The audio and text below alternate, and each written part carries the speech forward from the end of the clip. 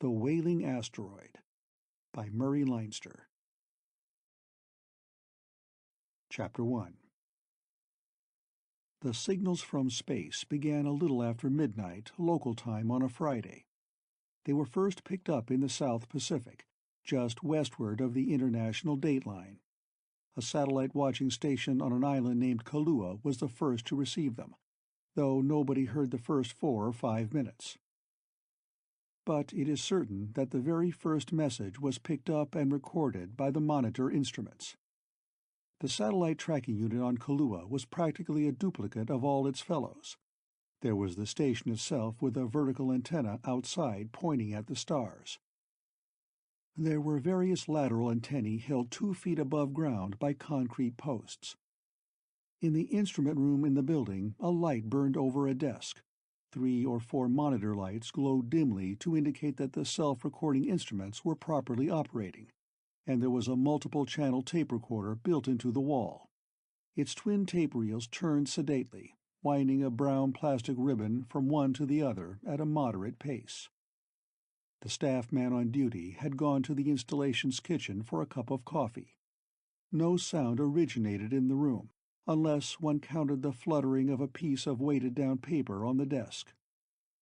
Outside, palm trees whispered and rustled their long fronds in the southeast trade wind under a sky full of glittering stars. Beyond, there was the dull booming of surf upon the barrier reef of the island. But the instruments made no sound. Only the tape reels moved. The signals began abruptly. They came out of a speaker and were instantly recorded. They were elfin and flute-like and musical. They were crisp and distinct. They did not form a melody, but nearly all the components of melody were there. Pure musical notes, each with its own pitch, all of different lengths, like quarter notes and eighth notes in music. The sounds needed only rhythm and arrangement to form a plaintive tune. Nothing happened. The sounds continued for something over a minute. They stopped long enough to seem to have ended. Then they began again. When the staff man came back into the room with a coffee cup in his hand, he heard the flutings instantly. His jaw dropped. He said, "What the hell?" and went to look at the instruments. He spilled some of his coffee when he saw their readings. The tracking dial said that the signals came from a stationary source almost directly overhead. If they were from a stationary source, no plane was transmitting them. Nor could they be coming from an artificial satellite. A plane would move at a moderate pace across the sky. A satellite would move faster, much faster. This source, according to the instruments, did not move at all. The staff man listened with a blank expression on his face. There was but one rational explanation, which he did not credit for an instant. The reasonable answer would have been that somebody somewhere had put a satellite out into an orbit requiring 24 hours for a circuit of the Earth, instead of the 90 to 124-minute orbits of the satellites known to sweep around the world from west to east and pole to pole. But the piping musical sounds were not the sort of thing that modern physicists would have contrived to carry information about cosmic particle frequency, space temperature, micrometeorites, and the like. The signal stopped again and again resumed. The staff man was galvanized into activity. He rushed to waken other members of the outpost. When he got back, the signals continued for a minute and stopped altogether. But they were recorded on tape, with the instrument readings that had been made during their duration. The staff man played the tape back for his companions. They felt as he did. These were signals from space where man had never been. They had listened to the first message ever to reach mankind from the illimitable emptiness between the stars and planets. Man was not alone. Man was no longer isolated. Man— The staff of the tracking station was very much upset. Most of the men were white-faced by the time the taped message had been replayed through to its end.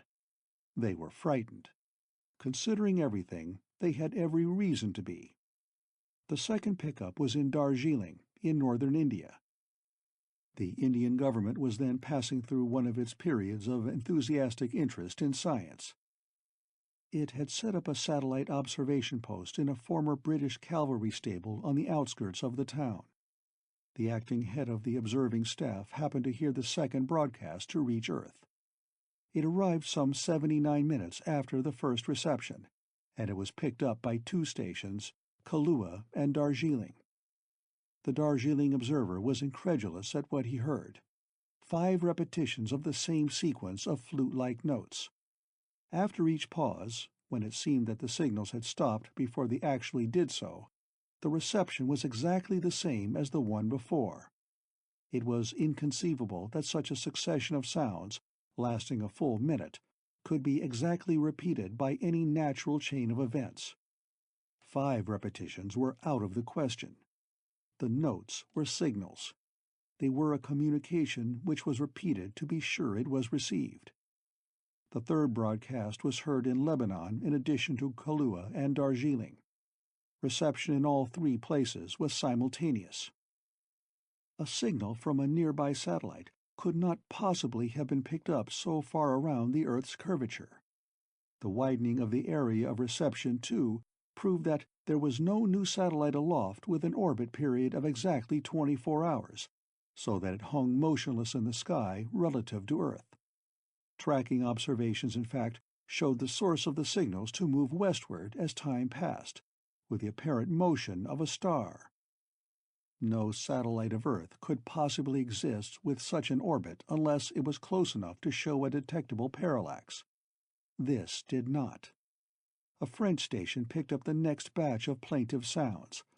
Kahlua, Darjeeling, and Lebanon still received.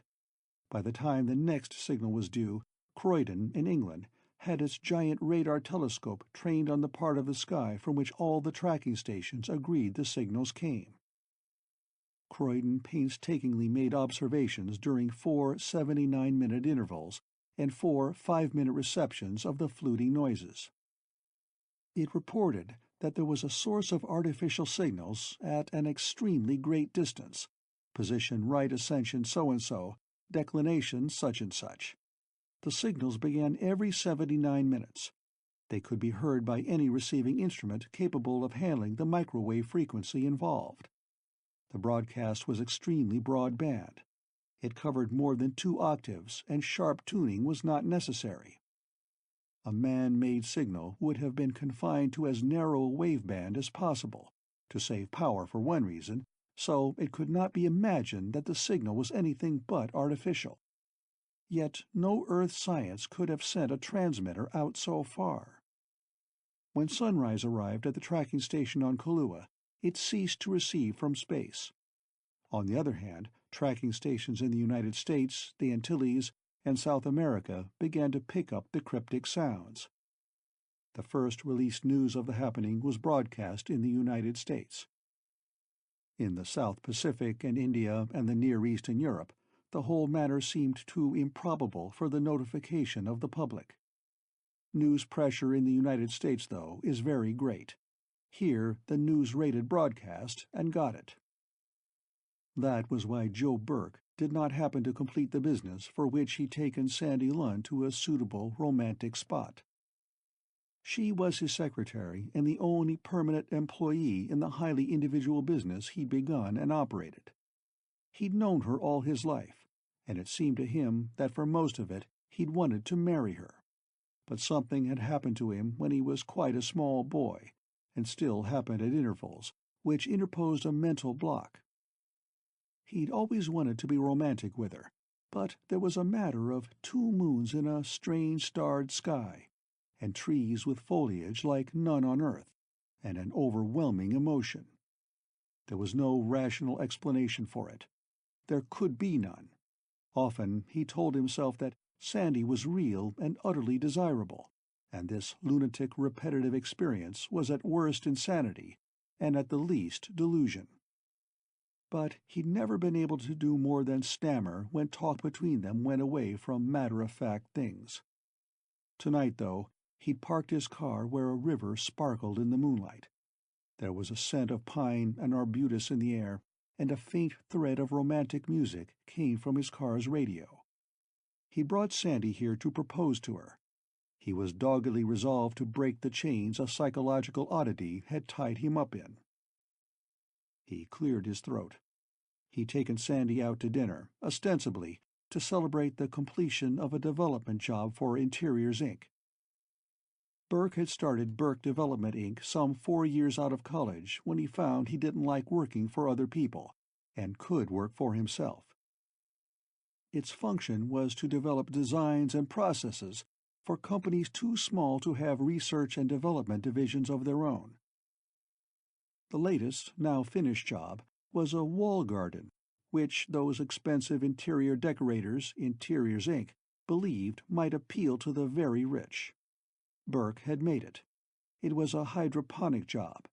A rich man's house could have one or more walls which looked like a grassy sward stood on edge, with occasional small flowers or even fruits growing from its close-clipped surface.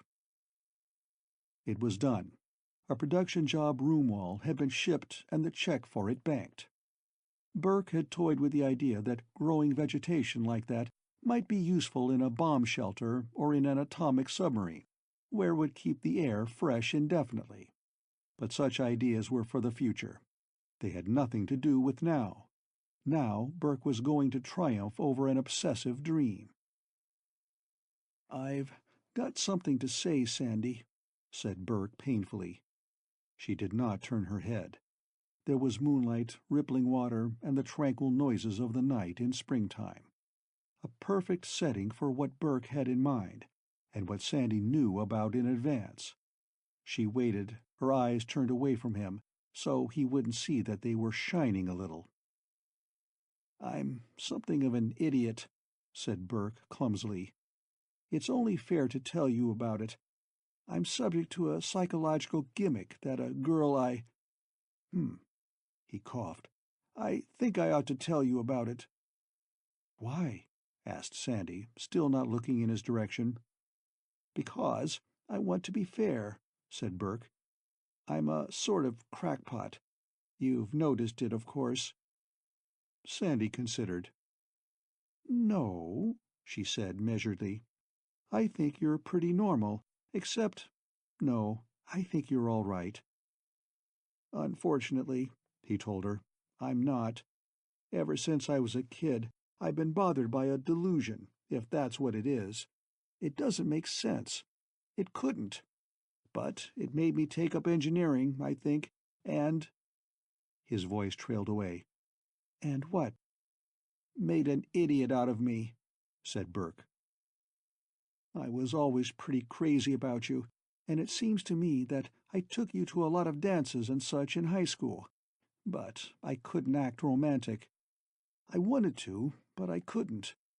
There was this crazy delusion." "I wondered a little," said Sandy, smiling. "I wanted to be romantic about you," he told her urgently, "but this damned obsession kept me from it." "Are you offering to be a brother to me now?" asked Sandy. "No," said Burke explosively. "I'm fed up with myself. I want to be different, very different, with you." Sandy smiled again.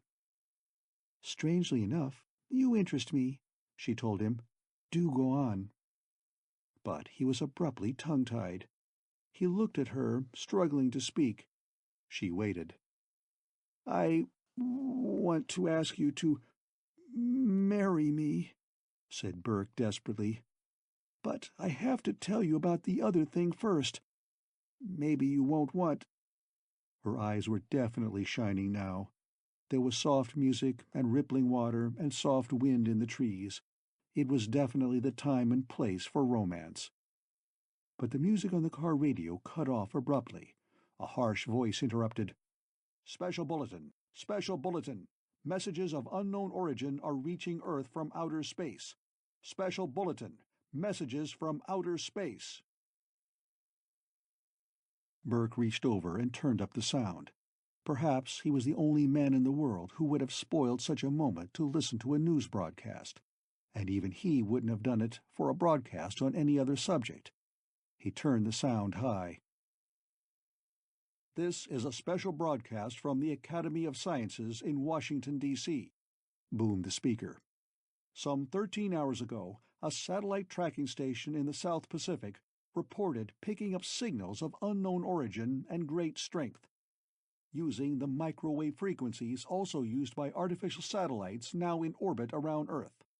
The report was verified shortly afterward from India. Then Near East tracking stations made the same report. European listening posts and radar telescopes were on the alert when the sky area from which the signals come rose above the horizon. American stations have again verified the report within the last few minutes. Artificial signals, plainly not made by men, are now reaching Earth every 79 minutes from remotest space. There is as yet no hint of what the messages may mean, but that they are an attempt at communication is certain. The signals have been recorded on tape, and the sounds which follow are those which have been sent to Earth by alien, non-human, intelligent beings no one knows how far away. A pause. Then the car radio, with night sounds and the calls of night birds for background, gave out crisp, distinct fluting noises, like someone playing an arbitrary selection of musical notes on a strange wind instrument. The effect was plaintive, but Burke stiffened in every muscle at the first of them. The fluting noises were higher and lower in turn. At intervals they paused as if between groups of signals constituting a word. The enigmatic sounds went on for a full minute. Then they stopped. The voice returned. "These are the signals from space. What you have heard is apparently a complete message. It is repeated 5 times and then ceases. An hour and 19 minutes later, it is again repeated 5 times." The voice continued, while Burke remained frozen and motionless in the parked car. Sandy watched him, at first hopefully, and then bewilderedly. The voice said that the signal strength was very great, but the power for artificial satellite broadcasts is only a fraction of a watt. These signals, considering the minimum distance from which they could come, had at least thousands of kilowatts behind them. Somewhere out in space, farther than man's robot rockets had ever gone, huge amounts of electric energy were controlled to send these signals to Earth. Scientists were in disagreement about the possible distance the signals had traveled, whether they were meant solely for Earth or not, and whether they were an attempt to open communication with humanity. But nobody doubted that the signals were artificial. They had been sent by technical means. They could not conceivably be natural phenomena. Directional fixes said absolutely that they did not come from Mars or Jupiter or Saturn. Neptune and Uranus and Pluto were not nearly in the line of the signal's travel. Of course, Venus and Mercury were to sunward of Earth, which ruled them out, since the signals arrived only on the night side of mankind's world. Nobody could guess as yet where they did originate. Burke sat utterly still, every muscle tense. He was so pale that even in the moonlight Sandy saw it. She was alarmed. "Joe, what's the matter?" "Did you hear that?" he asked thinly. "The signals?" "Of course, but what—" "I recognized them," said Burke in a tone that was somehow despairing. "I've heard signals like that every so often since I was a kid." He swallowed. "It was sounds like that, and what went with them, that has been the trouble with me. I was going to tell you about it and ask you if you'd marry me anyway." He began to tremble a little, which was not at all like the Joe Burke that Sandy knew. "I don't quite I'm afraid I've gone out of my head," he said unsteadily. "Look, Sandy, I was going to propose to you. Instead, I'm going to take you back to the office. I'm going to play you a recording I made a year ago. I think that when you've heard it, you'll decide you wouldn't want to marry me anyhow." Sandy looked at him with astonished eyes. "You mean those signals from somewhere mean something special to you?" "Very special," said Burke. "They raise the question of whether I've gone crazy, and am suddenly sane, or whether I've been sane up to now and have suddenly gone crazy." The radio switched back to dance music. Burke cut it off. He started the car's motor. He backed, swung around, and headed for the office and construction shed of Burke Development, Inc. Elsewhere, the profoundest minds of the planet gingerly examined the appalling fact that signals came to Earth from a place where men could not be. A message came from something which was not human. It was a suggestion to make cold chills run up and down any educated spine. But Burke drove tensely, and the road surface sped toward the car's wheels and vanished under them. A warm breeze hummed and thudded around the windshield. Sandy sat very still. "The way I'm acting doesn't make sense, does it?" Burke asked. "Do you feel like you're riding with a lunatic?" "No," she said. "But I never thought that, if you ever did get around to asking me to marry you, somebody from outer space would forbid the banns. Can't you tell me what this is all about?" "I doubt it very much," he told her. "Can you tell me what the signals are about?" She shook her head. He drove through the night. Presently he said, "Aside from my private angle on the matter, there are some queer things about this business. Why should somebody out in space send us a broadcast? It's not from a planet, they say. If there's a spaceship on the way here, why warn us? If they want to be friends, they can't be sure we'll permit it. If they intend to be enemies, why throw away the advantage of surprise? In either case, it would be foolish to send cryptic messages on ahead. And any message would have to be cryptic." The car went whirring along the roadway. Soon twinkling lights appeared among the trees. The small and larger buildings of Burke Development, Inc. came gradually into view. They were dark objects in a large empty space on the very edge of Burke's hometown. "And why," he went on, "why send us a complex message if they only wanted to say that they were space travelers on the way to Earth?" The exit from the highway to Burke Development appeared. Burke swung off the surfaced road and into the 4-acre space his small and unusual business did not begin to fill up.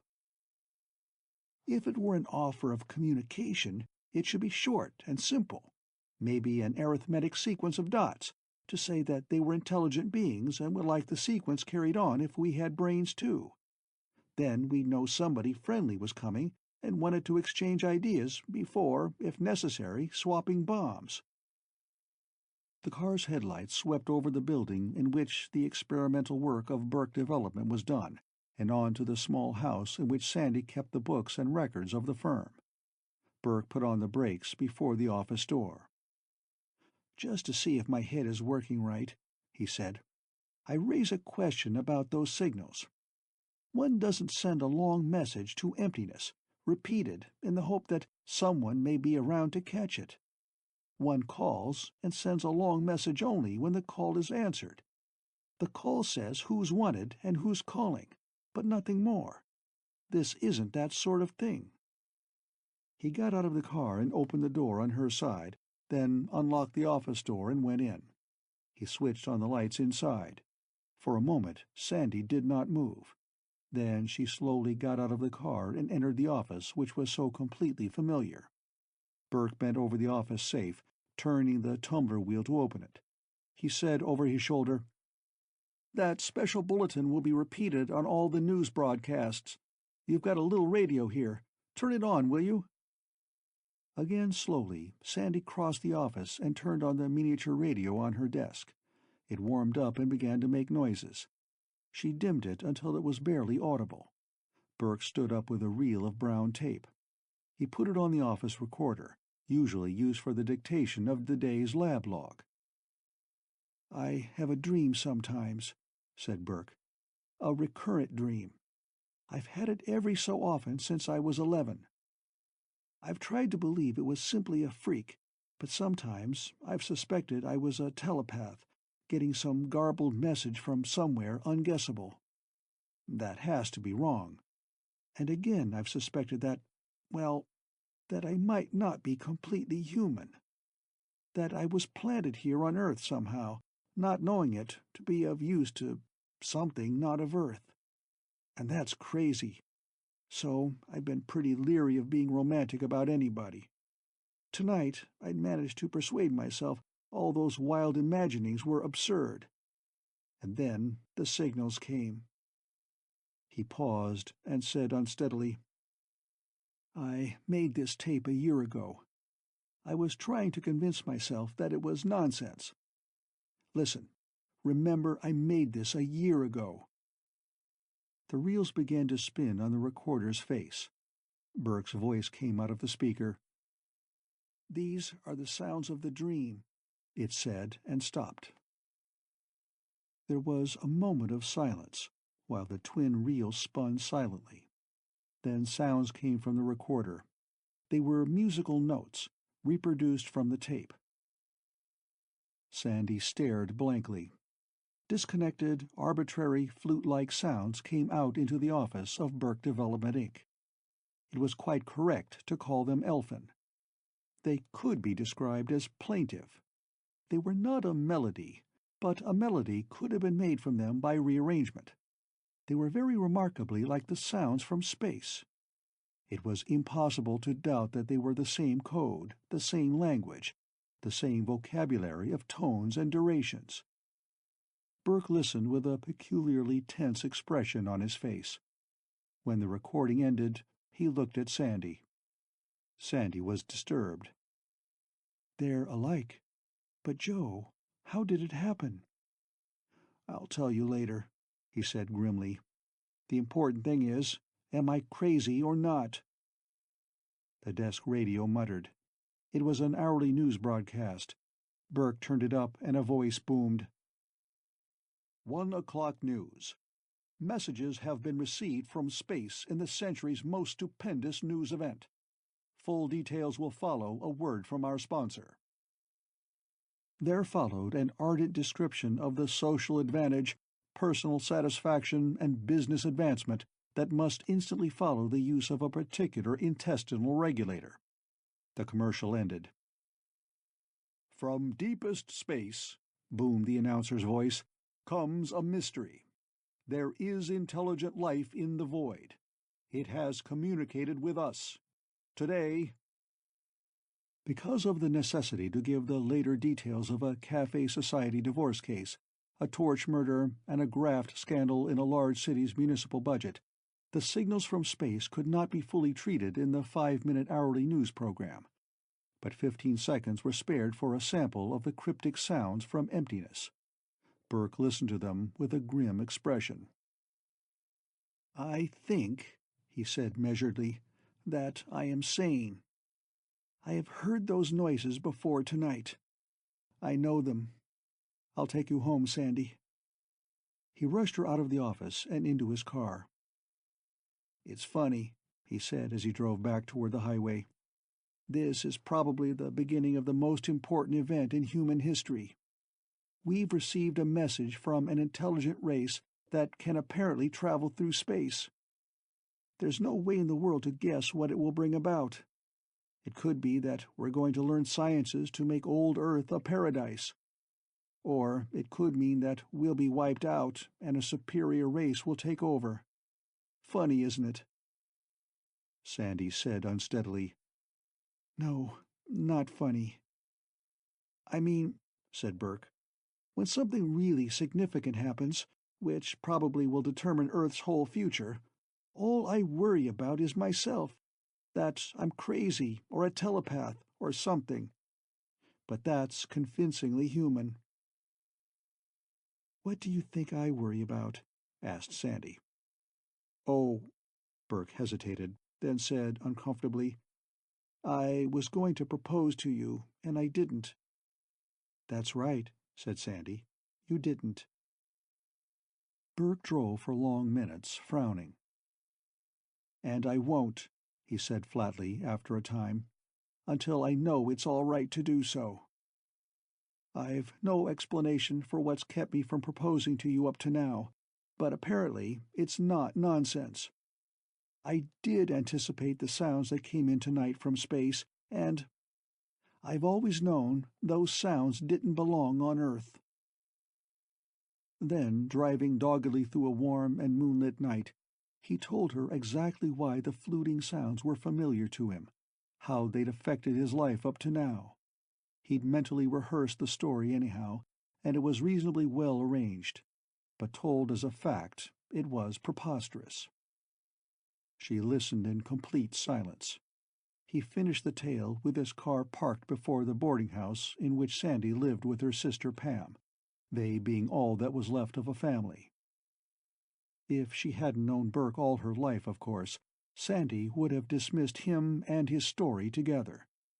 But she did know him. It did explain why he felt tongue-tied when he wished to be romantic, and even why he recorded a weird sequence of notes on a tape recorder. His actions were reasonable reactions to an unreasonable, repeated experience. His doubts and hesitation showed a sound mind trying to deal with the inexplicable. And now that the signals from space had come, it was understandable that he should react as if they were a personal matter for his attention. She had a disheartening mental picture of a place where strange trees waved long and ribbon-like leaves under an improbable sky. Still, "Yes," she said slowly when he'd finished his uneasy account.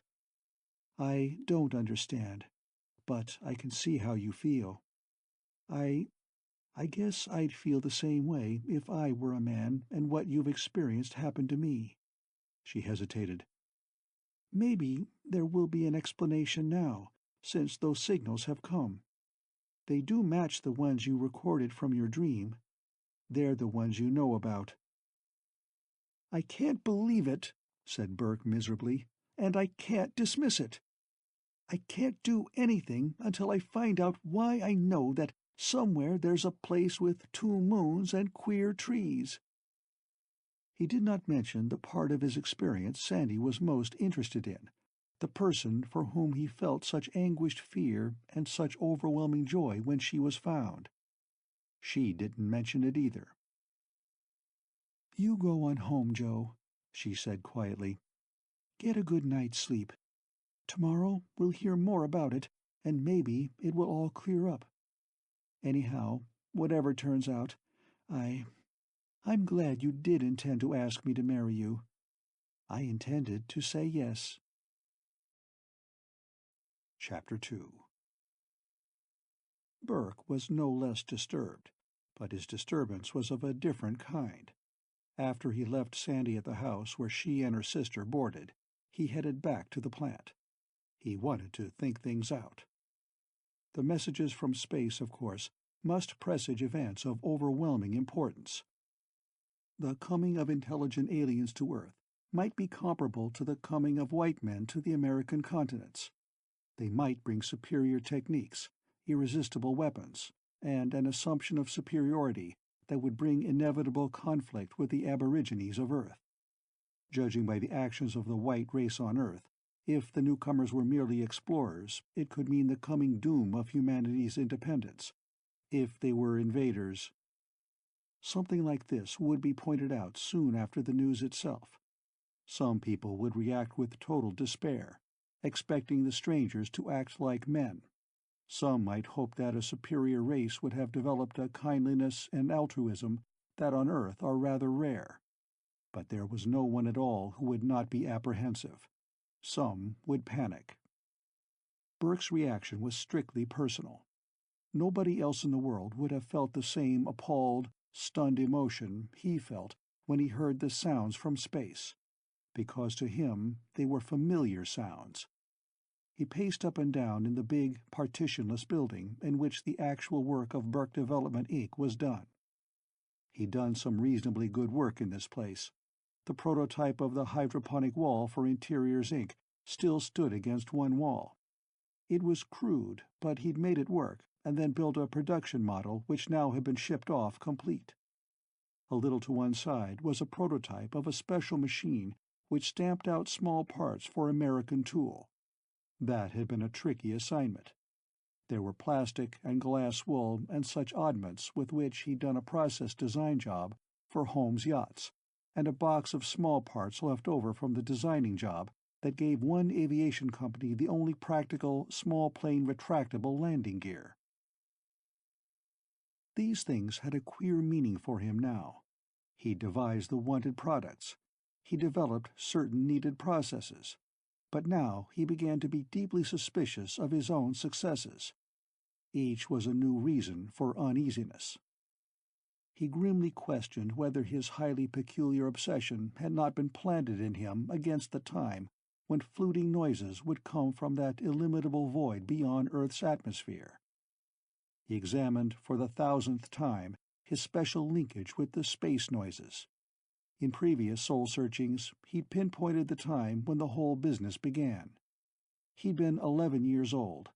He could even work out something close to an exact date. He was living with his aunt and uncle, his own parents being dead. His uncle had made a business trip to Europe alone, and had brought back souvenirs which were fascinating to 11-year-old Joe Burke. There was a flint knife, and a carved ivory object which his uncle assured him was mammoth ivory. It had a deer's head incised into it. There were some fragments of pottery and a dull-surfaced black cube. They appealed to the small boy because his uncle said they belonged to men who lived when mammoths roamed the earth and cavemen hunted the now-extinct huge beasts. Cro-Magnons, his uncle said, had owned the objects. He'd bought them from a French peasant who'd found a cave with pictures on its walls that dated back 20,000 years. The French government had taken over the cave, but before reporting it, the peasant had thriftily hidden away some small treasures to sell for himself. Burke's uncle bought them, and in time presented them to the local museum. All but the black cube, which Burke had dropped.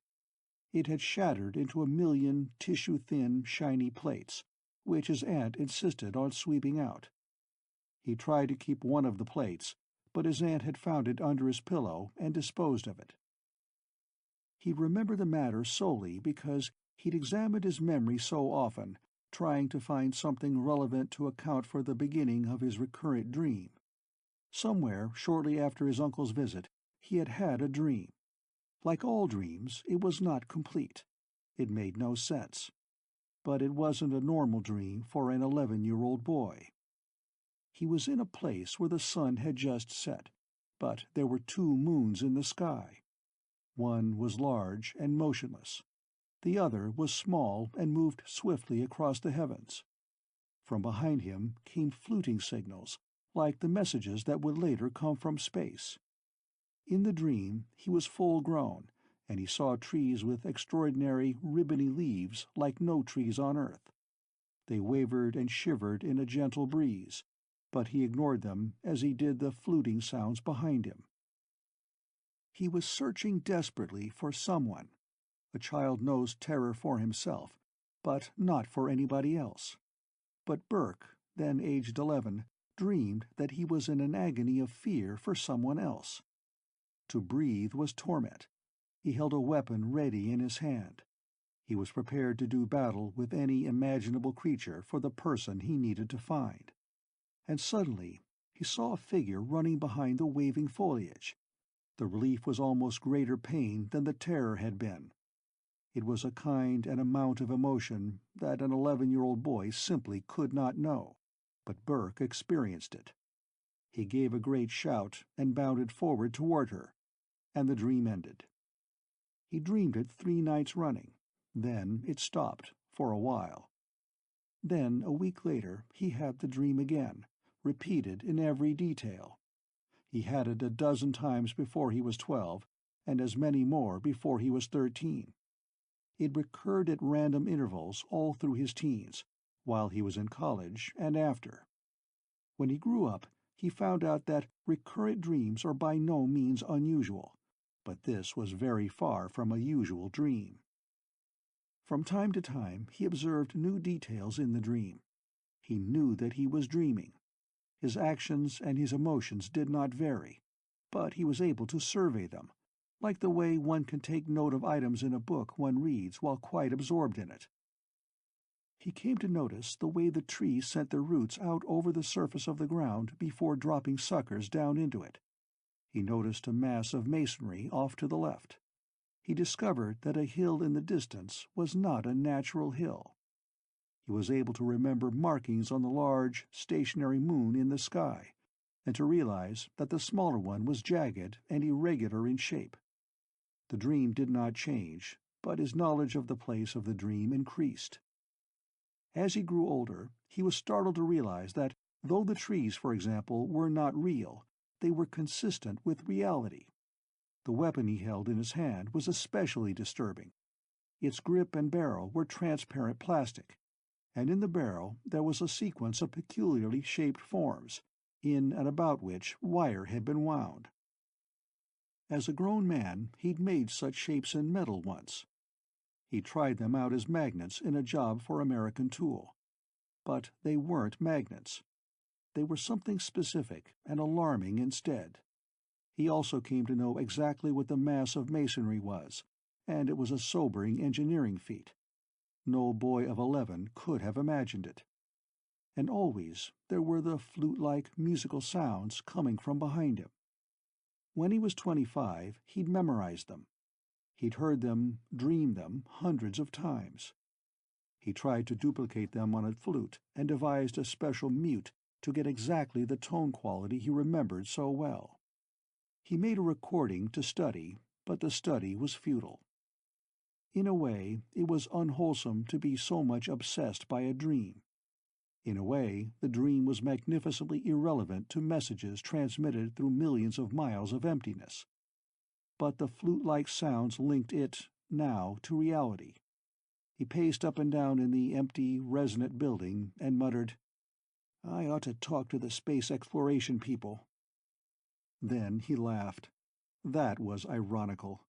All the crackpots in the world would be besieging all the authorities who might be concerned with the sounds from space, impassionately informing them what Julius Caesar or Chief Sitting Bull or some other departed shade had told them about the matter via automatic writing or Ouija boards.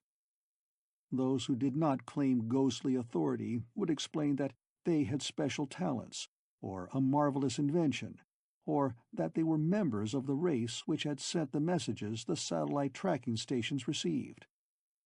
No, it would serve no purpose to inform the Academy of Sciences that he'd been dreaming signals like the ones that now agitated humanity. It was too absurd. But it was unthinkable for a person of Burke's temperament to do nothing. So he set to work in exactly the fashion of one of the crackpots he disliked.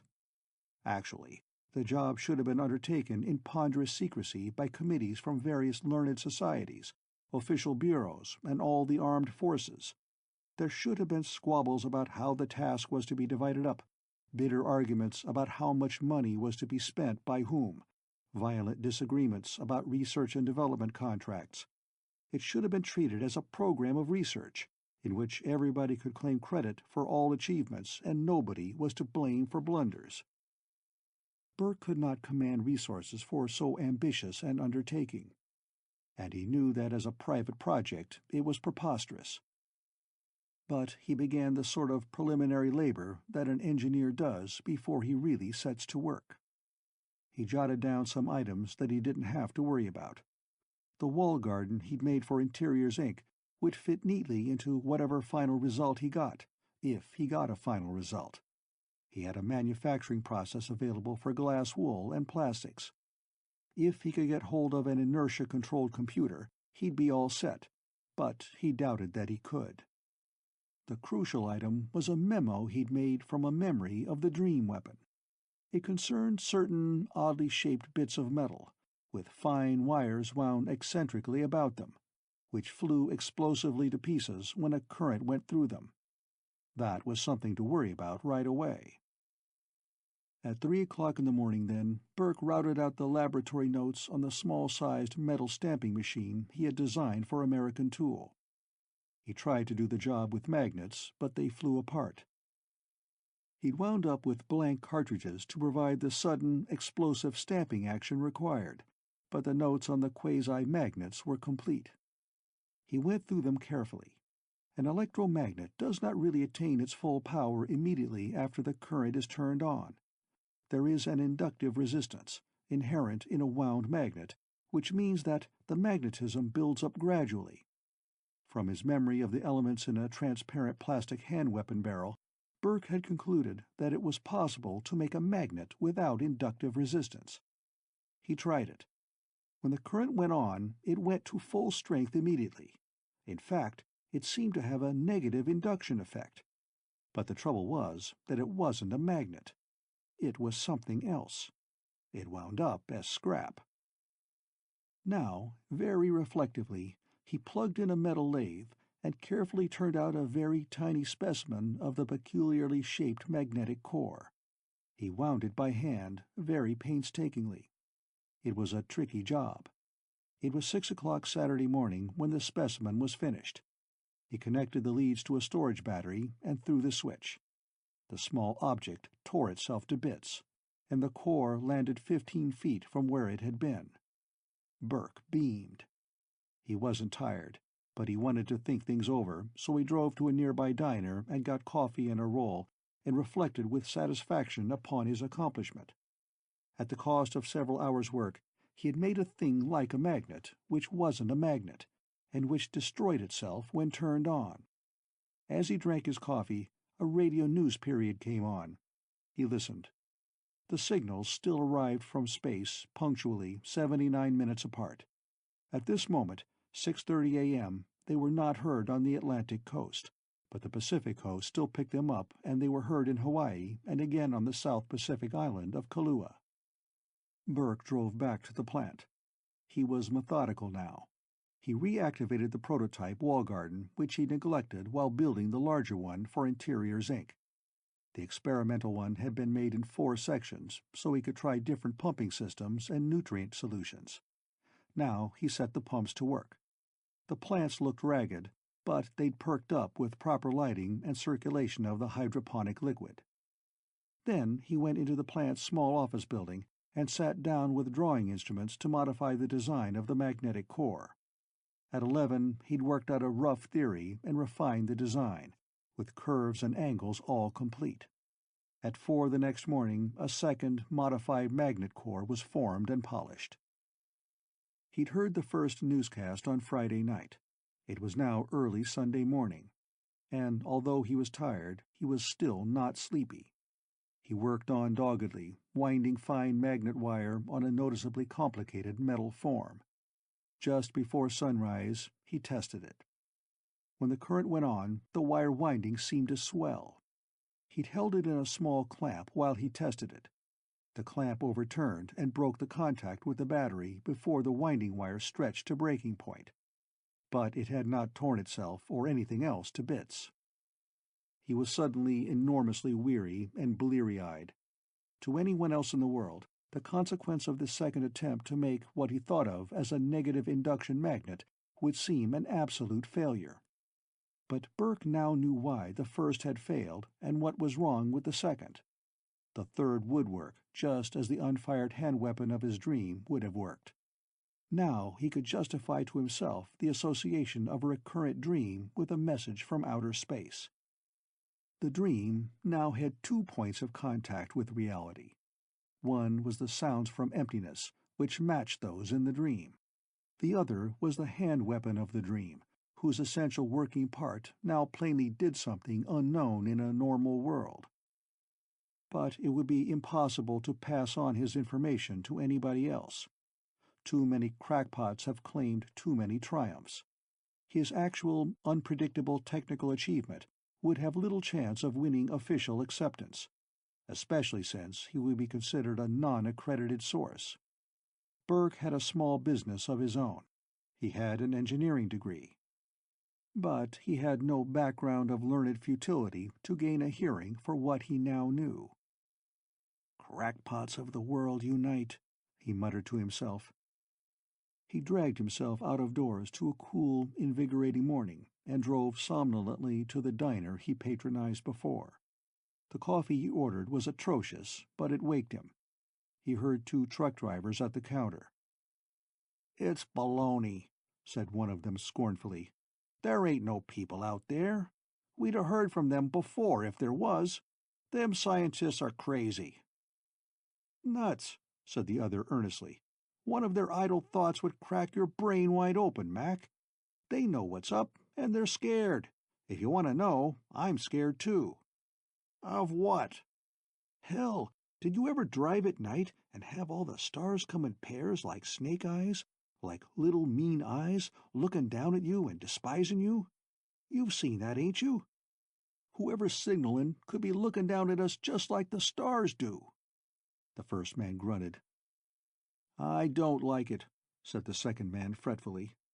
"If it was a man heading out to go hunting among the stars for something he wanted, that's all right. That's like a man going hunting in the woods with a gun. But I don't like somebody coming our way from somewhere else. Maybe he's hunting us." The two drivers paid for their coffee and went out, and Burke reflected wryly that the second man had, after all, expressed a universal truth. We humans do not like to be hunted. The passion with which a man-killing wild beast is pursued comes from human vanity. We do not like the idea that any other creature can be better than we are. It is highly probable that, if we ever have to face a superior race, we will die of it. So Burke went back to the plant and began to make yet another of the peculiarly wound magnets which were not magnets. This was to have 3 of the odd-shaped cores, formed in line, of a single piece of Swedish iron. As the windings were put on, they'd be embedded in plastic. Over that would go a casing to keep them from expanding or stretching. It ought to be distinctively different from a magnet. It was an extremely long and utterly tedious job. He knew what he was doing, but he had doubts about the why. As he worked, though, he wrestled out a detailed theory. Discoverers often work like that. It was said that Columbus didn't know where he was going when he started out, didn't know where he was when he got there, and didn't know where he'd been when he got back. The history of the discovery of the triode tube was points of similarity. Burke had begun with a device which destroyed itself when turned on, developed the idea into a device which swelled to uselessness when energized, and now hoped that it would turn out at the third try to be something the textbooks said was impossible. Outside the construction shed, the world went about its business. While Burke worked on through the Sunday noon hour, a Japanese radar telescope aimed at the sky and made 6 successive position findings on the source of the space signals. When sunset found him laboring doggedly at a metal lathe, Croydon made 8. American radar telescopes had made others. Carefully computed, the observations added up to the discovery of an independent motion of the signal source. It moved against the stars as if it were a solar system body with an orbit in the asteroid belt, some 360 million miles from the Sun, as compared to Earth's 92 million. At midnight on Sunday, while Burke painstakingly made micrometric examination of the triple magnet core, Harvard Observatory reported that there should be a very minor asteroid at the spot in space from which the signals came. The coincidental asteroid was known as Shoal's Object. It was listed as M387 in the catalogs. It had been discovered in 1913, was a very minor celestial body, had an estimated greatest diameter of less than 2 miles, and its brightness had been noticed to vary, suggesting that it was of irregular shape. It was too insignificant to have been kept under constant observation, but the signals from space appeared definitely to originate from its position. An hour after midnight, Eastern Standard Time, Palomar detected the infinitesimal speck of light which was Shoal's Object, at exactly the place the radar telescopes insisted was the signal source. Satellite watching stations now monitored the cryptic signals around the clock, and radar telescopes began to sweep space for possible answers to the space broadcast. There was an uncomfortable possibility that the transmitter might not be signaling Earth after all, but a fellow mystery of space, an associate or sister ship. More data turned up. MIT made examination of the signals themselves. Timed, the intervals between notes varied as if keyed by something alive, but successive broadcasts were identical to microseconds. The conclusion was that the original broadcast had been set up by hand, as it were, but that all were now transmitted mechanically, automatically, by a robot transmitter. It was Monday morning when Burke completed the last turn of the last winding of his three-element pseudo-magnet. There are many things which become something else when they change in degree. Electromagnetic radiation may be long radio waves, or radiant heat, or yellow light, or ultraviolet, or X-rays, or who knows what according to its frequency. It is different things with different properties at different wavelengths. Burke believed that his cores and windings were something other than magnets because the flux they produced was of a different intensity. He did not believe it to be magnetism. At 9 o'clock Monday morning he was clumsy from pure weariness when he began to fit the outer case on the thing he'd worked so long to complete. The hand weapon in his dream undoubtedly flung bullets through a rifled bore, penetrating the very center of the multiple core. The design of the hand weapon ruled out any possibility of a considerable recoil. It wasn't built to allow the hand to take a recoil, so there must be no recoil. On that basis, Burke had made what finally amounted to a thick rod some 6 inches long and 2 in diameter. With the casing in place, it was absolutely solid. There was no play for the windings to expand into. He blinked at it. Common sense said he ought to put it aside and test it when his mind was not nearly numb from fatigue. Then Sandy came into the construction shed looking for him. She'd arrived for work and seen his car outside the shed. Her expression indicated several things, a certain uneasiness and some embarrassment, and more than a little indignation.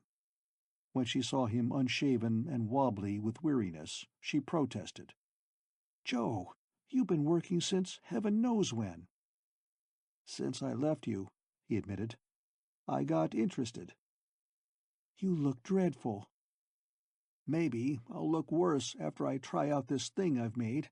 I'm not sure." "When did you eat last?" she demanded. "And when did you sleep?" He shrugged tiredly, regarding the thing in his hands. He'd had enough experience contriving new things to know that no theory is right until something that depends on it has been made and works. He tended to be pessimistic, but this time he thought he had it. "Is this working night and day a part of your reaction to those signals?" asked Sandy unhappily.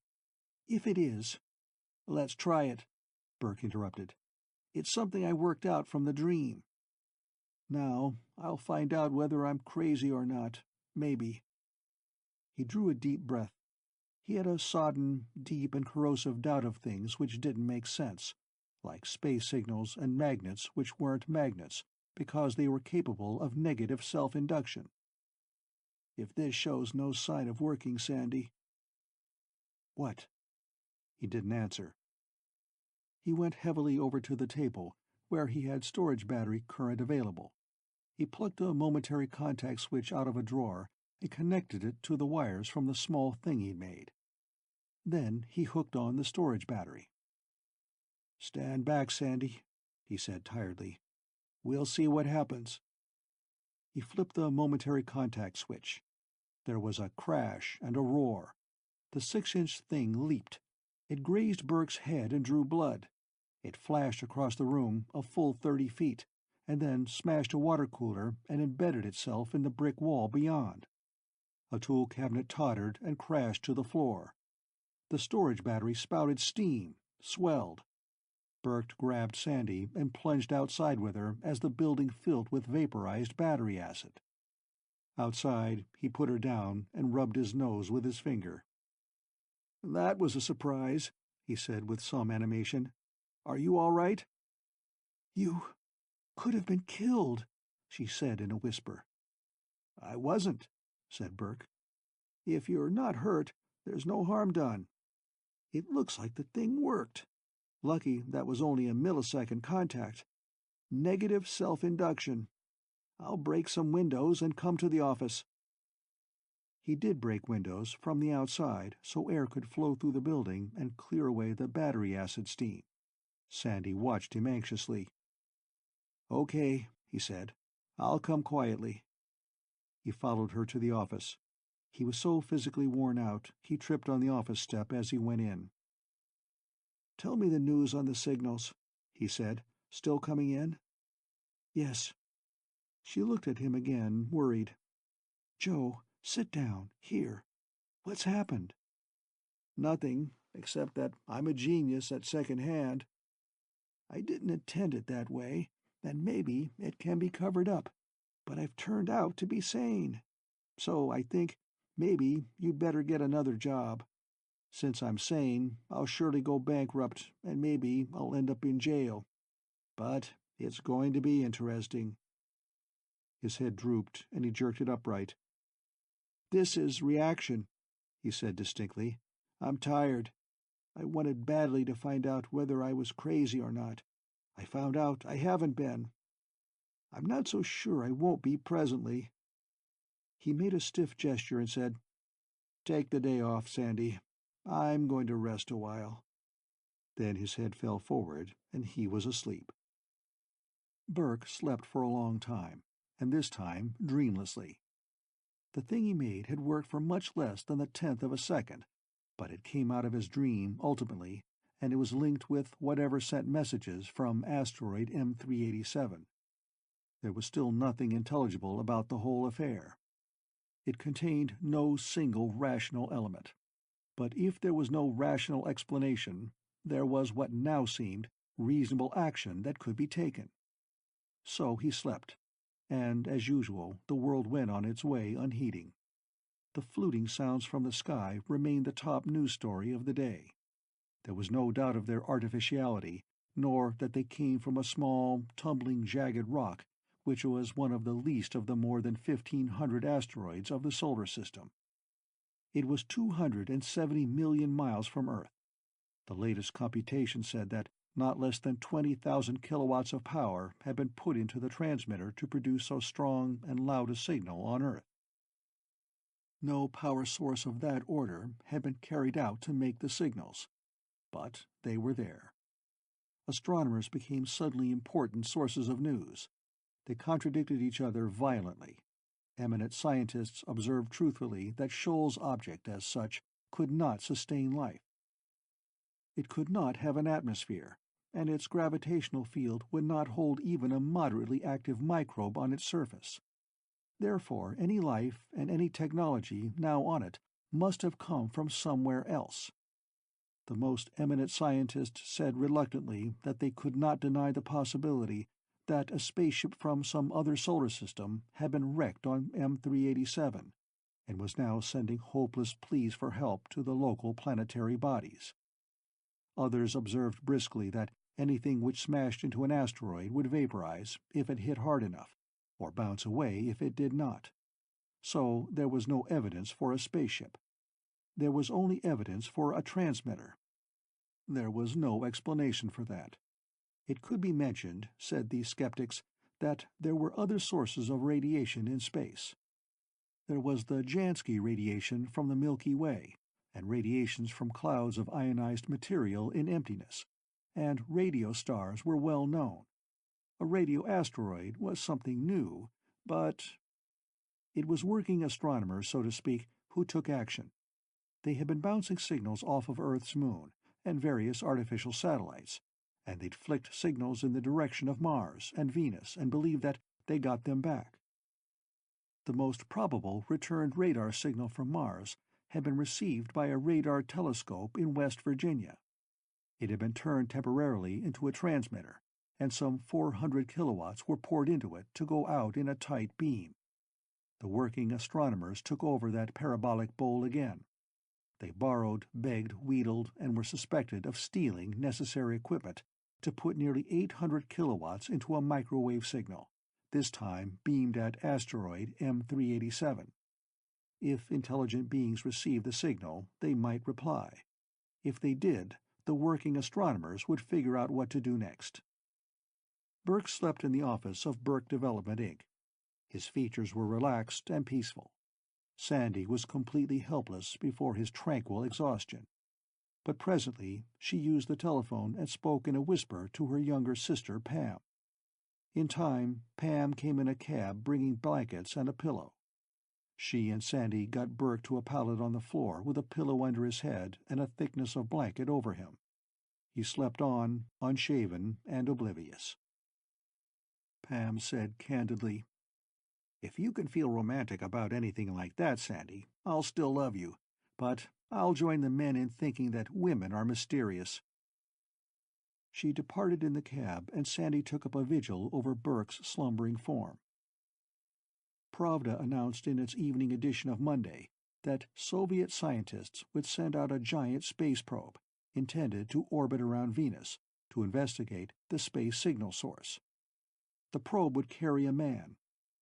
It would blast off within 6 weeks, preceded by drone fuel carriers which would be overtaken by the probe and furnish fuel to it. Pravda threw in a claim that Russians had been first to refuel an airplane in flight, and asserted that Soviet physical science would make a space voyage of 270 million miles mere duck soup for their astronaut.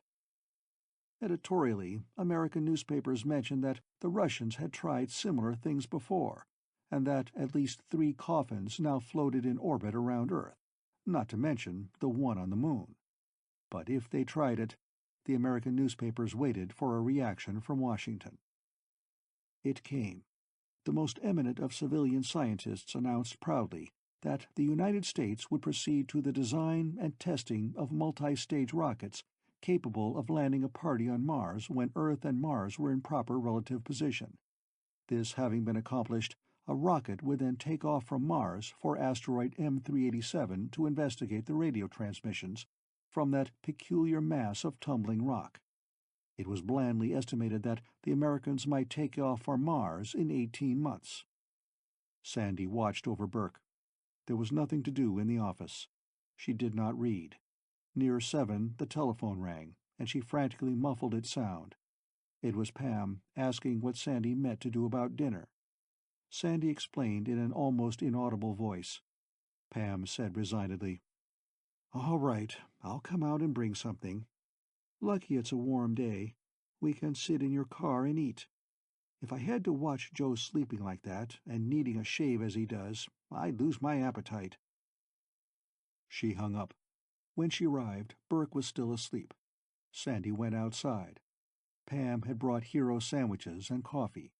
They sat on the steps of the office and ate. "I know," said Pam between sympathy and scorn. "I know you like the poor goof, Sandy, but there ought to be some limit to your amorous servitude. There are office hours. You're supposed to knock off at 5. It's 7:30 now. And what will being decent to that unshaven Adonis get you? He'll take you for granted and go off and marry a nitwit of a blonde who'll hate you because you'd have been so much better for him.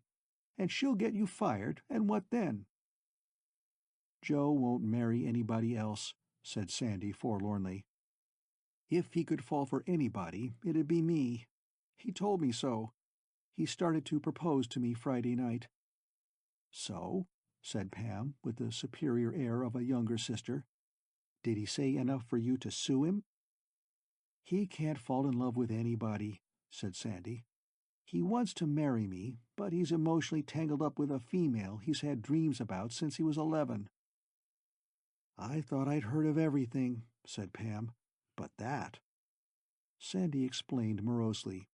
As she told it, it was not quite the same picture Burke had given her. Her account of the trees in Burke's recurrent dream was accurate enough, and the 2 moons in the sky, and the fluting, arbitrary tones from behind him.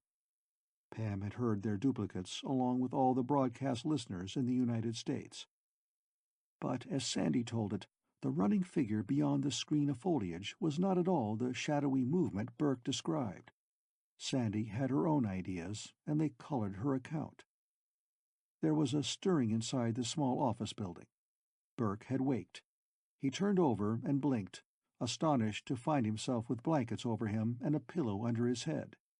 It was dark inside the office, too. "Joe," called Pam in the darkness, "Sandy and I have been waiting for you to wake up.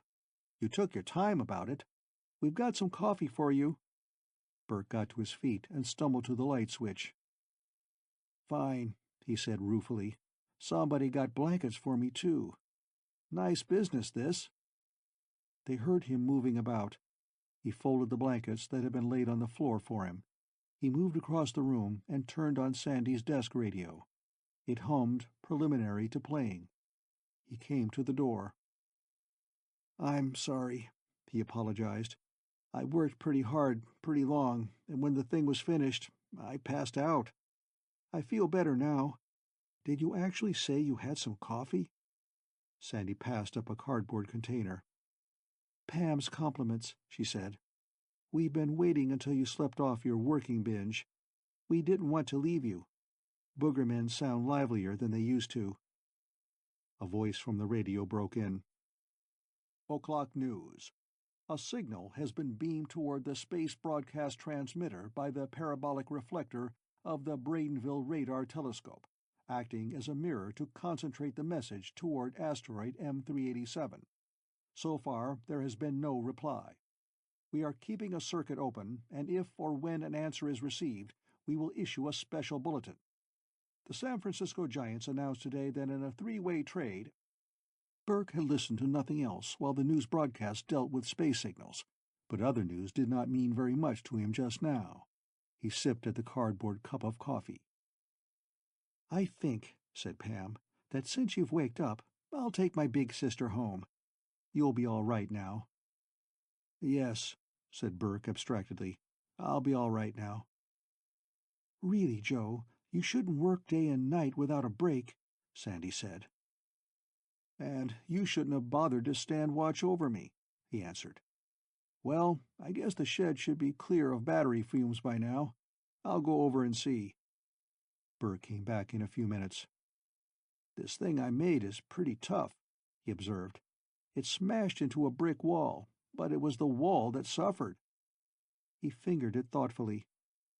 "I had that dream again just now," he volunteered, "while I was asleep on the floor.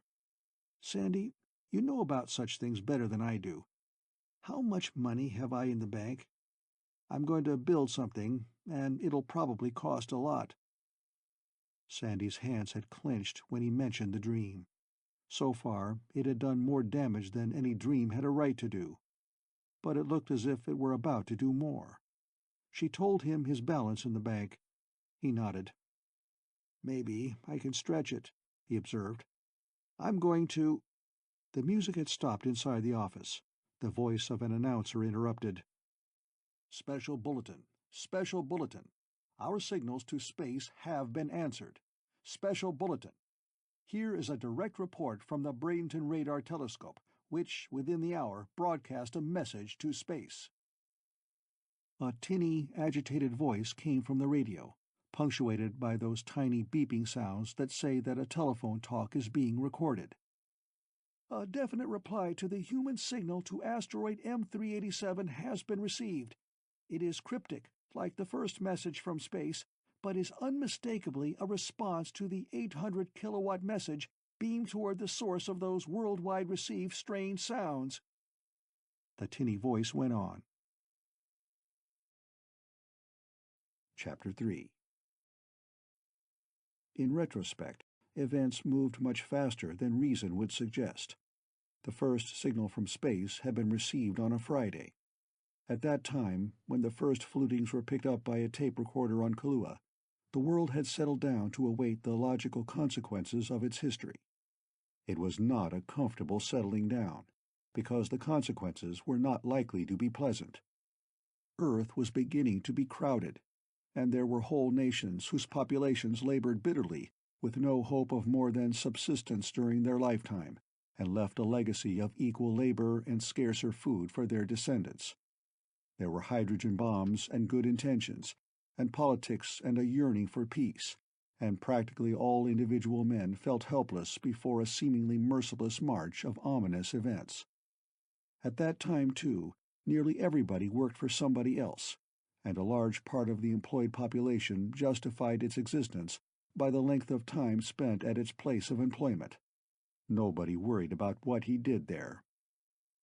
In the richer nations, everybody wanted all the rewards earned for them by generations gone by, but nobody was concerned about leaving his children better off. An increasingly smaller number of people were willing to take responsibility for keeping things going. There'd been a time when half of Earth fought valiantly to make the world safe for democracy. Now, in the richer nations, Most men seemed to believe that the world had been made safe for a four-card flush, which was the hand they'd been dealt and which nobody tried to better. Then the signals came from space. They called for a showdown, and very few people were prepared for it. Eminent men were called on to take command and arrange suitable measures. They immediately acted as eminent men so often do. They took action to retain their eminence. Their first instinct was caution. When a man is important enough, it does not matter if he never does anything. It is only required of him that he do nothing wrong. Eminent figures all over the world prepared to do nothing wrong. They were not so concerned to do anything right. Burke, however, was not important enough to mind making a mistake or two, and there were other non-famous people to whom the extraterrestrial sounds suggested action instead of precautions. Mostly they were engineers with no reputations to lose. They'd scrabbled together makeshift equipment, ignored official channels, and in 4 days, Friday to Monday, they had 800 kilowatts ready to fling out toward emptiness in response to the signal from M387. The transmission they'd sent out was 5 minutes long. It began with a retransmission of part of the message Earth had received. This plainly identified the signal from Earth as a response to the cryptic flutings. Then there were hummings. 1 dot, 2 dots, 3, and so on. These hummings assured whoever or whatever was out yonder that the inhabitants of Earth could count. Then it was demonstrated that 2 dots plus 2 dots were known to equal 4 dots, and that 4 and 4 added up to 8. The inhabitants of Earth could add. There followed the doubtless interesting news that 2 and 2 and 2 and 2 was 8. Humanity could multiply. Arithmetic, in fact, filled up 3 minutes of the 800-kilowatt beam signal. Then a hearty human voice, the president of a great university, said warmly, "Greetings from Earth. We hope for splendid things from this opening of communication with another race whose technical achievements fill us with admiration." More flutings repeated that the Earth signal was intended for whoever or whatever used flute-like sounds for signaling purposes, and the message came to an end with an arch comment from the university president, "We hope you'll answer." When this elaborate hodgepodge had been flung out to immensity, the prominent persons who devised it shook hands with each other. They were confident that if intelligent beings did exist, where the mournful musical notes came from, interplanetary or interstellar communication could be said to have begun. The engineers who'd sweated together the equipment simply hoped their signal would reach its target. It did. It went out just after the end of a reception of a 5-minute broadcast from M387. 79 minutes should have passed before any other sound from M387. But an answer came much more quickly than that. In 34 minutes, 5 3/10 seconds, a new signal came from beyond the sky. It came in a rush. It came from the transmitter out in orbit far beyond Mars. It came with the same volume. It started with an entirely new grouping of the piping tones. There was a specific crispness in their transmission, as if a different individual handled the transmitter keys. The flutings went on for 3 minutes, then were replaced by entirely new sounds. These were sharp, distinct, crackling noises. A last sequence of the opening flutings, and the message ended abruptly. But silence did not follow. Instead, a steady, sonorous, rhythmic series of beeping noises began and kept on interminably. They were remarkably like the directional signals of an airway beacon. When the news broadcasts of the United States reported the matter, the beeping sounds were still coming in. And they continued to come in for 79 minutes. Then they broke off, and the new transmission was repeated. The original message was no longer sent. Robot transmitter or no robot transmitter, the first message had been transmitted at regular intervals for something like 76 hours. And then, instantly on receipt of the beginning of an answer, a new broadcast took its place. The reaction had been immediate. The distance between M387 and Earth could be computed exactly. The time needed for the Earth signal to arrive was known exactly. And the very instant, the first sound from Earth reached M387, the second message had begun. There was no pause to receive all the Earth greeting, or even part of it. The reaction was immediate and automatic. Automatic. That was the significant thing. The new message was already prepared when the Earth signal arrived. It was set up to be transmitted on receipt of the earliest possible proof that it would be received. The effect of this rapid response was one of tremendous urgency, or absolute arrogance. The implication was that what Earth had to say was unimportant. The Earth signal had not been listened to. Instead, Earth was told something crisp and arbitrary. Maybe there could be amiable chit-chat later on, but Earth must listen first. The beepings could not be anything but a guide, a directional indicator to be followed to M387. The message, now changed, might amount to an offer of friendship, but it also could be a command. If it were a command, the implications were horrifying. At the moment of first release, the news had only a limited effect. Most of Europe was asleep, and much of Asia had not waked up yet. But the United States was up and stirring. The news went to every corner of the nation with the speed of light. Radio stations stopped all other transmissions to announce the frightening event. It is of record that 4 television stations on the North American continent actually broke into filmed commercials to announce that M387 had made a response to the signal from Earth. Never before in history had a paid advertisement been thrust aside for news. In the United States, then, there was agitation, apprehension, indignation, and panic. Perhaps the only place where anything like calmness remained was inside and outside the office of Burke Development, Inc., where Burke felt a singular relief at this evidence that he wasn't as much of a fool as he feared. Well, he thought, it looks like there is something or somebody out there.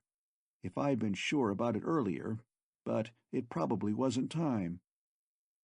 "What does this mean?" asked Sandy. "This horrible spell of around-the-clock working. Are you still trying to do something about the space signals?" "Listen, Sandy," said Burke. "I've been ashamed of that crazy dream of mine all my life. I've thought it was proof there was something wrong with me. I'll still have to keep it secret, or nice men in white coats will come and get me. But I'm going to do what all enterprising young men are advised to do: dream gently, and then try to realize my dream.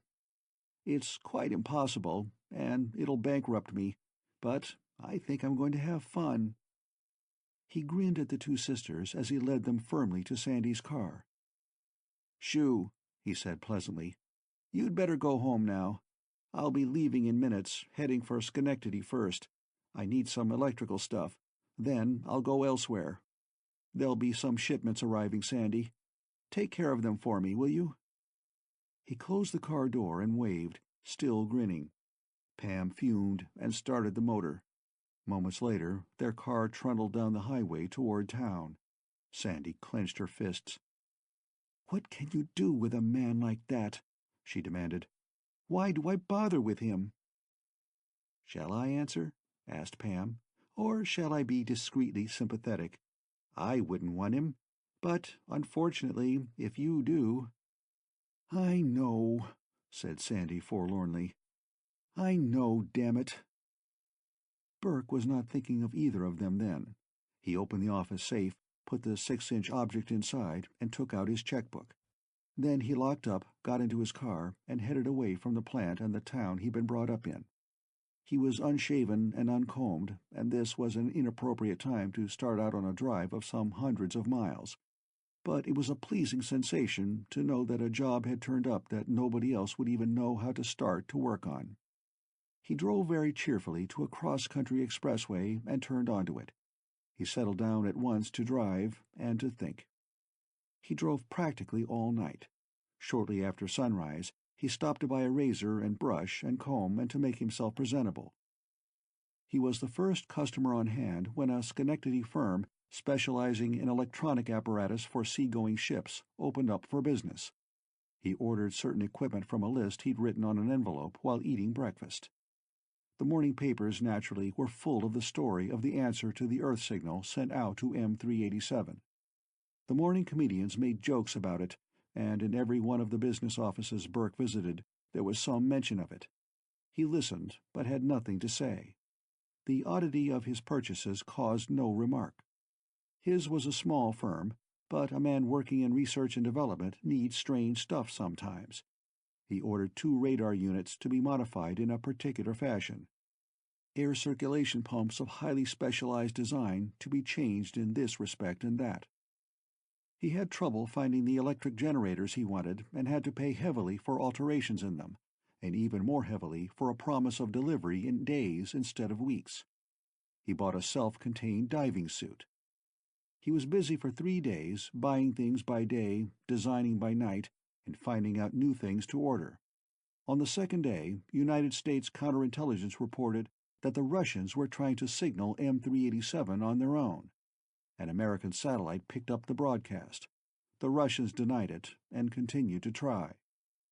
Burke made arrangements for the delivery of aluminum alloy bars, rods, girders, and plates, for plaster of Paris in ton lots, for closed-circuit television equipment.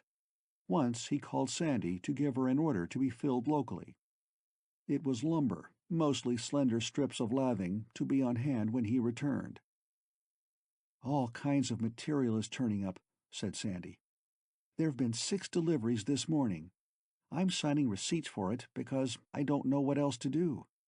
But will you please give me copies of the orders you've placed so I can check what arrives?" "I'll put 'em in the mail, airmail," promised Burke. "But only 6 deliveries? There ought to be dozens. Get after these people on long distance, will you?" And he gave her a list of names. Burke said suddenly, "I had that dream again last night, twice in a week. That's unusual." "No comment," Sandy said. She hung up, and Burke was taken aback, but there was hardly any comment she could make. Burke himself had no illusion that he would ever come to a place where there were 2 moons in the sky and trees with ribbon-like leaves. And if he did, unthinkable as that might be, he could not imagine finding the person for whom he felt such agonized anxiety. The dream, recurrent, fantastic, or what-not, simply could not represent a reality of the past, present, or future. Such things don't happen. But Burke continued to be moved much more by the emotional urge of the repeated experience than by intellectual curiosity about his having dreamed repeatedly of signals exactly like those from space, long before such signals ever were. He made ready to try to do something about those signals. And, all reason to the contrary notwithstanding, to him they meant a world with 2 moons and strange vegetation, and such emotion as nothing on earth had ever quite stirred up, though he felt pretty deeply about Sandy at that.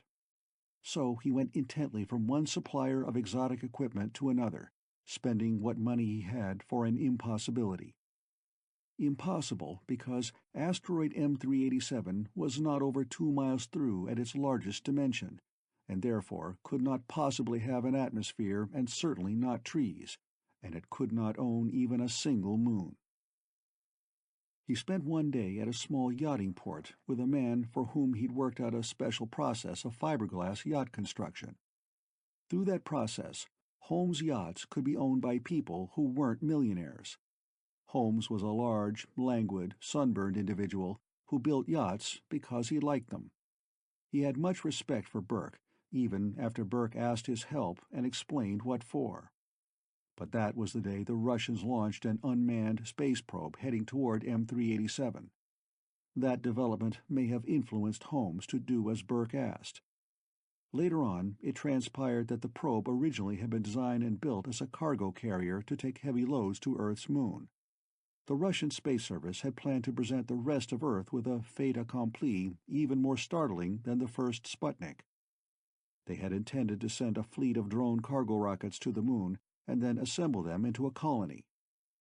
Broadcasts would triumphantly explain that the Soviet social system was responsible for another technical achievement.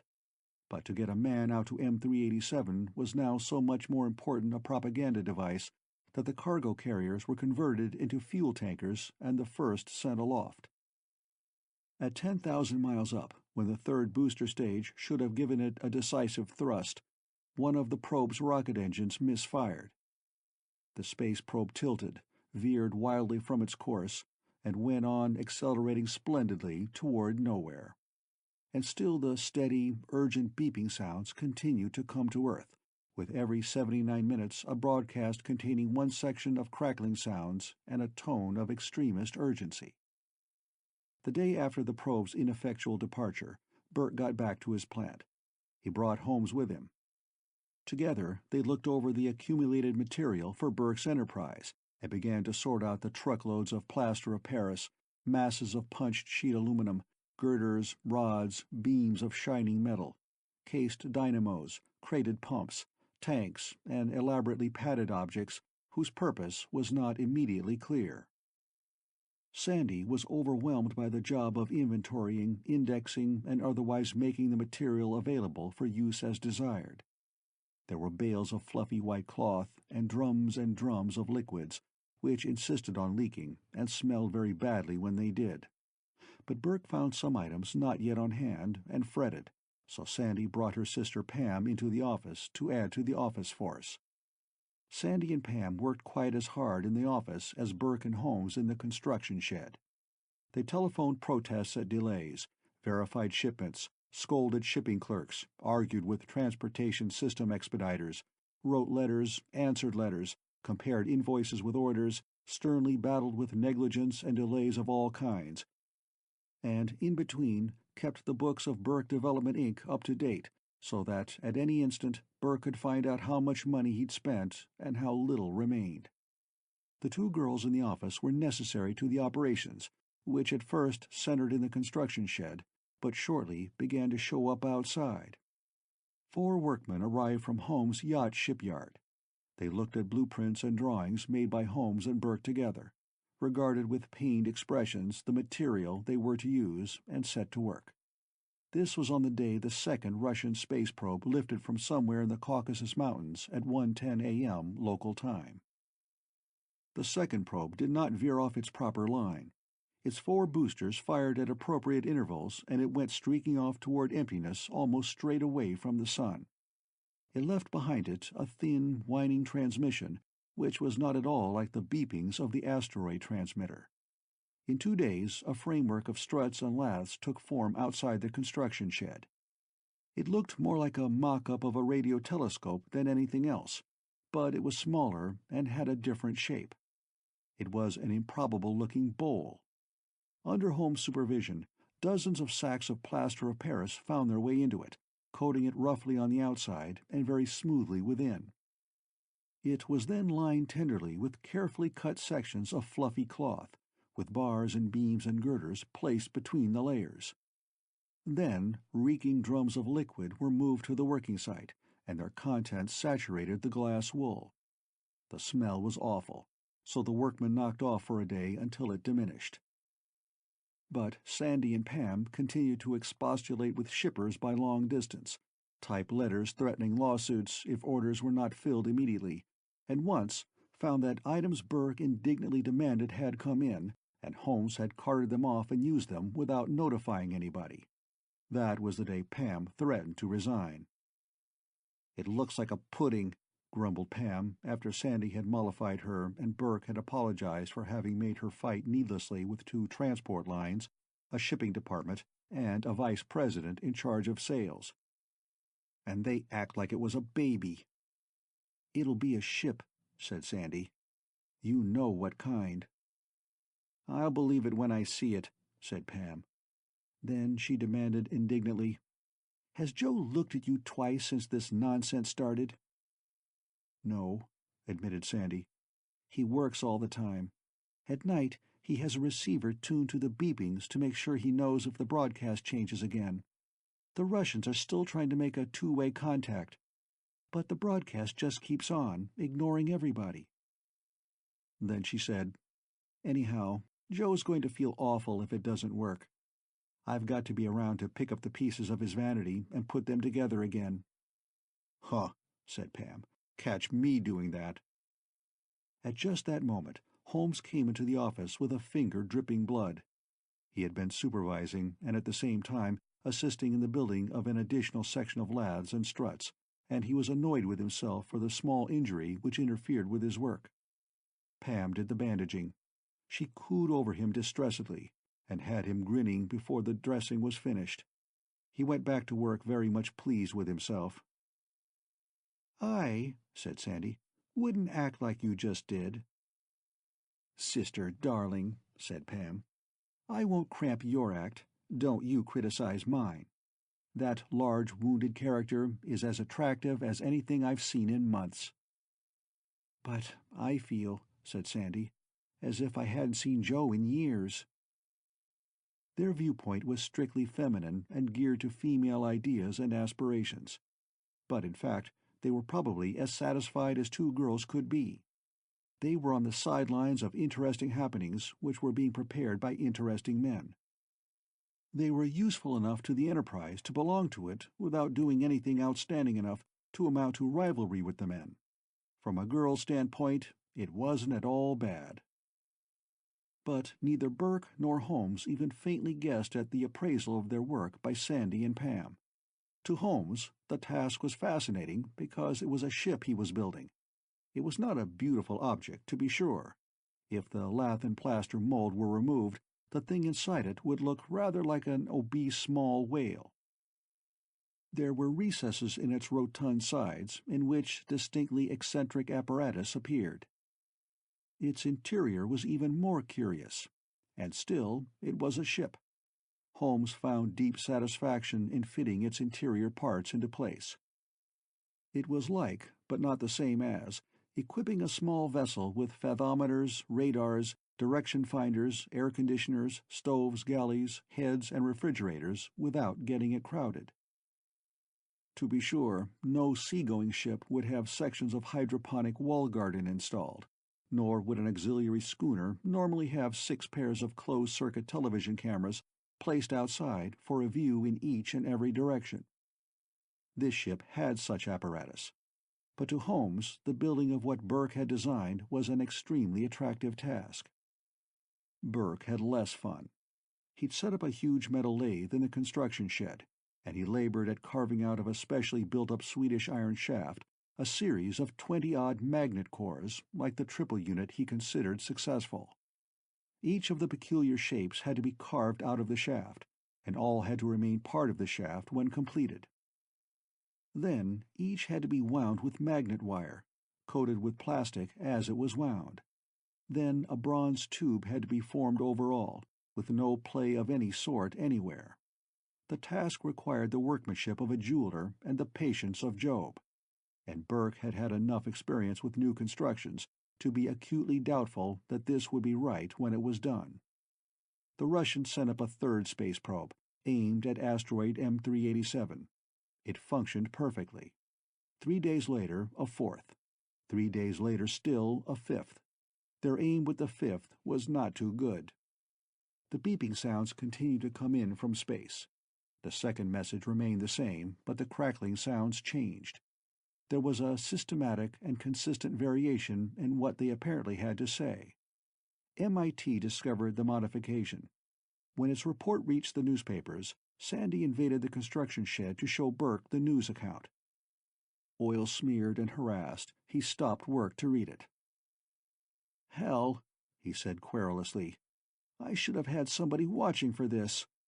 I figured the second broadcast was telling us something that would change as time went on. They're telemetering something to us. I guess there's an emergency or an ultimatum in the works, and this is telling how fast it's coming to a crisis. But I'm already working as fast as I can." "Some cases-marked instruments came this morning," Sandy told him. "They're the solidest shipping cases I ever saw. And the bills for them." "Wire Keller," said Burke. "Tell him they're here and to come along." "Who's Keller?" asked Sandy. "And what's his address?" Burke blew up unreasonably, and Sandy said, "I quit." In seconds he had apologized and assured Sandy that she was quite right and that he was an idiot. Of course she couldn't know who Keller was. Keller was the man who would install the instruments in the ship outside. Burke gave her his address. Sandy was not appeased. Burke ran a grimy hand despairingly through his hair. "Sandy," he protested, "bear with me just a little while. In just a few more days, this thing will be finished, and I'll know whether I'm the prize imbecile of history or whether I've actually managed to do something worthwhile. Bear with me, like you would with a half-wit or a delinquent child or something. Please, Sandy." She turned her back on him and walked out of the shed, but she didn't quit. Burke turned back to his work. The Russians sent up another probe. It went off course. There were now 6 unmanned Russian probes in emptiness, of which 4 were lined up reasonably well along the route which a manned probe, if one were set up, should ultimately travel. The advance probes formed an ingenious approach to the problem of getting a man farther out in space than any man had been before, but it was horribly risky. But apparently the Russians could afford to take such risks. The Americans couldn't. They had a settled policy of spending $1 instead of a man. It was humanitarian, but it had one drawback. There was a tendency to keep on spending dollars and not ever let a man take a chance. The Russians had 4 fuel-carrying drones in line out in space. If a ship could grapple them in turn and refuel, it might make the journey to M387 in 8 or 10 weeks instead of as many months. But it was not easy to imagine such a success, and as for getting back— The beeping sounds continued to be received by Earth. A short man with thin hair arrived at Burke Development, Inc. His name was Keller, and his expression was pleasant enough, but he was so sparing of words as to seem almost speechless. Sandy watched as he unpacked the instruments in the massive shipping cases. The instruments themselves were meaningless to her. They had dials, and some had gongs, and 1 or 2 had unintelligible things printed on paper strips. At least one in the last category was a computer. Keller unpacked them reverently and made sure that not a speck of dust contaminated any one. When he carried them out to the hull, still concealed by the lath and plaster exterior mold, he walked with the solemn care of a man bearing treasure. That day Sandy saw him talking to Burke. Burke spoke, and Keller smiled and nodded. Only once did he open his mouth to say something. Then he could not have said more than 4 words. He went happily back to his instruments. The next day, Burke made what was intended to be a low-power test of the long iron bar he'd machined so painstakingly, and wound so carefully before enclosing it in the bronze outer case. He'd worked on it for more than 2 weeks. He prepared the test very carefully. The 6-inch test model had lain on a workbench and had been energized through a momentary contact switch. The full-scale specimen was clamped in a great metal lathe, which in turn was shackled with half-inch steel cable to the foundations of the construction shed. If the pseudo-magnet flew anywhere this time, it would have to break through a tremendous restraining force. The switch was discarded. A condenser would discharge through the windings via a rectifier. There would be a single damped surge of current of infinitesimal duration. Holmes passed on the news. He got along very well with Pam these days. At first, he'd been completely careless of his appearance. Then Pam took measures to distract him from total absorption in the construction job, and he responded. Nowadays, he tended to work in coveralls and change into more formal attire before approaching the office. Sandy came upon him polishing his shoes once, and she told Pam. Pam beamed. Now he came lounging into the office and said amiably, "The moment of truth has arrived, or will in minutes." Sandy looked anxious. Pam said, "Is that an invitation to look on at the kill?" "Burke's going to turn juice into the thing he's been winding by hand and jittering over. He's worried. He can think of 7,000 reasons why it shouldn't work. But if it doesn't, he'll be a pretty sick man." He glanced at Sandy. "I think he could do with somebody to hold his hand at the critical moment." "We'll go," said Sandy. Pam got up from her desk. "She won't hold his hand," she explained to Holmes, "but she'll be there in case there are some pieces to be picked up of him." They went across the open space to the construction shed. It was a perfectly commonplace morning. The very temporary mass of lumber and laths and plaster, forming a mold for something unseen inside, was the only unusual thing in sight. There were deep truck tracks by the shed. One of the workmen came out of the airlock door on the bottom of the mold and lighted a cigarette. "No smoking inside," said Holmes. "We're cementing things in place with plastic." Sandy did not hear. She was the first to enter the shed. Burke was moving around the object he'd worked so long to make. It now appeared to be simply a piece of bronze pipe, some 15 feet long and 8 inches in diameter, with closed ends. It lay in the bed of an oversized metal lathe, which was anchored in place by cables. Burke took a painstaking reading of the resistance of a pair of red wires, then of white ones, and then of black rubber ones, which stuck out of one end of the pipe. "The audience is here," said Holmes. Burke nodded. He said, almost apologetically, "I'm putting in a minimum of power. Maybe nothing will happen. It's pretty silly." Sandy's hands twisted one within the other when he turned his back to her. He made connections, took a deep breath, and said in a strained voice, "Here goes." He flipped a switch. There was a cracking sound. It was horribly loud. There was a crash. Bricks began to fall. The end of the metal lathe bounced out of a corner. Steel cables gave off high-pitched musical notes which went down in tone as the stress on them slackened. One end of the lathe was gone, snapped off, broken, flung away into a corner. There was a hole in the brick wall over a foot in diameter. The 15-foot object was gone, but they heard a high-pitched shrilling noise which faded away into the distance. That afternoon, the Russians announced that their manned space probe had taken off for asteroid M387. Naturally, they delayed the announcement until they were satisfied that the launching had gone well. When they made their announcement, the probe was 50,000 miles out. They had received a message from its pilot, and they predicted that the probe would land on M387 in a matter of 7 weeks. In a remote small corner of the afternoon newspapers, there was an item saying that a meteorite had fallen in a plowed field some 30 miles from where Burke's contrivance broke loose. It made a crater 20 feet across. It could not be examined because it was covered with frost.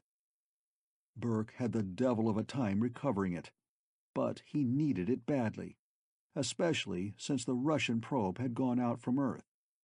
He explained that it was a shipment to his plant, which had fallen out of an airplane, but the owner of the plowed field was dubious. Burke had to pay him $1,000 to get him to believe.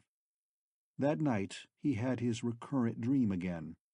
The fluting signals were very clear. Chapter 4. The public abruptly ceased to be interested in news of the signals. Rather, it suddenly wanted to stop thinking about them. The public was scared. Throughout all human history, the most horrifying of all ideas has been the idea of something which was as intelligent as a man, but wasn't human. Evil spirits, ghosts, devils, werewolves, ghouls, all have roused maddened terror wherever they were believed in. Because they were intelligent but not men. Now, suddenly, the world seemed to realize that there was a something out on a tiny frozen rock in space. It signaled plaintively to Earth. It had to be intelligent to be able to send a signal for 270 million miles. But it was not a man. Therefore, it was a monster. Therefore, it was horrible. Therefore, it was deadly and intolerable and scary, and humans abruptly demanded not to hear any more about it. Perhaps they thought that if they didn't think about it, it would go away. Newspaper circulations dropped. News magazine sales practically vanished. A flood of hysterical letters demanded that the broadcasting networks leave such revolting things off the air. And this reaction was not only in America. violent anti-American feeling arose in Europe, which psychologists analyzed as resentment caused by the fact that the Americans had answered the first broadcast. If they hadn't answered the first, there wouldn't have been a second. But also, even more violent anti-Russian feeling rose up, because the Russians had started a man-off to meddle with the monster who piped so pleadingly. This antipathy to space caused a minor political upset in the Kremlin itself, where a man with a name ending in "ov" was degraded to much lower official rank and somebody with a name ending in "ski" took his place. This partly calmed the Russian public, but had little effect anywhere else. The world was frightened. It looked for a victim or victims for its fear. Once upon a time, witches were burned to ease the terrors of ignorance, and plague spreaders were executed in times of pestilence to assure everybody that now the plague would cease since somebody had been killed for spreading it. Organizations came into being with the official and impassioned purpose of seeing that space research ceased immediately. Even more violent organizations demanded the punishment of everybody who had ever considered space travel a desirable thing. Congress cut some hundreds of millions from a guided missile space exploration appropriation as a starter. A poor devil of a crackpot in Santa Monica, California, revealed what he said was a spaceship he'd built in his backyard to answer the signals from M387. He intended to charge a quarter admission to inspect it, using the money to complete the drive apparatus. The thing was built of plywood and could not conceivably lift off the ground. But a mob wrecked his house, burned the puerile spaceship, and would have lynched its builder if they'd thought to look in a cellar vegetable closet. Other crackpots, who were more sensitive to public feelings, announced the picking up of messages addressed to the distant something. The messages, said this second class of crackpot, were reports from spies who had been landed on Earth from flying saucers during the past few decades. They did not explain how they were able to translate them. A rush of flying saucer sightings followed inevitably, alleged to be landing parties from M387, and in Peoria, Illinois, a picnicking party cited an unidentified flying object shaped like a soup spoon, the handle obviously being its tail. Experienced newspapermen anticipated reports of the sighting of unidentified flying objects shaped like knives and forks as soon as somebody happened to think of it. Sandy called a conference on the subject of security. She did not look well nowadays. She worried. Other people thought about the messages from space, but Sandy had to think of something more concrete.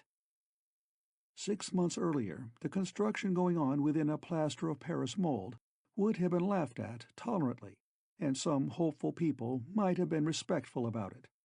But now it was something utterly intolerable to public opinion. Newspapers, who'd lost circulation by talking sanely about space travel, now got it back by denouncing the people who'd answered the first broadcast. And naturally, with the whole idea of outer space agitatedly disapproved, everybody connected with it was suspected of subversion. "A reporter called up today," said Sandy. "He said he'd like to do a feature story on Burke Development's new research triumph, the new guided missile that flew 30 miles and froze everything around where it landed.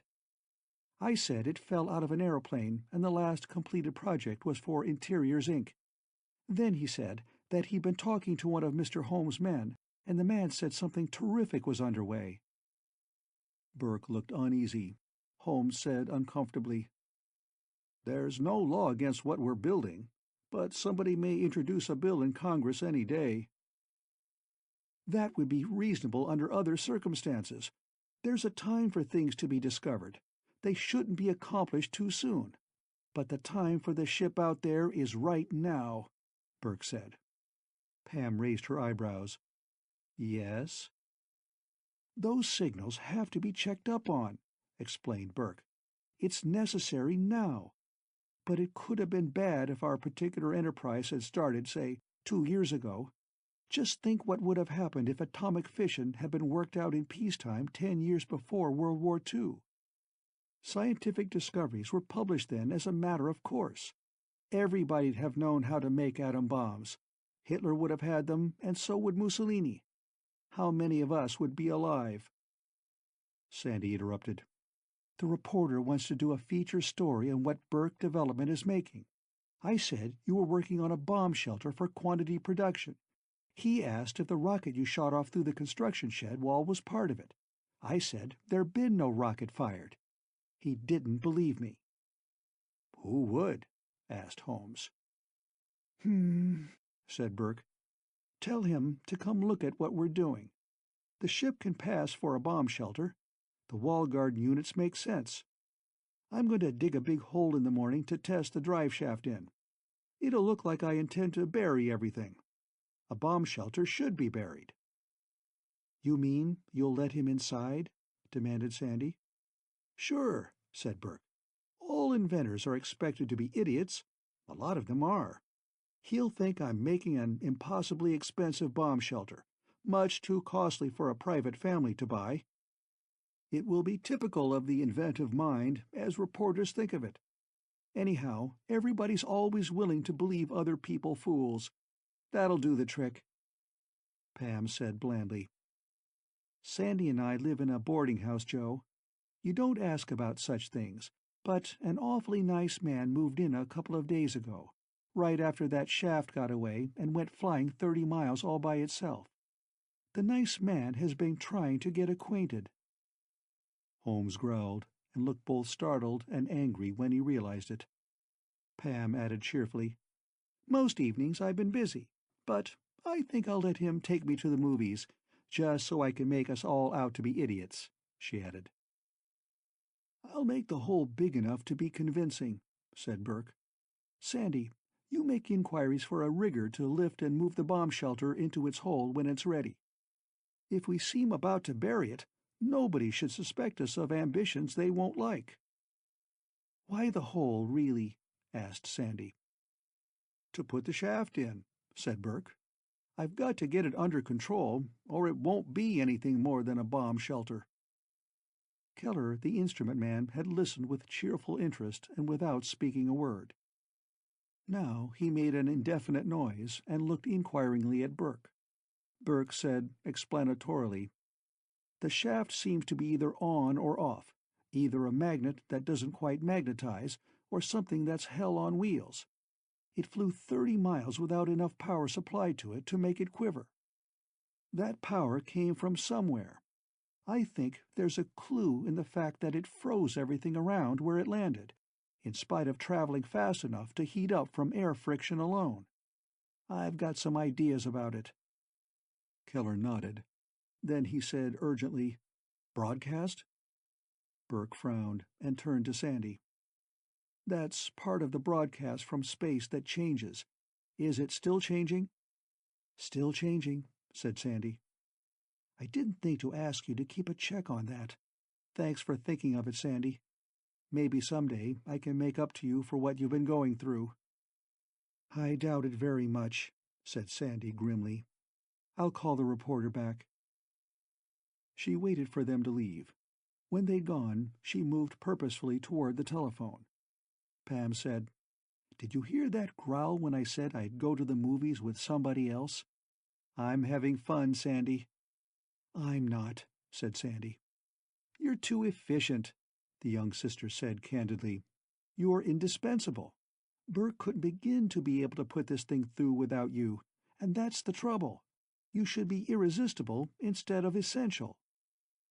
Not with Joe, said Sandy bitterly. She picked up the telephone to call the newspaper. Pam looked very, very reflective. There was a large, deep pit close by the plaster mold when the reporter came next afternoon. A local rigger had come a little earlier and was still there, estimating the cost for lifting up the contents of the mold and lowering it precisely in place to be buried as a bomb shelter under test should be.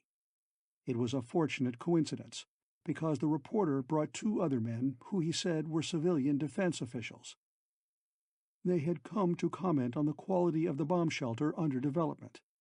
It was not too convincing a statement. When they left, Burke was not happy. They knew too much about the materials and equipment he'd ordered. One man had let slip the fact that he knew about the very expensive computer Burke had bought. It could have no conceivable use in a bomb shelter. Both men painstakingly left it to Burke to mention the 30-mile flight of a bronze object, which arrived coated with frost of such utter frigidity that it appeared to be liquid air snow instead of water ice. Burke did not mention it. He was excessively uneasy when the reporter's car took them away. He went into the office. Pam was in the midst of a fit of the giggles. "One of them," she explained, "is the nice man who moved into the boarding house. He wants to take me to the movies. Did you notice that they came when it ought to be my lunchtime? He asked when I went to lunch." Holmes came in. He scowled. "One of my men says that one of those characters has been buying him drinks and asking questions about what we're doing." Burke scowled too. "We can let your men go home in 3 days more." "I'm going to start loading up," Holmes announced abruptly. "You don't know how to stow stuff. You're not a yachtsman." "I haven't got the shaft under control yet," said Burke. "You'll get it," grunted Holmes. He went out. Pam giggled again. "He doesn't want me to go to the movies with the nice man from security," she told Burke. "But I think I'd better.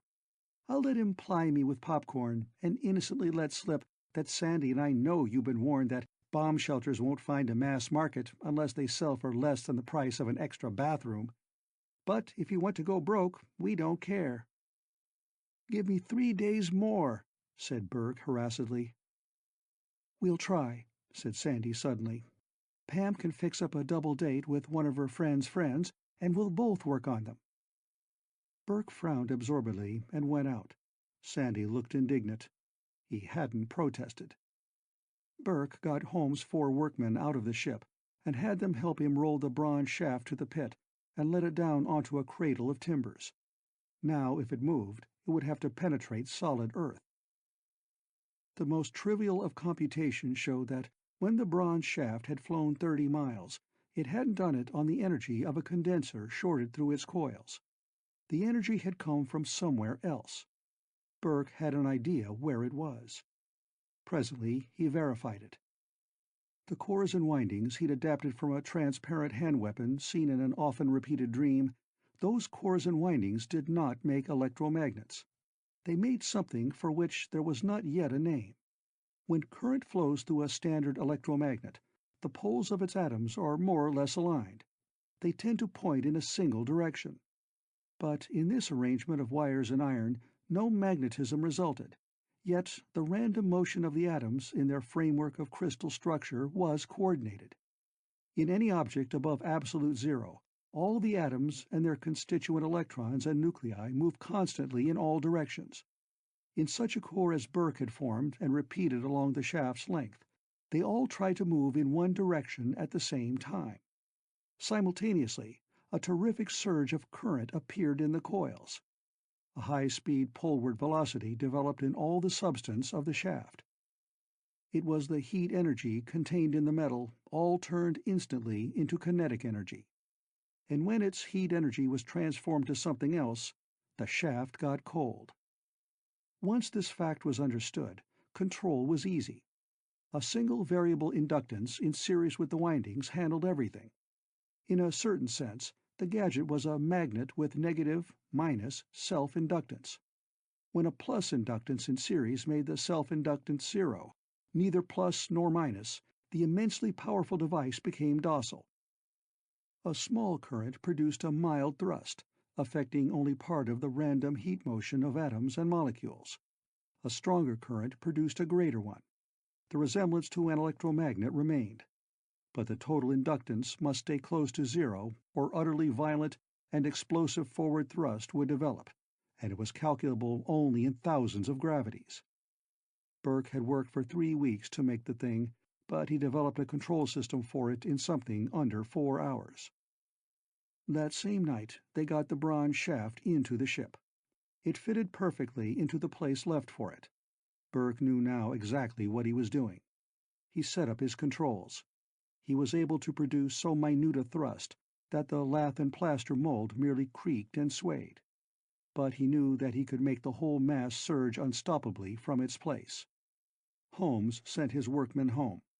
Sandy and Pam went to the movies with two very nice men who pumped them deftly of all sorts of erroneous information about Burke and Holmes and Keller and what they were about. The nice men did not believe that information, but they did believe that Sandy and Pam believed it. For themselves, the combination of an object made by Burke which flew 30 miles plus, the presence of Holmes who built plastic yachts, and the arrival of Keller to adjust instruments of which they had a complete list, these things could not be overlooked. But they did feel sorry for two nice and not overbright girls who might be involved in very serious trouble. Holmes and Burke installed directional controls, wiring, recording instruments, etc. Stores and water and oxygen, for emergency use only, went into the lath and plaster construction.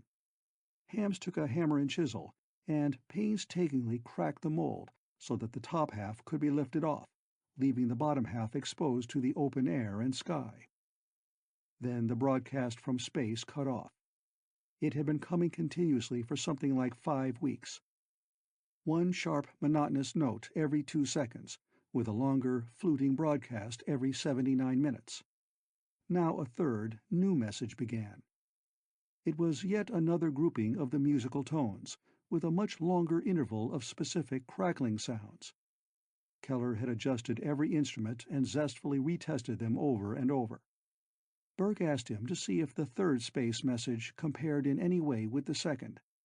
Keller put them through a hookup of instruments, beaming to himself, and the answer began to appear. Newspapers burst into new headlines. "Ultimatum from space," they thundered. "Threats from alien space travelers." And as they presented the situation, it seemed believable that the third message from the void was a threat. The first had been a call requiring an answer. When the answer went out from Earth, a second message replaced the call. It contained not only flute tones which might be considered to represent words, but cracklings which might be the equivalent of numbers. The continuous beepings between repetitions of the second message were plainly a directional signal to be followed to the message source. In this context, the newspapers furiously asserted that the third message was a threat. The first had been merely a summons, the second had been a command to repair to the signaling entities, and the third was a stern reiteration of the command, reinforced by threats. The human race does not take kindly to threats, especially when it feels helpless. In the United States, there was such explosive resentment as to require spread-eagle oratory by all public figures. The President declared that every space missile in store had been fitted with atomic fusion warheads and that any alien spacecraft which appeared in American skies would be shot down immediately. Congress reported out of a committee a bill for rocket weapons which was stalled for 6 days because every senator and representative wanted to make a speech in its favor. It was the largest appropriation bill ever passed by Congress, which, less than 5 weeks before, had cut $200 million out of a guided missile space exploration budget. And in Europe there was frenzy.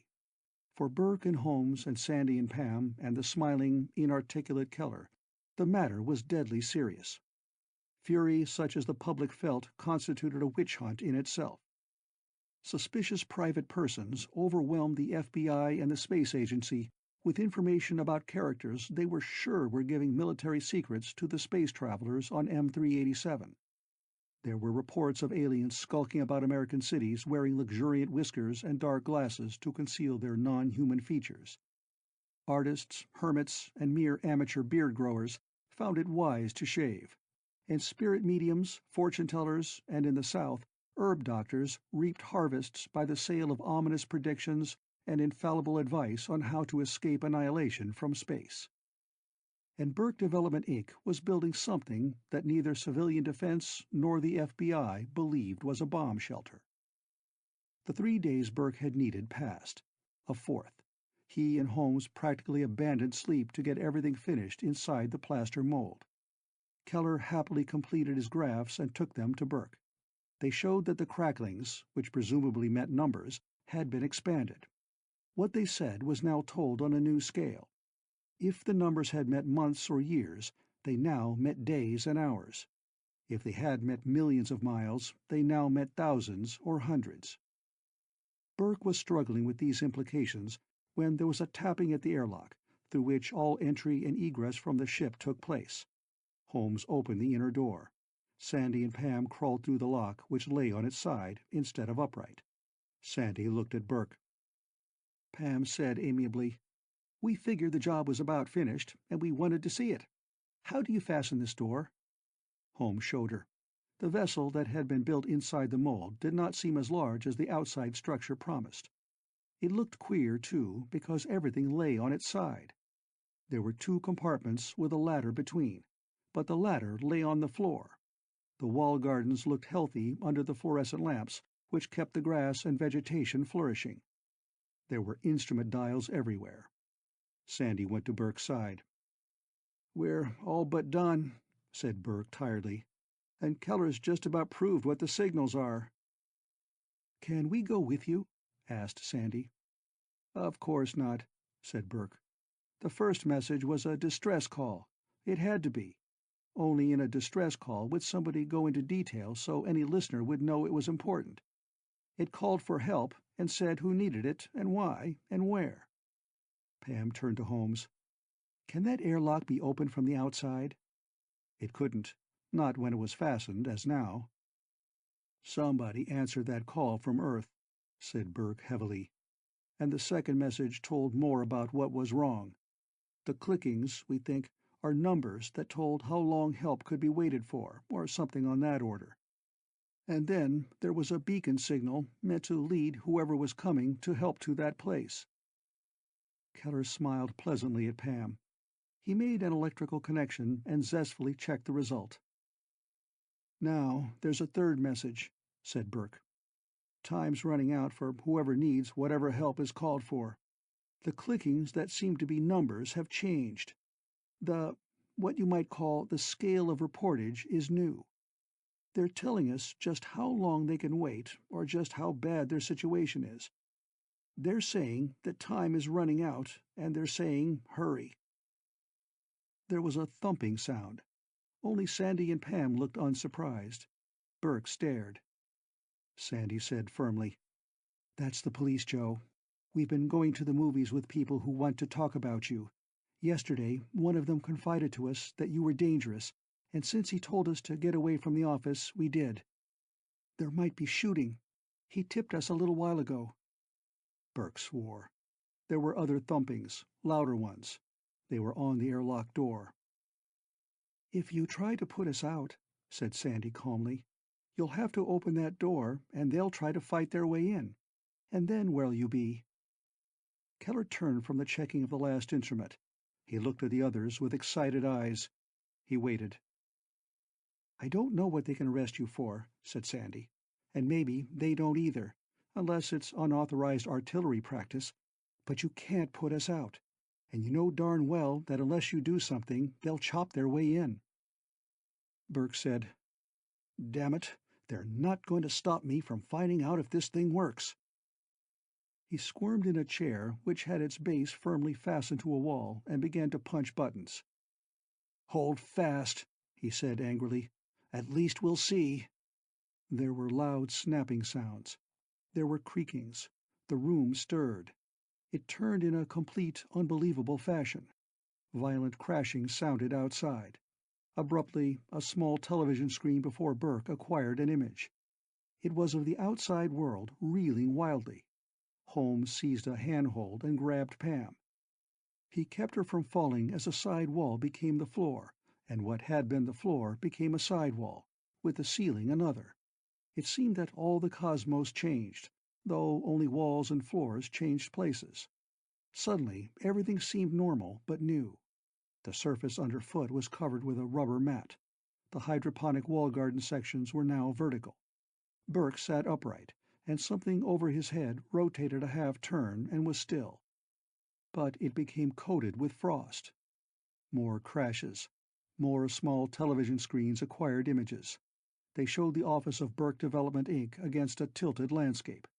The landscape leveled. Another showed the construction shed. One showed cloud formations, very bright and distinct. and two others showed a small, armed, formidable body of men instinctively backing away from the outside television lens. "So far," said Burke, "it works. Now—" There was a sensation as of a rapidly rising elevator. Such a sensation usually lasts for part of a second. This kept on. One of the 6 television screens suddenly showed a view of Burke Development from straight overhead. The buildings and men and the 4-acre enclosure dwindled rapidly. They were very tiny indeed, and nearly all of the town was in the camera's field of vision, when a vague whiteness, a cloud, moved in between. "The devil," said Burke. "Now they'll alert fighter planes and rocket installations and decide that we're either traitors or aliens in disguise and better be shot down. I think we simply have to go on." Keller made gestures, his eyes bright. Burke looked worried. "It shouldn't take more than 10 minutes to get a Nike aloft and after us. We must have been picked up by radar already. We'll head north. We have to anyhow." But he was wrong about the 10 minutes. It was 15 before a rocket came into view, pouring out enormous masses of drive fumes. It flung itself toward the ship. Chapter 5. From a sufficient height and a sufficient distance, the rocket's repeated attacks must have appeared like the strikings and twistings of a gigantic snake. It left behind it a writhing trail of fumes which was convincingly serpentine. It climbed and struck, like a monstrous python flinging itself furiously at some invisible prey. 6, 7, 8 times it plunged frenziedly at the minute egg-shaped ship which scuttled for the heavens. Each time it missed and writhed about to dart again. Then its fuel gave out, and for all intents and purposes it ceased to exist. The thick, opaque trail it left behind began to dissipate. The path of vapor scattered. It spread to rags and tatters of unsubstantiality through which the rocket plummeted downward in the long fall which is a spent rocket's ending. Burke cautiously cut down the drive and awkwardly turned the ship on its side, heading it toward the north. The state of things inside the ship was one of intolerable tenseness. "I'm a new driver," said Burke, "and that was a tough bit of driving to do." He glanced at the exterior pressure meter. "There's no air outside to register. We must be 50 or 60 miles high, and maybe still rising. But we're not leaking air." Actually, the plastic ship was 80 miles up. The sunlit world beneath it showed white patches of cloud in patterns a meteorologist would have found interesting. Burke could see the valley of the St. Lawrence River between the white areas. But the Earth's surface was cautiously foreshortened. What was beneath seemed utterly flat, and at the edge of the world all appeared distorted and unreal. Holmes, still pale, asked, "How'd we get away from that rocket?" "We accelerated," said Burke. "It was a defensive rocket. It was designed to knock down jet bomb carriers or ballistic missiles which traveled at a constant speed. Target-seeking missiles can lock onto the radar echo from a coasting ship or one going at its highest speed, because their computers predict where their target, traveling at constant speed, can be intercepted. We were never there. We were accelerating. Missile guidance systems can't measure acceleration and allow for it. They shouldn't have to." 4 of the 6 television screens showed dark sky with twinkling lights in it. On one there was the dim outline of the sun, reversed to blackness because its light was too great to be registered in a normal fashion. The other screen showed Earth. There was a buzzing, and Keller looked at Burke. "Rocket?" asked Burke. Keller shook his head. "Radar?" Keller nodded.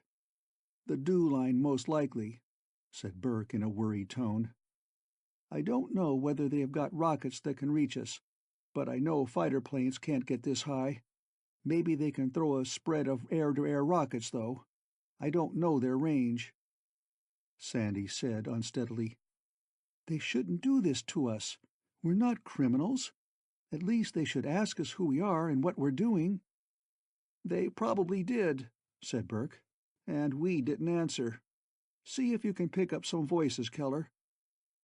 Keller twirled dials and set indicators. Voices burst into speech.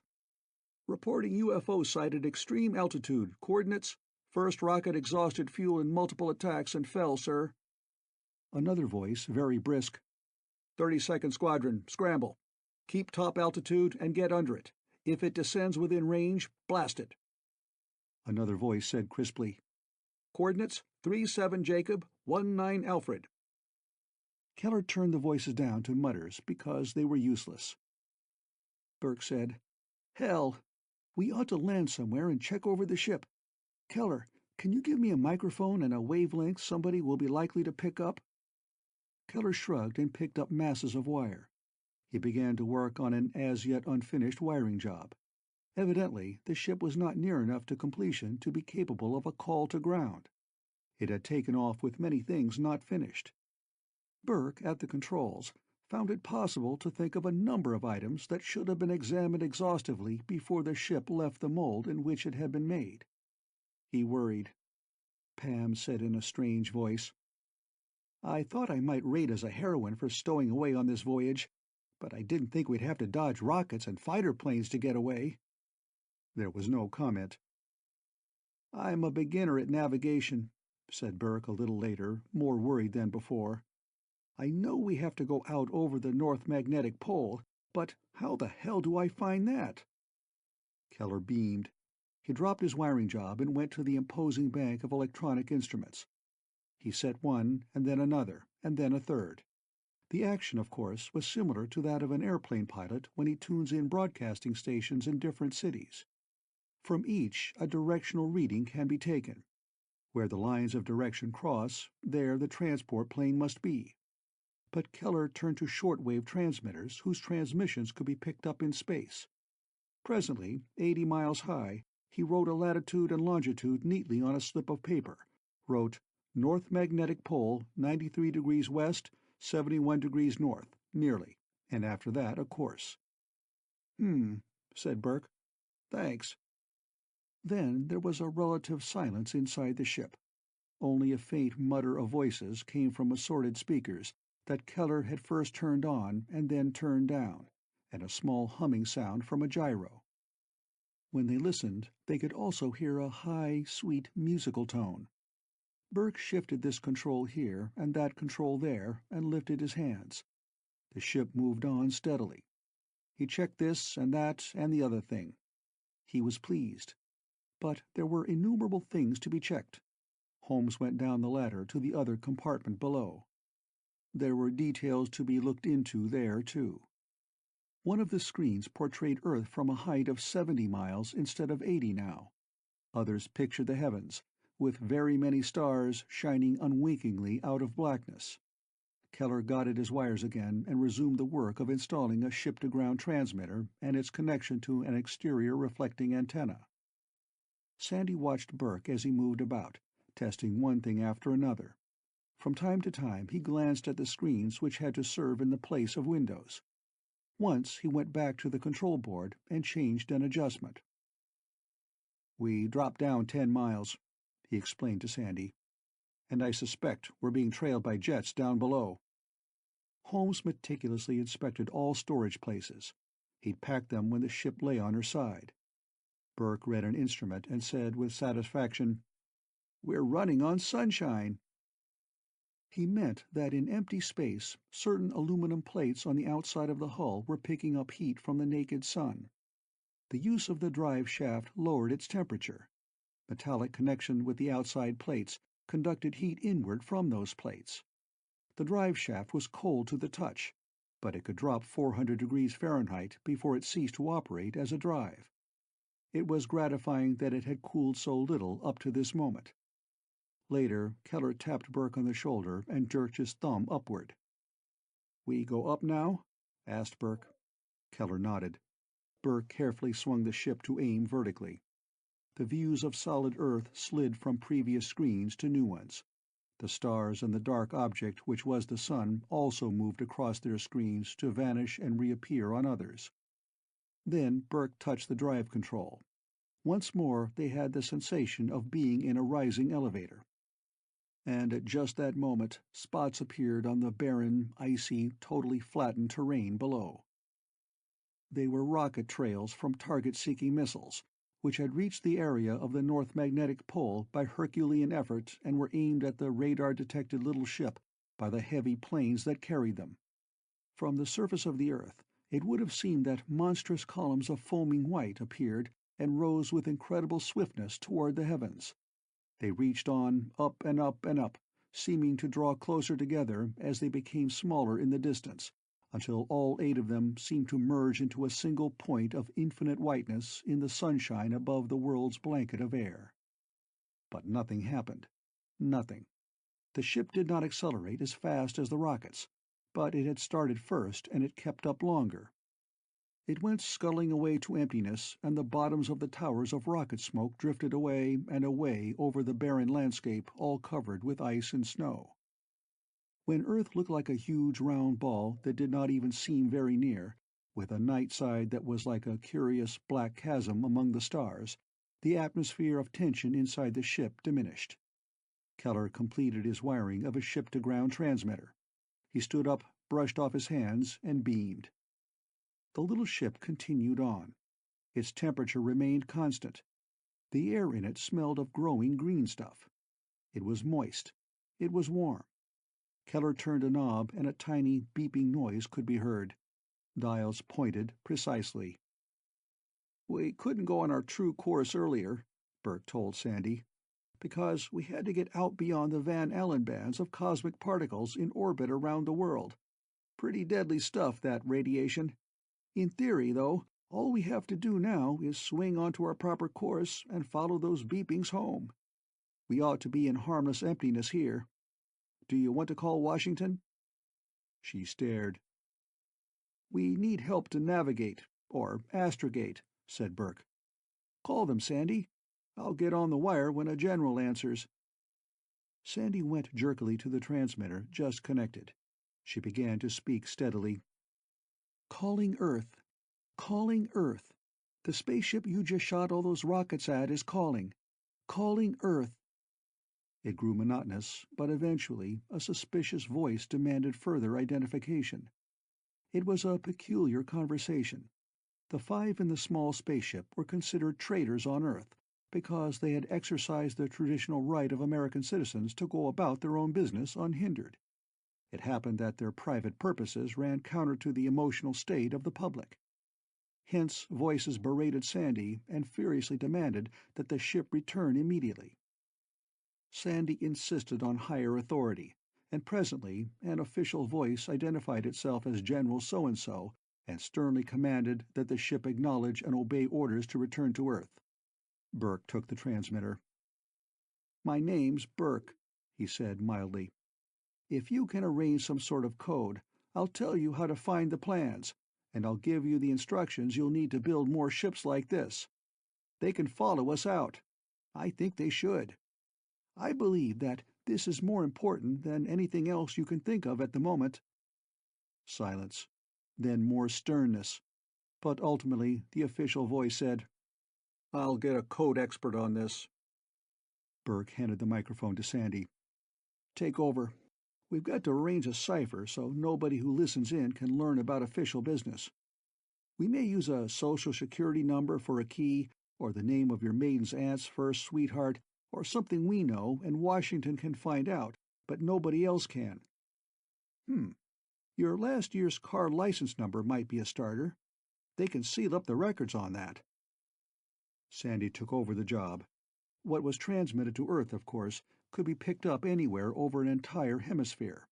Somebody would assuredly pass on what they overheard to, say, nations the United States would rather have behind it than ahead of it in space travel equipment. Burke's suggestion of a cipher and instructions changed his entire status with authority. They'd rather have had him come back, but this was second best, and they took it. From Burke's standpoint, it was the only thing to do. He had no official standing to lend weight to his claim that lunatic magnet cores with insanely complicated windings would amount to space drive units. If he returned, in the nature of things there would be a long delay before mere facts could overcome theatrician's convictions. But now he was 45,000 miles out from Earth. He had changed course to home on the beeping signals from M387, was accelerating at 1 full gravity, and had been doing so for 45 minutes. And the small ship already had a velocity of 20 miles per second, and was still going up. All the rockets that men had made, plus the Russian manned probe drifting outward now, had become as much outdated for space travel as flint arrowheads are for war. Burke returned to the microphone when Sandy left it to get a pencil and paper. "By the way," he said briskly, "we can keep on accelerating indefinitely at 1 gravity. We've got radars. We got them from—" he named the supplier.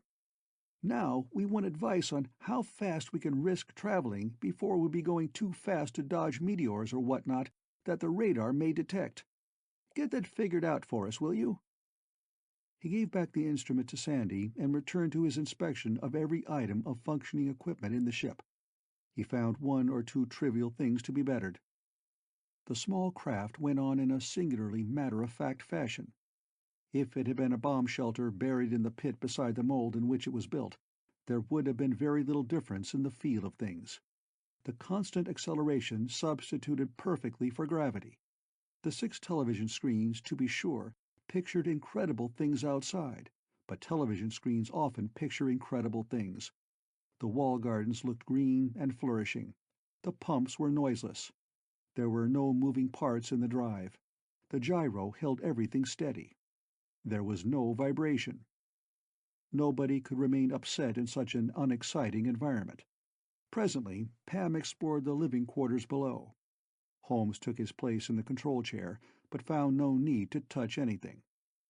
Sometime later, Sandy reported, "Joe, they say we must be lying, but if we can keep on accelerating, we better not hit over 400 miles a second. They say we can then swing end for end and decelerate down to 200, and then swing once more and build up to 4 again. But they insist that we ought to return to Earth." "They don't mention shooting rockets at us, do they?" asked Burke. "I thought they wouldn't. Just say thanks and go on working out a code."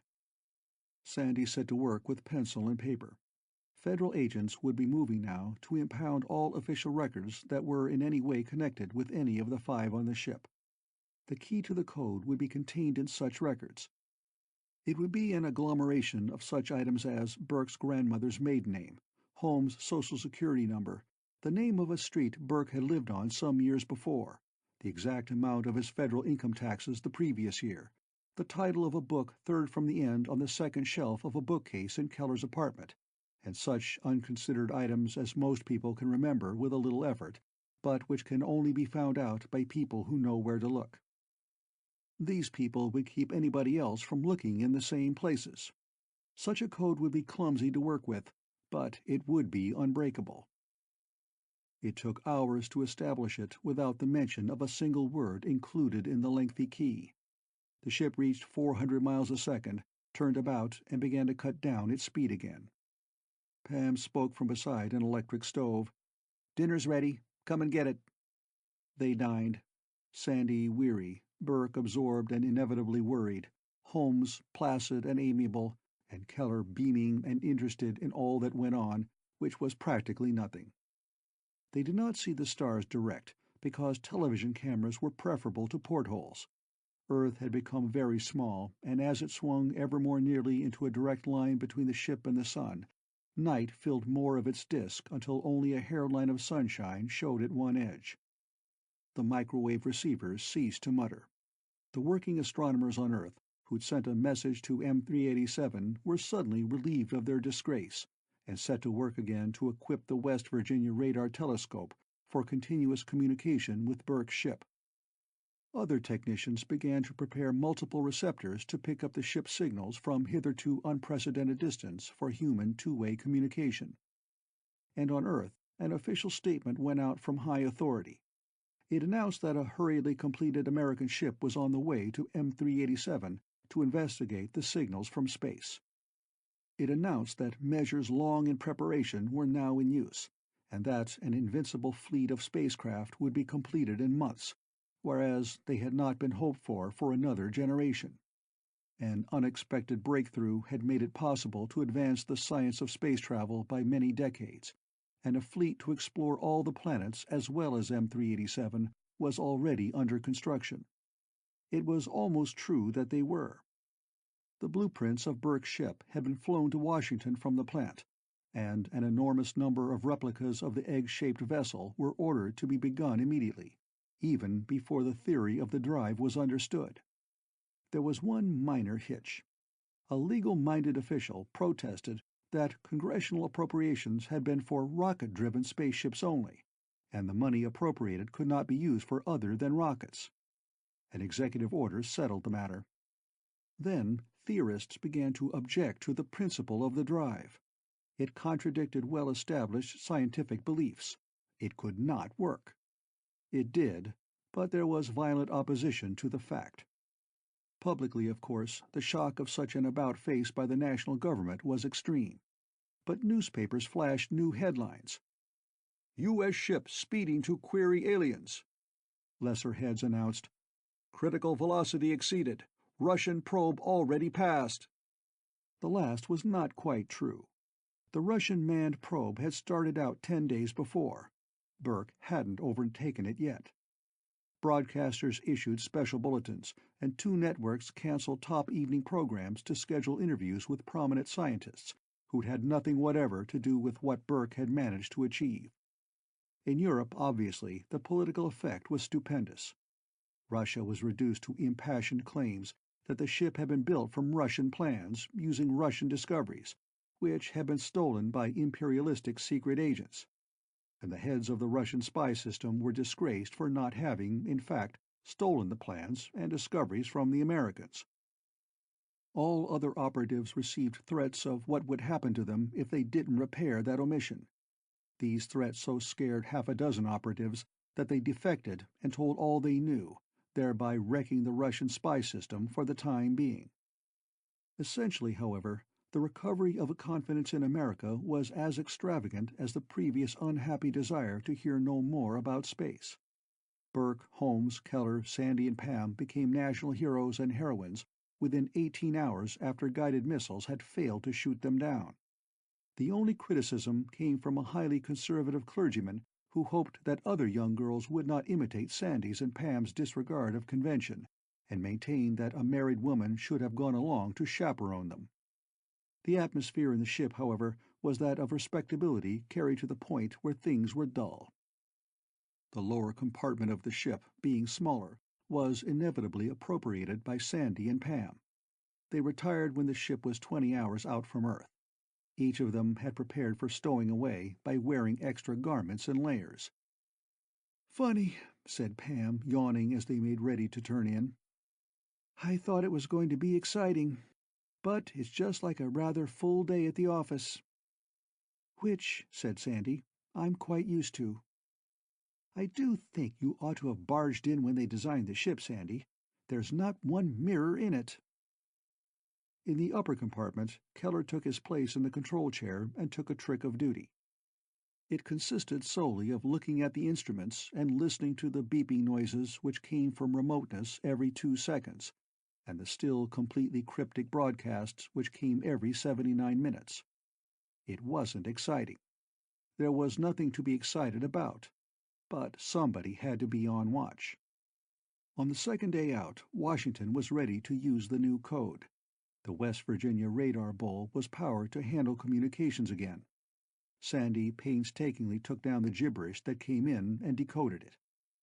From then on, she worked at the coding and transmission of messages and the reception and decoding of others. Presently, Pam relieved her at the job. Pam tended to be bored because Holmes was as much absorbed in the business of keeping anything from happening as was Burke. The messages were almost entirely requests for, and answers to requests for, details about the ship plans. The United States had not yet completed a duplicate drive shaft. Machinists labored to reproduce the cores, which would then have to be wound in the complicated fashion the plans described. But it was an unhappy experience for the scientific minds assigned to duplicate Burke's ship. No woman ever followed a recipe without making some change. Very few physicists can duplicate another's apparatus without itching to change it. There were 6 copies of the drive under construction at the same time at the beginning. 4 were made by skeptics, who adhered to the original plans with strict accuracy. They were sure they'd prove Burke wrong. 2 were improved in the making. The 4, when finished, worked beautifully. The 2 doctored versions did not. But still there was fretful discussion of the theory of the drive. It seemed flatly to contradict Newton's law that every action has a reaction of equal moment and opposite sign, a law at least as firmly founded as the law of the conservation of energy. But that had lately been revised into the law of the conservation of energy and matter, which now was gospel.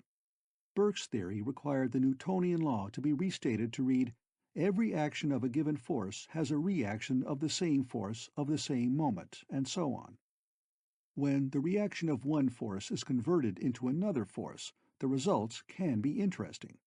In fact, one can have a space drive, but there was bitter resistance to the idea. It was demanded that Burke justify his views in a more reasonable way than by mere demonstration that they worked. After a time, Burke gave up trying to explain things. When one and then another duplicate drive worked, the argument ceased. But eminent physicists had a resentful feeling that Burke was cheating on them somehow.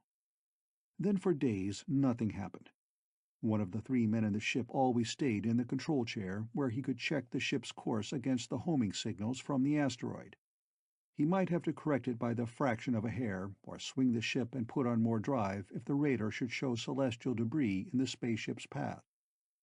Every so many hours the ship had to be swung about so that instead of accelerating she decelerated, or instead of decelerating gained fresh speed, but that was all. On the 5th day there was a flash of a meteor on the radar. On the 7th day an object which could have been the 2nd or 3rd unmanned Russian probe showed briefly at the very edge of the radar screens. In essence, however, the journey was pure tedium. Burke wearied of making sure that his work was good, though he congratulated himself that nothing did happen to break the monotony. Holmes admitted that he was disappointed. He wanted to make the journey because he'd sailed in everything but a spaceship, but there was no fun in it. Keller alone seemed comfortably absorbed. He prepared daily lists of instrument readings to be sent back to Earth. They would be of enormous importance to science-minded people. They were not of interest to Sandy. Even when she talked to Burke, it was necessarily impersonal. There could be no privacy which was not ostentatious. The 2 girls used the lower compartment, the 3 men the upper and the larger one. For Sandy to talk privately with Burke, she'd have had to go to the smaller bottom section of the ship. Holmes and Pam faced the same situation. It was uncomfortable. So they developed a perfectly pleasant habit of talking exclusively of things everybody could talk about. It did not bother Keller, who would hardly average a dozen words in 24 hours, but Sandy muttered to herself when she and Pam retired for what was a ship night's rest. When they went past the orbit of Mars, agitated instructions came out from Earth. The asteroid belts began beyond Mars. Elaborate directions came. The ship was tracked by radar telescopes all around the world, direction finding on its transmission. Croydon kept track. American radar bulls picked up the ship's voice. South American and Hawaiian and Japanese and Siberian radar telescopes determined the ship's position every time a set of code symbols reached Earth from the ship. Of course, there were also the beepings and the 79-minute spaced identical broadcasts from farther out from the sun. Somebody got a brilliant idea and authority to try it. An interview for broadcast on Earth was sought with somebody on the ship. It was then 130 million miles from Earth, and 92 million more from the sun. Largely out of boredom, Sandy agreed to answer questions.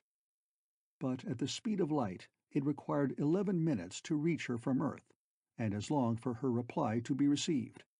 It did not make for liveliness, so she spoke curtly for 5 minutes and stopped. She talked at random about housekeeping in space. Without knowing it, she was praised for her domesticity in many pulpits the following Sunday. And 892 proposals of marriage piled up in mail addressed to her in care of the United States government. 12 were in Russian. But nothing really exciting happened aboard the spaceship.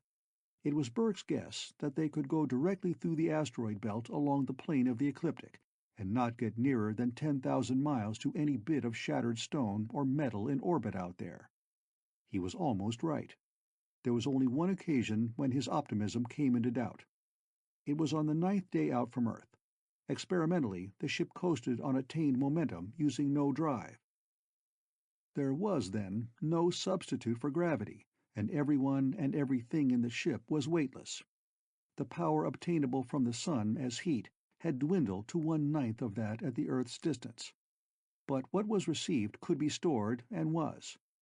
Meanwhile, the ship plunged onward at very nearly 400 miles per second. Burke, Keller, and Holmes together labored over a self-contained diving suit, which they hoped could be used as a spacesuit in dire emergency and for brief periods. They wanted to get the feeling of using it with internal pressure and weightlessness as conditions. Sandy sat at the transmitter, working at code which by now she heartily loathed.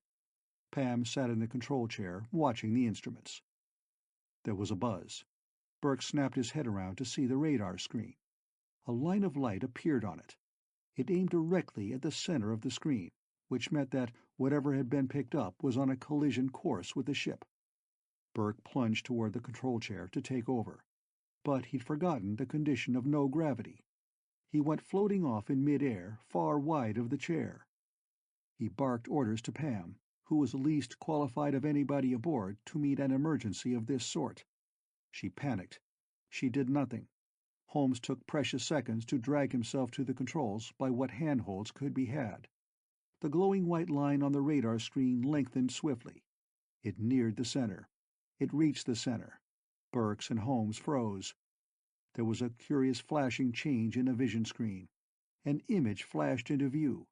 It was a jagged, tortured, irregularly shaped mass of stone or metal, distorted in its representation by the speed at which it passed the television lens. It was perhaps 100 yards in diameter. It could never have been seen from Earth.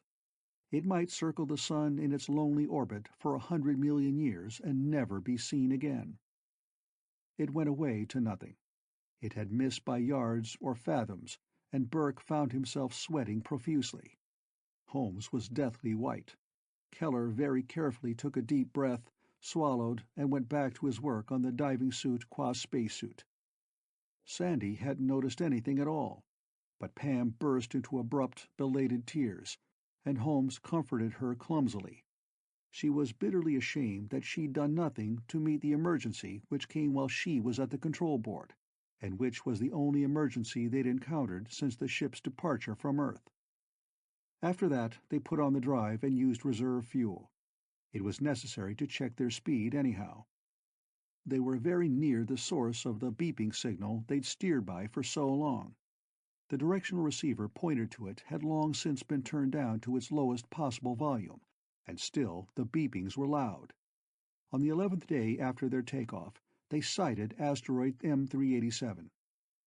They had traveled 270 million miles at an averaged-out speed of very close to 300 miles per second. Despite muting, the beepings from the loudspeakers were monstrous noises. "Try a call, Holmes," said Burke. "But they ought to know we're here." He felt strange. He'd brought the ship to a stop about 4 or 5 miles from M387. The asteroid was a mass of dark stuff with white outcroppings at one place and another. The ship seemed to edge itself toward it. The floating mass of stone and metal had no particular shape. It was longer than it was wide, but its form fitted no description. A mountain which had been torn from solidity with its roots of stone attached might look like Shull's object, as it turned slowly against a background of myriads of unblinking stars. There was no change in the beeping that came from the singular thing. It did rotate, but so slowly that one had to watch for long minutes to be sure of it. There was no outward sign of any reaction to the ship's presence. Holmes took the microphone. "Hello? Hello?" he said absurdly. "We have come from Earth to find out what you want." No answer. No change in the beeping calls. The asteroid turned with enormous deliberation. Sandy said suddenly, "Look there! A stick! No, it's a mast! See where the patch of white is?" Burke very, very gingerly drew closer to the monstrous thing which hung in space. It was true. There was a mast of some sort sticking up out of the white stone. The direction indicators pointed to it. The beeping stopped, and a broadcast began. It was the standard broadcast Earth heard every 79 minutes. There was no reply to Holmes' call. There was no indication that the ship's arrival had been noted. On Earth, the ignoring of human broadcasts to M387 had seemed arrogance, indifference, a superior and menacing contempt for man and all his works. Somehow, here the effect was different. This irregular mass was a fragment of something that once had been much greater. It suddenly ceased to seem menacing because it seemed oblivious. It acted blindly, by rote, like some mechanism set to operate in a certain way, and unable to act in any other. It did not seem alive. It had signaled like a robot beacon. Now it felt like one. It was one. "Look, coming around toward us," said Holmes very quietly. "There's something that looks like a tunnel. It's not a crevasse. It was cut." Burke nodded. "Yes," he said thoughtfully. "I think we'll explore it. But I don't really expect we'll find any life here. There's nothing outside to see but a single metal mast. We've got some signal lights on our hull. If we're careful—" No one objected. The appearance of the asteroid was utterly disappointing. Its lifelessness and its obliviousness to their coming and their calls were worse than disappointing. There was nothing to be seen but a metal stick from which signals went out to nowhere. Burke jockeyed the little ship to the tunnel mouth. It was fully 100 feet in diameter. He turned on the ship's signal lights. Gently, cautiously, he worked down the very center of the very large bore. It was perfectly straight. They went in for what seemed an indefinite distance. Presently the signal light showed that the wall was smoothed. The bore grew smaller still. They went on and on. Suddenly Keller grunted. He pointed to one of the 6 television screens which aimed out the length of the tunnel and showed the stars beyond. Those stars were being blotted out. Something vast moved slowly and deliberately across the shaft they navigated. It closed the opening. Their retreat was blocked. The ship was shut in the center of a mountain of stone which floated perpetually in emptiness. Burke checked the ship's forward motion, judging their speed by the sidewalls shown by the ship's outside lights. Very, very slowly, faint illumination appeared outside. In seconds they could see that the light came from long tubes of faint bluish light. The light changed. It grew stronger. It turned green, and then yellowish, and then became very bright indeed. Then nothing more took place. Nothing whatever. The 5 inside the ship waited more than an hour for some other development, but absolutely nothing happened. Chapter 6. There was a tiny shock. In a minute, trivial contact of the ship with something outside it. Drifting within the now brightly lighted bore, it had touched the wall. There was no force to the impact. Keller made an interested noise. When his eyes turned to him, he pointed to a dial. A needle on that dial pointed just past the figure 30. Burke grunted. "The devil! We've been waiting for things to happen, and they already have. It's our move." "According to that needle," agreed Holmes, "somebody has kindly put 30.7 mercury inches of air pressure around the ship outside. We can walk out and breathe now." "If," said Burke, "it's air. It could be something else. I'll have to check it." He got out the self-contained diving apparatus that had been brought along to serve as a strictly temporary spacesuit. "I'll try a cigarette lighter. Maybe it will burn naturally. Maybe it will go out. It could make an explosion, but I doubt that very much." "We'll hope," said Holmes, "that the lighter burns." Burke climbed into the diving suit, which had been designed for amateurs of undersea fishing to use in chilly waters. On Earth it would have been intolerably heavy, for a man moving about out of the ocean, but there was no weight here. If M387 had a gravitational field at all, which in theory it had to have, it would be on the order of millions of the pull of Earth. Keller sat in the control chair, watching the instruments and the outside television screens, which showed the bore now reduced to 50 feet. Somehow, the more distant parts of the tunnel looked hazy, as if there were a slight mist in whatever gas had been released in it. Sandy watched Burke pull on the helmet and close the faceplate. She grasped a handhold, her knuckles turning white. Pam nestled comfortably in a corner of the ceiling of the control room. Holmes frowned as Burke went into the airlock and closed the inner door. His voice came immediately out of a speaker at the control desk. "I'm breathing canned air from the suit," he said curtly. There were scrapings. The outer lock door made noises. There was what seemed to be a horribly long wait. Then they heard Burke's voice again. "I've tried it," he reported. "The lighter burns when it's next to the slightly open door. I'm opening wide now." More noises from the airlock. "It still burns. Repeat, the lighter burns all right. The tunnel is filled with air. I'm going to crack my faceplate and see how it smells." Silence while Sandy went white. But a moment later, Burke said crisply, "It smells all right. It's lifeless and stuffy, but there's nothing in it with an odor. Hold on, I hear something." A long minute while the little ship floated eerily almost in contact with the walls about it. It turned slowly. Then there came brisk, brief fluting noises. They were familiar in kind, but this was a short message, of some 15 or 20 seconds length, no more. It ended, was repeated, ended, was repeated, and went on with an effect of mechanical and parrot-like repetition. "It's good air," reported Burke. "I'm breathing normally, but it might have been stored for ages. It's stale. Do you hear what I do?" "Yes," said Sandy in a whisper to the control room. "It's a call. It's telling us to do something. Come back inside, Joe." They heard the outer airlock door closing and its locking dogs engaging. The fluting noises ceased to be audible. The inner door swung wide. Burke came into the control room, his helmet faceplate open. He wriggled out of the diving suit. "Something picked up the fact that we'd entered. It closed a door behind us. Then it turned on lights for us. Then it let air into the entrance lock. Now it's telling us to do something." The ship surged ever so gently. Keller had turned on an infinitesimal trace of drive.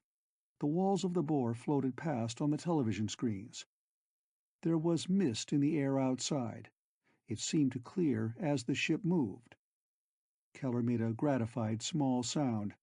They could see the end of the tunnel. There was a platform there. Stairs went to it from the side of the bore. There was a door with rounded corners in the end wall. That wall was metal. Keller carefully turned the ship until the stairway was in proper position for a landing, if there had been gravitation to make the stairs usable. Very, very gently he lowered the ship upon the platform. There was a singular tugging sensation which ceased, came again, ceased, and gradually built up to a perfectly normal feeling of weight. They stood upon the floor of the control room with every physical sensation they'd felt during one gravity acceleration on the way out here, and which they'd have felt if the ship were aground on Earth. "Artificial gravity! Whoever made this knew something," Burke said. Pam swallowed and spoke with an apparent attempt at nonchalance. "Now what do we do?" "We look for the people," said Sandy in a queer tone. "There's nobody here, Sandy," Burke said irritably. "Can't you see? There can't be anybody here. They'd have signaled us what to do if there had been. This is machinery working. We do something, and it operates. And then it waits for us to do something else. It's like a self-service elevator." "We didn't come here for an elevator ride," said Sandy. "I came to find out what's here," said Burke. and why it's signaling to Earth. Holmes, you stay here with the girls, and I'll take a look outside." "I'd like to mention," said Holmes dryly, "that we haven't a weapon on this ship. When they shot rockets at us back on Earth, we didn't have even a pea-shooter to shoot back with. We have it now. I think the girls are as safe exploring as they are here. And besides, we'll all feel better if we're together." "I'm going," said Sandy defiantly. Burke hesitated, then shrugged. He unlatched the devices which kept both doors to the airlock from being open at the same time. It was not a completely cautious thing to do, but caution was impractical. The ship was imprisoned. It was incapable of defense. There was simply nothing sensible about precautions that couldn't prevent anything. Burke threw open the outer lock door. One by one, the five of them climbed down to the platform so plainly designed for a ship of space, a small one to land upon. Nothing happened. Their surroundings were completely uninformative. This landing platform might have been built by any race on Earth or anywhere else, provided only that it used stairs. "Here goes," said Burke. They went to the door with rounded corners. There was something like a handle at one side, about waist-high. He put his hand to it, tugged and twisted, and the door gave. It was not rusty, but it badly needed lubrication. Burke pulled it wide and stared unbelievingly beyond. Before him there stretched a corridor which was not less than 20 feet high and just as wide. The long glowing tubes of light that illuminated the ship tunnel were here too, fixed in the ceiling. The corridor reached away, straight and unbroken, until its end seemed a mere point in the distance. It looked about a full mile long. There were doorways in both its side walls, and they dwindled in the distance with a monotonous regularity, until they too were mere vertical specks. One could not speak of the length of this corridor in feet or yards. It was a mile. It was incredible. It was overwhelming. And it was empty. It shone in the glare of the light tubes which made a river of brilliance overhead. It seemed preposterous that so vast a construction should have no living thing in it. But it was absolutely vacant. They stared down its length for long seconds. Then Burke seemed to shake himself. "Here's the parlor. Let's walk in, even if there's no welcoming committee."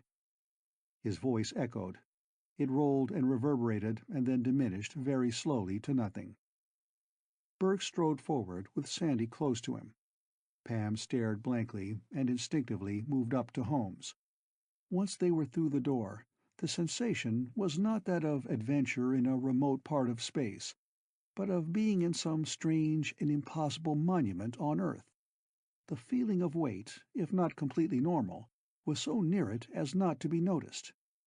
They could have been in some previously unknown structure made by men at home. The corridor, though, was not built. It was excavated. Some process had been used which did not fracture the stone to be removed. The surface of the rock about them was smooth. In places it glittered. The doorways had been cut out, not constructed. They were of a size which made them seem designed for the use of men. The compartments to which they gave admission were similarly matter-of-fact. They were windowless, of course, but their strangeness lay in the fact that they were empty, as if to insist that all this ingenuity and labor had been abandoned thousands of years before. Yet from somewhere in the asteroid a call still went out urgently, filling the solar system with plaintive fluting sounds, begging whoever heard to come and to do something which was direly necessary. A long, long way down the gallery there were two specks. A quarter-mile from the entrance they saw that one of the rooms contained a pile of metal ingots, neatly stacked and bound in place by still glistening wire. At half a mile they came upon the things in the gallery itself. One was plainly a table with a single leg, made of metal. It was unrusted, but showed signs of use. The other was an object with a hollow top. In the hollow there were twisted, shriveled shreds of something unguessable. "If men had built this," said Burke, and again his voice echoed and rolled. That hollow thing would be a stool with a vanished cushion, and the table would be a desk. Sandy said thoughtfully, "If men had built this, there'd be signs somewhere marking things. At least, there'd be some sort of numbers on these doorways." Burke said nothing. They went on. The gallery branched. A metal door closed off the divergent branch. Burke tugged at an apparent handle. It did not yield. They continued along the straight, open way. They came to a larger-than-usual opening in the side wall. Inside it there were rows and rows and rows of metal spheres, some 10 feet in diameter. There must have been hundreds of them. Beside the door there was a tiny shelf, with a tinier box fastened to it. A long way farther they came to what had appeared to be the end of this corridor.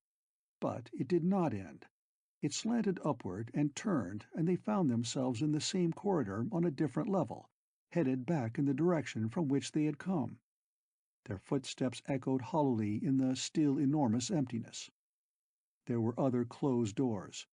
Burke tried some, Holmes tried others. They did not open. Keller moved rapidly, gazing at this and that. Everything was strange, but not strange enough to be frightening.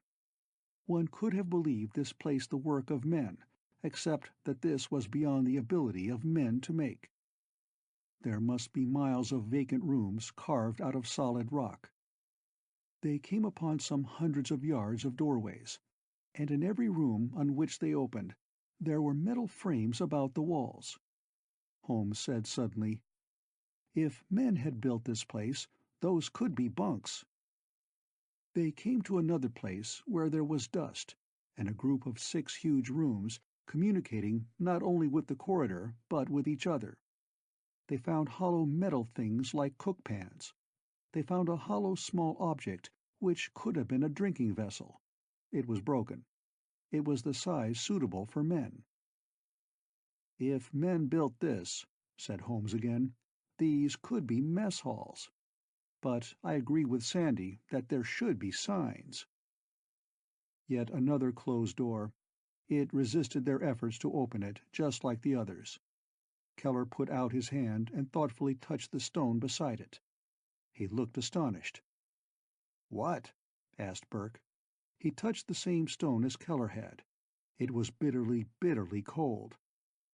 "The air's warm, and the stone's cold. What's this?" Keller wetted the tip of his finger and rubbed it on the rocky side wall. Instantly frost appeared, but the air remained warm. The gallery turned again and again rose. The third-level passageway was shorter, barely half a mile in length. Here they passed door after door, all open, with each compartment containing a huge and somehow malevolent shape of metal. And beside each doorway there was a little shelf with a small box fastened to it. "These," said Holmes, "could be guns, if there were any way for them to shoot anything. Just by the look of them, I'd say they were weapons." Burke said abruptly, "Keller, the stone being freezing cold while the air's warm means that this place has been heated up lately. Heat's been poured into it, within hours." Keller considered. Then he shook his head. "Not heat. Warmed air." Burke went scowling onward. He followed, actually, the only route that was open. Other ways were cut off by doors which refused to open. Sandy, beside him, noted the floor. It was stone like the walls and ceiling, but it was worn. There were slight inequalities in it, beginning a foot or so from the walls. Sandy envisioned thousands of feet moving about these resonant corridors for hundreds or thousands of years in order to wear away the solid stone in this fashion. She felt age about her, incredible age reaching back to time past imagining, while the occupants of this hollow world swarmed about its interior. Doing what? Burke considered other things. There were the 10-foot metal spheres, ranged by hundreds in what might be a magazine below. There were the squat and ugly metal monsters which seemed definitely menacing to somebody or something. There were the metal frameworks like bunks. There was no rust here, which could be accounted for if Keller happened to be right, and warmed air had been released lately in corridors which before, for 10,000 years or more, had contained only the vacuum of space. And there were those rooms which could be mess halls. These items were subject matter for thought. But if what they hinted at was true, there must be other specialized compartments elsewhere. There must be storerooms for food for those who managed the guns, if they were guns, and the spheres, and lived in the bunk rooms and ate in the mess halls. There'd be storerooms for equipment and supplies of all sorts. And again, if Keller were right about the air, there must be enormous pressure tanks which had held the asteroid's atmosphere under high pressure for millennia, only to warm it and release it within the hour so that those who came by ship could use it. An old phrase occurred to Burke: a mystery wrapped in an enigma. It applied to these discoveries. Plainly, the release of air had been done without the command of any living creature. There could be none here. As plainly, the signals from space had been begun without the interposition of life. The transmitter which still senselessly flung its message to Earth was a robot. The operation of the shiplock, the warming of air, the lighting of the shiplock and the corridors, all had been accomplished by machinery, obeying orders given to the transmitter first by some unguessable stimulus. But why? Other mysteries aside, there had plainly been meticulous preparation for the welcoming of a ship from space. No, not welcoming. Acceptance of a ship from space. Somebody had been expected to respond to those plaintive fluting noises which went wailing through the solar system. Who were those waited-for visitors expected to be? What were they expected to do? For that matter, what was the purpose of the asteroid itself? What had it been built for? At some time or another, it must have contained thousands of inhabitants. What were they here for? What became of them? And when the asteroid was left, abandoned, what conceivable situation was to trigger the transmitter to send out urgent calls, and then a directional guiding signal the instant the call was answered? When Burke's ship came, the asteroid accepted it without question and carried out mechanical operations to make it possible for that ship's crew to roam it at will through it. What activated this mechanism of so many eons ago? The 5 newly arrived humans, 3 men and 2 girls, trudged along the echoing gallery cut out of the asteroid's heart. Murmurous sounds accompanied them. Once they came to a place where a whispering gallery effect existed. They heard their footsteps repeated loudly as if the asteroid inhabitants were approaching invisibly, but no one came. "I don't like this," Pam said uneasily. Then her own voice mocked her, and she realized what it was and giggled nervously. That also was repeated, and sounded like something which seemed to sneer at them. It was unpleasant. They came to the end of the gallery. There was a stair leading upward. There was nowhere else to go, so Burke started up. Sandy close behind him, and Holmes and Pam behind them. Keller brought up the rear. They climbed, and small noises began to be audible. They were fluting sounds. They grew louder as the party from Earth went up and up. They reached a landing, and here also there was a metal door with rounded corners. Through it and from beyond it came the piping notes that Burke had heard in his dream some hundreds of times, and that lately had come to Earth from emptiness. The sound seemed to pause and to begin again, and once more to pause. It was not possible to tell whether they came from one source, speaking pathetically, or from 2 sources in conversation. Sandy went utterly white, and her eyes fixed upon Burke. He was nearly as pale himself. He stopped.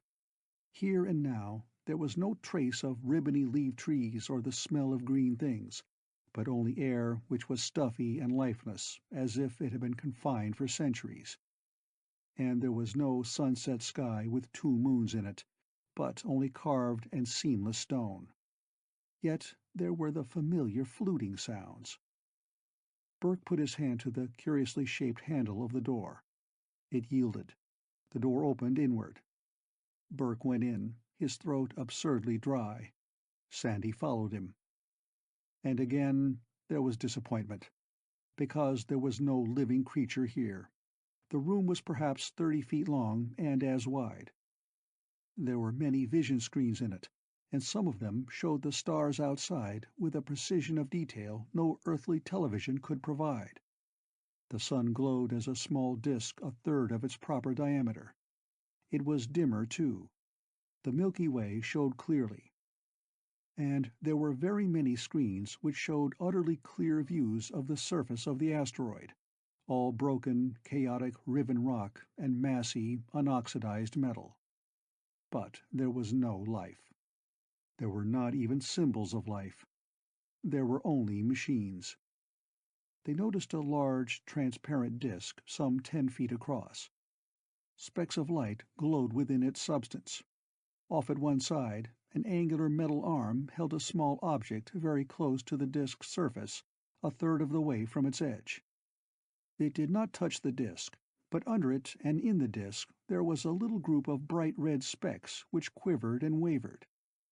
They were placed in a strict mathematical arrangement, which very, very slowly changed, so that it would be hours before it had completed a rotation and had exactly the same appearance again. The flutings came from a tall metal cone on the floor. Another machine nearby held a round plate out toward the cone. "There's nobody here," said Sandy in a strange voice. "What do we do now, Joe?" "This must be the transmitter," he murmured. "The sound record for the broadcasts must be in here somehow. It's possible that this plate is a sort of microphone." Keller, beaming, pointed to a round spot which quivered with an eerie luminescence. It glowed more brightly and dimmed according to the flutings. Burke said, "The devil?" and the round spot flickered up very brightly for an instant. "Yes," said Burke. "It's a mic. It's quite likely—" The round spot flared up and dimmed with the modulations of his voice. "It's quite likely that what I say goes into the broadcast to Earth." The cone ceased to emit fluting noises. Burke said very steadily, and the spot flickered violently with the sounds, "I think I am transmitting to Earth. If so, this is Joe Burke. I announce the arrival of my ship at asteroid M387. The asteroid has been hollowed out and fitted with an airlock which admitted our ship. It's a—" He hesitated, and Holmes said curtly, "It's a fortress." "Yes," said Burke heavily, "it's a fortress. There are weapons we haven't had time to examine. There are barracks for a garrison of thousands. But there is no one here. It has been deserted, but not abandoned, because the transmitter was set up to send out a call when some occasion arose. It seems to have arisen. There is a big plate here which may be a star map, with a scale on which light years may be represented by inches. I don't know. There are certain bright red specks on it. They are moving. There is a machine to watch those specks. Apparently, it actuated the transmitter to make it call to all the solar system." Keller suddenly put his finger to his lips. Burke nodded and said curtly, "I'll report further."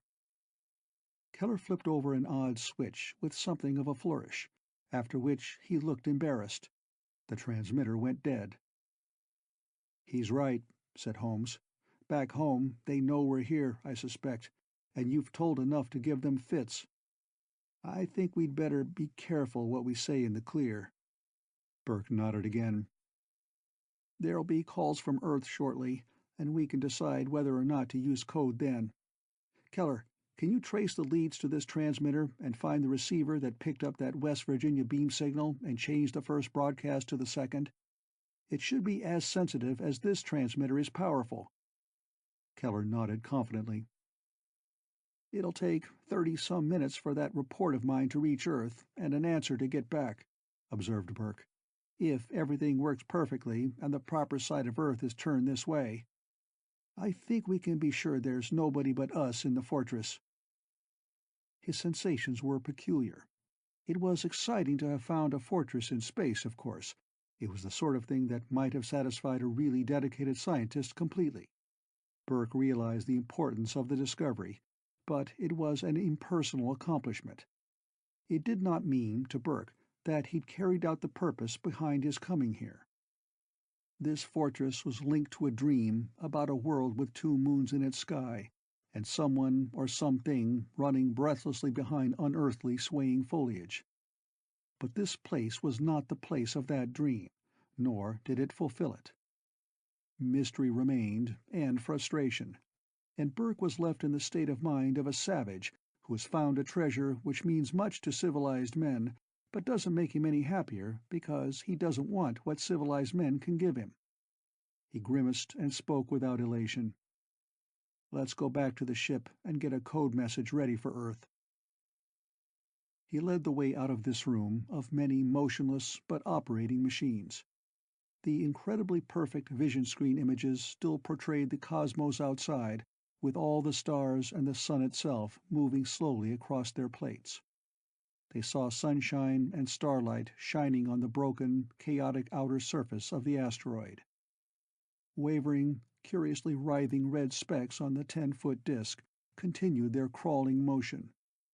Keller fairly glowed with enthusiasm as he began to investigate this apparatus.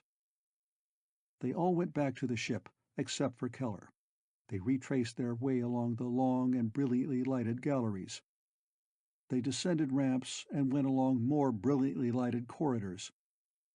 Then they came to the branch which had been blocked off by a door that would not open. It was open now. They could see along the new section for a long, long way. They passed places where other doors had been closed, but now were open. What they could see inside them was almost exclusively a repetition of what they saw outside of them. They passed a place where hundreds of 10-foot metal spheres waited for an unknown use. They passed the table with a single leg, and the compartment with many metal ingots stored in it. Finally, they came to the door with rounded corners, went through it, and there was their ship with its airlock doors open, waiting in the brightly lighted tunnel. They went in, and the feeling was of complete anticlimax. They knew, of course, that they had made a discovery beside which all archaeological discoveries on Earth were trivial. They had come upon operating machines which must be old beyond imagining, unrusted because preserved in emptiness, and infinitely superior to anything that men had ever made. They had come upon a mystery to tantalize every brain on Earth. The consequences of their coming to this place would remake all of Earth's future. But they were singularly unelated. "I'll make up a sort of report," said Burke heavily, "of what we saw as we arrived, and our landing, and that sort of thing. We'll get it in code and ready for transmission. We can use the asteroid's transmitter." Holmes scowled at the floor of the little ship. "You'll make a report, too," said Burke. "You realize that this is a fortress. There can't be any doubt. It was built and put here to fight something. It wasn't built for fun. But I wonder who it was meant to do battle with, and why it was left by its garrison, and why they set up a transmitter to broadcast when something happened. Maybe it was to call the garrison back if they were ever needed. Thousands of years. You make a report on that." Holmes nodded. "You might add," said Pam, shivering a little, "that it's a terribly creepy place." "What I don't understand," said Sandy, "is why nothing's labeled. Nothing's marked. Whoever built it must have known how to write, in some fashion. A civilized race has to have written records to stay civilized. But I haven't seen a symbol or a pointer or even a color used to give information." She got out the papers on which she would code the reports as Burke and Holmes turned them over for transmission. She began to write out, carefully, the elaborate key to the coding. Almost reluctantly, Pam prepared to do the same with Holmes' narrative of what he'd seen. But if enthusiasm was tempered in the ship, there was no such reserve in the United States. Burke's voice had cut into one of the space broadcasts, which arrived every 79 minutes. There had been the usual cryptic, plaintive piping noises, repeating for the thousandth time their meaningless message, when a human voice said almost inaudibly, "'We'll do what now, Joe?" It was heard over an entire hemisphere, where satellite tracking stations and radar telescopes listened to and recorded every broadcast from space. It was a stupendous happening. Then Burke's voice came through the flutings. "This must be a transmitter. The sound record for the broadcast must be in here somehow. It's quite possibly that this plate is a sort of microphone." A few seconds later he was heard to say, "The devil!" And later still he addressed himself directly to his listeners on Earth. He'd spoken the words 18 and a fraction minutes before they arrived, though they traveled at the speed of light. Broadcast and ecstatically reported in the United States, they touched off a popular reaction as widespread as that triggered by the beginning of the signals themselves. Broadcasters abandoned all other subject matter. Announcers with lovely diction stated the facts and then expanded them into gibbering nonsense. Man had reached M387. Man had spoken to Earth across 270 million miles of emptiness. Man had taken possession of a fortress in space. Man now had an outpost, a stepping stone toward the stars.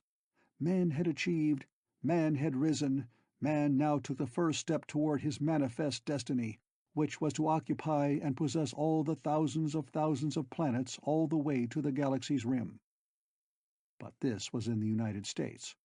Elsewhere, rejoicing was much less, especially after a prominent American politician was reported to have said that America's leadership of Earth was not likely ever to be challenged again. A number of the smaller nations immediately protested in the United Nations. That august body was forced to put upon its agenda a full-scale discussion of U.S. space developments. Middle European nations charged that the purpose of America was to monopolize not only the practical means of traveling to other members of the solar system, but all natural and technical resources obtained by such journeyings. With a singular unanimity, the nations at the edge of the Russian bloc demanded that there should be equality of information on Earth. No nation should hold back scientific information. In fact, there was bitter denunciation of the use of code by the humans now on M387. It was demanded that they answer in the clear all scientific inquiries made by any government, in the clear so everybody could eavesdrop. In effect, the United States rejoiced in and boasted of the achievements of some of its citizens, who, after escaping attack by American-guided missiles, had found a stepping stone toward the stars. But the rest of the world jealously demanded that the United States reap no benefit from the fact. International tension, in fact, rose to a new high. And Burke and the others laboriously gathered this bit of information and discovered the lack of that. They found incredible devices whose purpose or workings they could not understand. They found every possible evidence of a civilization beside which that of Earth was intolerably backward. But the civilization had abandoned the asteroid. On the second day, the mass of indigestible information had become alarming. They could marvel, but they could not understand, and not to understand was intolerable. They could comprehend that there was a device with red sparks in it, which had made another device send a fluting, plaintive call to all the solar system. Nothing else was understandable. The purpose of the call remained a mystery. But the communicators hummed with messages from Earth. It seemed that every radar telescope upon the planet had been furnished with a transmitter, and that every one bombarded the asteroid with a tight beam carrying arguments, offers, expostulations, and threats. "This ought to be funny," said Burke dourly, "but it isn't. All we know is that we found a fortress which was built to defend a civilization about which we know nothing, except that it isn't in the solar system. We know an alarm went off, to call the fortress garrison back to duty, but the garrison didn't come. We did. We've some evidence that a fighting fleet, or something similar, is headed this way, and that it intends to smash this fortress and may include Earth." "You'd think that that sort of news would calm them down on Earth." The microwave receiver was so jammed with messages that there was no communication at all. None could be understood when all arrived at once. Burke had to send a message to Earth in code, specifying a new and secret wavelength, before it became possible to have a two-way contact with Earth. But the messages continued to come out, every one clamoring for something else of benefit to itself alone. Chapter 7. In the beginning, there was nothing at all, and then things were created, and the wonder of created things was very great. When men became, they marveled at the richness and the beauty about them, and their lives were filled with astonishment at the myriads of things in the air and on the earth and in the sea. For many centuries they were busy taking note of all the created things that were. They forgot that there was such a condition as emptiness. But there were 6 people in a certain solar system who really knew what emptiness amounted to. 5 of them were in a fortress which was an asteroid and a mystery. 1 was in a small, crude object which floated steadily out from Earth. This one's name was Nikolai. The rest of it does not matter. He had been born in a small village in the Urals, and as a little boy he played games with mud and reeds and sticks and dogs and other little boys. As a growing youth, he dutifully stuffed his head with things out of books, and some seemed to him rational and marvelous, and some did not make much sense but were believed by everybody. And who was he to go against the wise comrades who ran the government and protected the people from wars and famines and the schemes of villainous capitalists? As a young man he was considered promising. If he had been interested in such matters, he might have had a moderately successful career in politics, as politics was practiced in his nation. But he liked things, real things. When he was a student in the university, he kept a canary in his lodgings. He loved it very much. There was a girl, too, about whom he dreamed splendidly. But there was a need for schoolteachers in Bessarabia, and she went there to teach. She wept when she left him. After that, Nikolai studied with something of desperation, trying to forget her because he could not have her. He thought of such past events as he drifted outward from Earth. He was the passenger, he was the crew of the manned space probe his government had prepared to go out and investigate strange signals coming from emptiness. He was a volunteer, of course. It was a great honor to be accepted, and for a while he'd almost forgotten the girl who was teaching school in Bessarabia. But that was a long time ago now. At first he'd like to remember the takeoff, when brisk, matter-of-fact men tucked him in his acceleration chair and left him, and he lay staring upward in dead silence, save for the ticking of an insanely emotionless clock, until there was a roar to end all roars, and a shock to crush anything made of flesh and bones, and then a terrible, horrible feeling of weight that kept on and on until he lost consciousness. He could remember all this if he chose. He had a distinct recollection of coming back to life, and of struggling to send off the signal which would say that he had survived the takeoff. There were telemetering devices which reported what information was desired about the bands and belts of deadly radiation which surrounded the planet Earth. But Nikolai reported by voice, because that was evidence that he had passed through those murderous places unharmed. And his probe went on and on outward, away from the Earth and the Sun. He received messages from Earth. Tinny voices assured him that his launching had gone well. His nation was proud of him. Enormous rewards awaited him on his return. Meanwhile, the tinny voices instructed him in what he was to say for them to record and broadcast to all the world in his honor. He said it, with the Earth a small, crescent-shaped bit of brightness behind him. He drifted on. The crescent which was Earth grew smaller and smaller as days went by. He took due care of the instruments of his space vehicle. He made sure that the air apparatus behaved properly. He disposed of wastes. From time to time he reported, by voice, information which automatic devices had long since given in greater detail and with superior accuracy. And he thought more and more about the girl, teaching school in Bessarabia, and his canary which had died. Days went by. He was informed that it was time for him to make contact with a drone fuel rocket sent on before him. He watched the instruments which would point out where it was. He found it, and with small auxiliary rockets he made careful tiny blastings which guided his vehicle to contact with it. The complex machinery of refueling took effect. Presently he cast off the empty drone, aimed very, very carefully, and blasted outward once more. The shock was worse than that on Earth, and he knew nothing for a long, long time. He was horribly weak when he regained consciousness. He mentioned it in his reports. There was no comment on the fact in the replies he received from Earth. He continued to float away from the sun. It became impossible to pick out Earth among the stars. The sun was smaller than he remembered. There was nothing to be seen anywhere but stars and more stars, and the dwindling disk of the sun that used to rise and set, but now remained stationary, shrinking. So Nikolai came to know emptiness. There were points of light which were stars.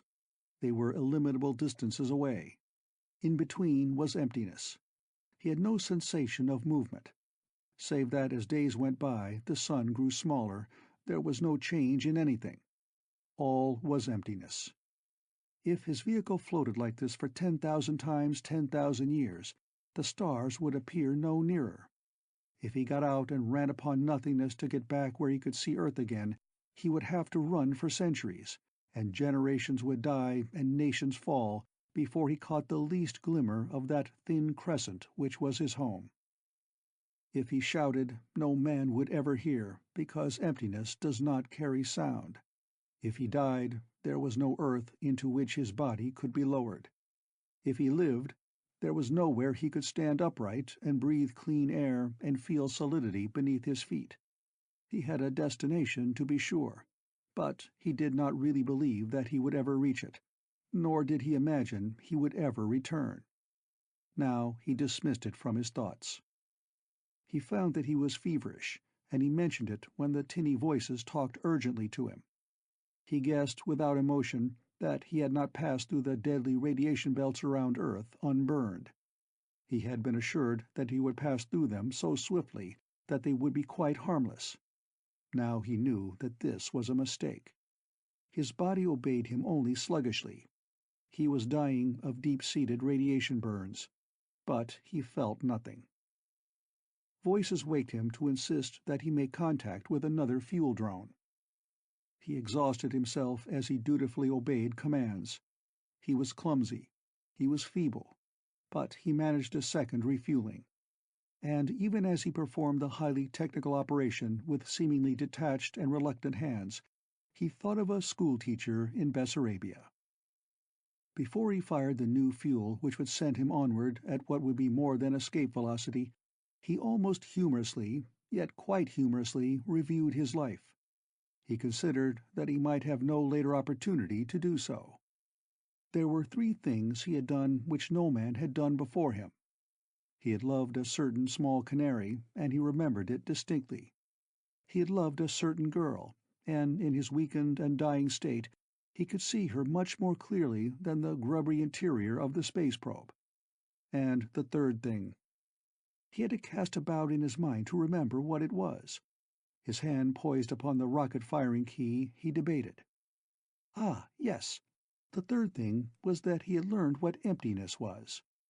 He pressed the firing key, and the space probe spouted flames and went on. Before the fuel was exhausted, it had reached a velocity so great that it would go on forever through interstellar space. It would never fall back toward the sun, not even after 1,000 years. The knowledge of emptiness possessed by the 5 in the asteroid was different. A totally empty room is intimidating. A vacant house is depressing. The 2-mile-long asteroid, honeycombed with tunnels and corridors and galleries and rooms, was like a deserted city.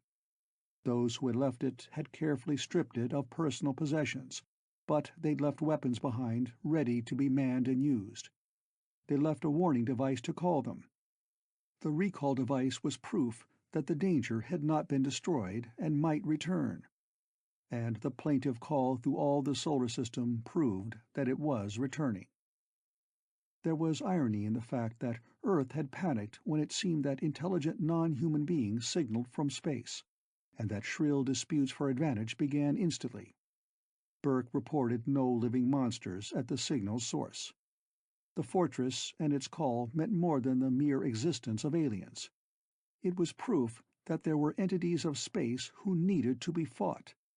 It proved the existence of fighting ships of space, of deadly war in emptiness, of creatures who crossed the void between star systems to conquer and to murder and destroy. And such creatures were coming. Burke ground his teeth. Earth had fusion bombs and rockets which would carry them for pitifully short distance on the cosmic scale. This fortress was incomparably more powerful than all of Earth's armament put together. A fleet which dared to attack it must feel itself stronger still. What could Earth do against a fleet which dared attack this asteroid?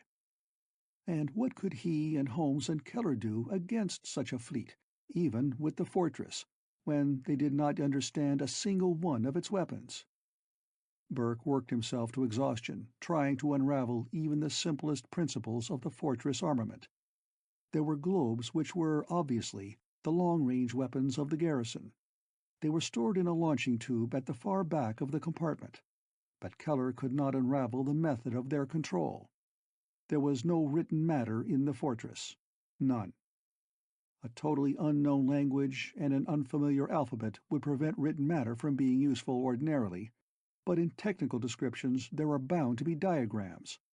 Burke felt desperately that in even the most meaningless of scripts there would be diagrams which could be puzzled out. But there was nothing. The builders of the fortress could have been illiterate, for all the signs of writing that they left. Keller continued to labor valiantly, but there was no clue to the operation of anything but the transmitter. That was understandable, because one knew where the message went in and where it came out for broadcast. With the apparatus before one could deduce how it operated, but no one could guess how weapons were controlled when he hadn't the least idea of what they did. On the third night in the asteroid, the third night by ship time, since there was neither day nor night in the great empty corridors of the fortress, Burke dreamed his dream again. It was perfectly familiar, from the trees with their trailing leaves to the markings on the larger moon. He felt the anguished anxiety he'd so often known before. He grasped the hand weapon and knew that he was ready to fight anything imaginable for the person he feared for. He heard small fluting sounds behind him, and then he knew that someone ran breathlessly behind the swaying foliage just ahead. He felt such relief and exultation that his heart seemed about to burst. He gave a great shout and bounded to meet her. He waked in the small ship in the entrance tunnel. All was silent, all was still. The lights in the control compartment of the ship were turned to dim. There was no sound anywhere. The opened airlock doors, both inner and outer, led in a fan-shaped streak of brightness, which lay on the floor. Burke lay quiet, still wrought up by the vivid emotions of the dream. He heard a stirring in the compartment below, occupied by Sandy and Pam. Someone came very quietly up the ladder-like stairway. Burke blinked in the semi-darkness. He saw that it was Sandy. She crossed the compartment to the airlock. Very quietly, she closed the outer door and then the inner. She fastened them. Burke said, sitting up, "Why'd you do that, Sandy?" She started violently and turned. "Pam can't sleep," she said in a low tone. "She says the fortress is creepy. She feels that there's something hiding in it, something deadly and frightening. When you leave the airlock open, she's afraid, so I closed it." "Holmes and Keller are out," said Burke. "Keller is trying to trace down power leads from the instrument room to whatever power source warms and lights everything. We can't lock him out."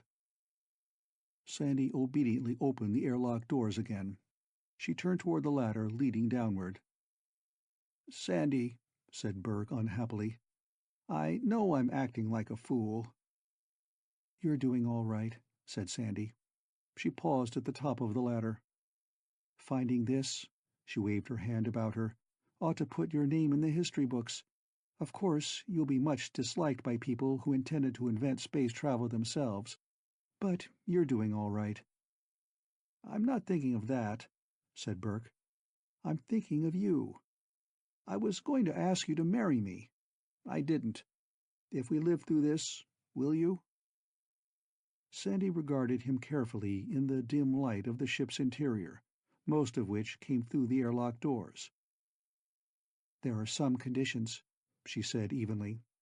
"I won't play second fiddle to an imaginary somebody behind a veil of dreamed-of leaves. I don't want to make conditions, Joe, but I couldn't stand your feeling that maybe in marrying me you'd give up your chance of finding her, whatever or whoever she is." "But I wouldn't feel that way," protested Burke. "I'd believe you did," said Sandy. "And it would amount to the same thing. I think I made a mistake in coming along in the ship, Joe. If I weren't along, you might have missed me. You might even—" she grimaced. "You might even have dreamed about me. But here I am. And I can't compete with somebody in a dream. I won't even try. I I can't imagine marrying anybody else, but if I do get married, I want to be the only girl my guy dreams about." She turned again to the ladder, then said abruptly, "You didn't ask why Pam feels creepy, or where. There's a place up on the second gallery where there's a door that's still locked. Pam gets the shivers when she goes by it. I don't. The whole place is creepy to me." She went down the ladder. Minutes later, Holmes and Keller arrived. Holmes said curtly, "The machinery in the transmitter room reached a change point just now. Those red dots in that plastic plate apparently started the transmitter in the first place. When its calls were answered, it changed the broadcast, adding a directional signal. Just before we started out from Earth, the red sparks passed another place and changed the broadcast again. Now they've passed a third place. We were there when the machinery shifted all around on a signal from that thing which hovers close to the red sparks and watches them. The transmitter probably blasted out at 4 or 5 times its original volume. There must have been 100,000 kilowatts in it at least. It looks serious. Whatever those red sparks represent must be close." Keller nodded in agreement, frowning. Then he and Holmes wearily prepared to turn in. But Burke was upset. He knew he wouldn't be able to sleep. "Pam gets the creeps when she passes a certain locked door up on the second gallery. I never noticed it, but I'm going to get that door open. We got to look into every compartment of this thing. There's bound to be something informative somewhere. Close the airlock behind me so Pam can sleep." He went out. Behind him, Holmes looked at Keller. "Funny," he said dryly. "We're all scared. I feel uneasy all the time, without knowing why. Maybe if he's as scared as I am, why doesn't he worry about going places alone?" The same question occurred to Burke. The atmosphere of the brightly lighted halls was ominous and secretive. A man alone in a vast empty building would feel queer even in broad daylight, with sunshine and other humans to be seen out of any window. But in this monstrous complex of tunnels and rooms carved out of solid stone, with uncountable millions of miles of pure emptiness without, the feeling of loneliness was incredible. He reflected wryly that a dog would be a comforting companion to have on such a journey as his. He went down the long gallery with doors on either side, past the room with the piled metal ingots, past the door through which one saw hundreds of 10-foot metal globes, up a ramp, past the rooms where something like bunks must once have stood against the walls. A long way along this corridor. Emptiness, emptiness, emptiness. Innumerable echoings of his footsteps on the stone. 3 times he stopped at doors that had swung shut, but none was fully closed. All yielded readily. Then he came to the door Sandy had spoken about. He worked the handle repeatedly. It was firmly shut. He kicked the door, and with a loud click, it swung open. There were lights inside this room, as everywhere else they had explored, but it was nearly impossible to see any distance. This was an extremely long room, and it contained racks of metal which reached from floor to ceiling. Each rack was a series of shallow metal troughs, and in each trough there was a row of crumbly black metal cubes, very systematically arranged. Each side was about 3 inches square, and they were dull black, not glistening at all. They filled the racks completely. There were narrow aisles between the rows of racks, through which Burke could make his way easily enough, but which a more portly man might have found inconvenient. He stared at a trough, and was stunned. He picked up one of the cubes, and immediately recognized the object in his hand. It was a dull black, smudgy cube, exactly like the one his uncle had brought back from the Cro-Magnon cave in France. He knew that if he dropped this object, found 270 million miles from the other one, it would split into thousands of tissue-thin, shiny pieces. He did drop it, deliberately, and it shattered into layers which lay like films of mica on the floor. For no clearly understandable reason, Burke found that his flesh crawled. He had to force himself to stay in this room with so many thousands of the enigmatic cubes. There had been a cube of this kind on Earth. The one he'd known as a child had belonged to a Cro-Magnon tribesman 10,000, 20,000, how many years ago? And it could only have come from this asteroid, which meant— Presently he made his way back to the spaceship. He carried one of the cubes, rather gingerly. He meant to show it to Sandy, but the implications were startling. Members of the garrison of this fortress, thousands of years gone by, had visited Earth. One of them, doubtless, had carried that other cube. Why? When the garrison abandoned the asteroid, they left these cubes behind. They left behind intricate machinery to call them back. They left squat machines and 10-foot globes which must be weapons. They left nothing that would be useful in the place to which they had removed. But they left these cubes, hundreds of thousands of them. The cube, then, could be anything. It could be impersonal, like equipment for the fortress that would be useless elsewhere. The fortress equipment was designed to deal out death. Were the cubes?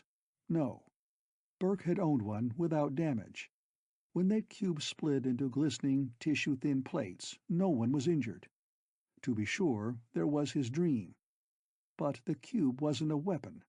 Whatever else it might be, it was not dangerous. He went into the spaceship and for no reason whatever firmly locked both airlock doors. Holmes and Keller were asleep. There was no sound from the lower compartment occupied by Sandy and Pam. Burke put the black object on the control desk. The single cube on Earth had been meaningless. The museum, which joyfully accepted Cro-Magnon artifacts from his uncle, had dismissed it as of no importance. It was fit only to be given to an 11-year-old boy. But a room full of such cubes couldn't be without meaning. He dismissed this newest mystery with an almost violent effort of his will. It was a mystery, yet there was no intention to have the fortress seem a mystery to whoever answered its call to space. He could guess that the signals were notification of some emergency which needed to be met. The automatic apparatus of the shiplock was set to aid those who came in response to the call. But everything presupposed that those who came would know why they came. Burke didn't. The thing must be simple, an explanation not yet thought of. But there was nowhere to start to think about it. His recurrent dream? No, that was as mysterious as the rest. Burke was very, very lonely and depressed. He could look for no help in solving the mystery. Earth was now past the point of conjunction with M387, and moved nearly 1 million miles a day along its orbit, with nearly half of them away from the fortress. At the most hopeful estimate, it would be 3 months or later before an emergency space fleet of replicas of his own ship could lift off from Earth for here. And Burke was reasonably sure that the red sparks would have reached the center of the disk in much less time than that. If it were in some fashion like a radar, making a map of the surroundings of the asteroid, the observer's place would be in the middle. In that event, whatever the red sparks represented would reach the fortress before ships came out from Earth. He sat with his chin on his chest, wearily debating the impossibility of meeting a situation in which all humanity might well be involved. His achievement of space travel provided no sense of triumph, and the discovery of the abandoned fortress produced no elation. Not when a desperate emergency requiring a non-existent garrison to report for duty was so probable. Burke sat in the control chair and could find no encouragement in any of his thoughts. He heard a trumpet call and was on his feet, buckling familiar equipment about him. There were other figures all around in this bunkroom, similarly equipping themselves. Some grumbled. There was a rush for the doorway, and he found himself one of a line of trotting figures which swung sharply out the door and went swiftly down one of the high-ceilinged corridors. The faces he saw were hard-bitten and resentful. They moved, but out of habit, not choice. There were other lines of men in motion. Some rushed in the same direction, others ran stolidly into branching corridors and were lost to sight. Up a ramp, with the pounding of innumerable feet filling his ears with echoed sound. Suddenly there were fewer men before him. Some had darted through a doorway to the right. More vanished.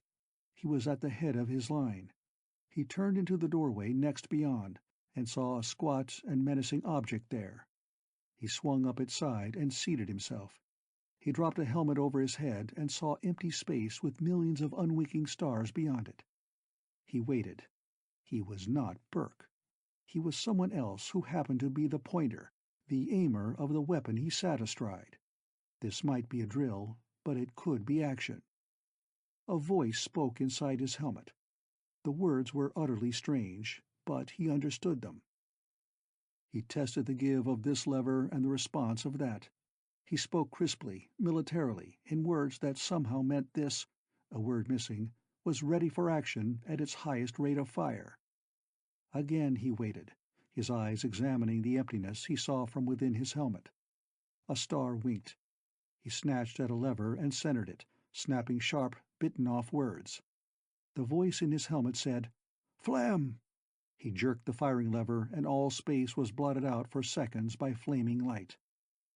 Then the light faded, and far, far away among the stars, something burned horribly, spouting fire.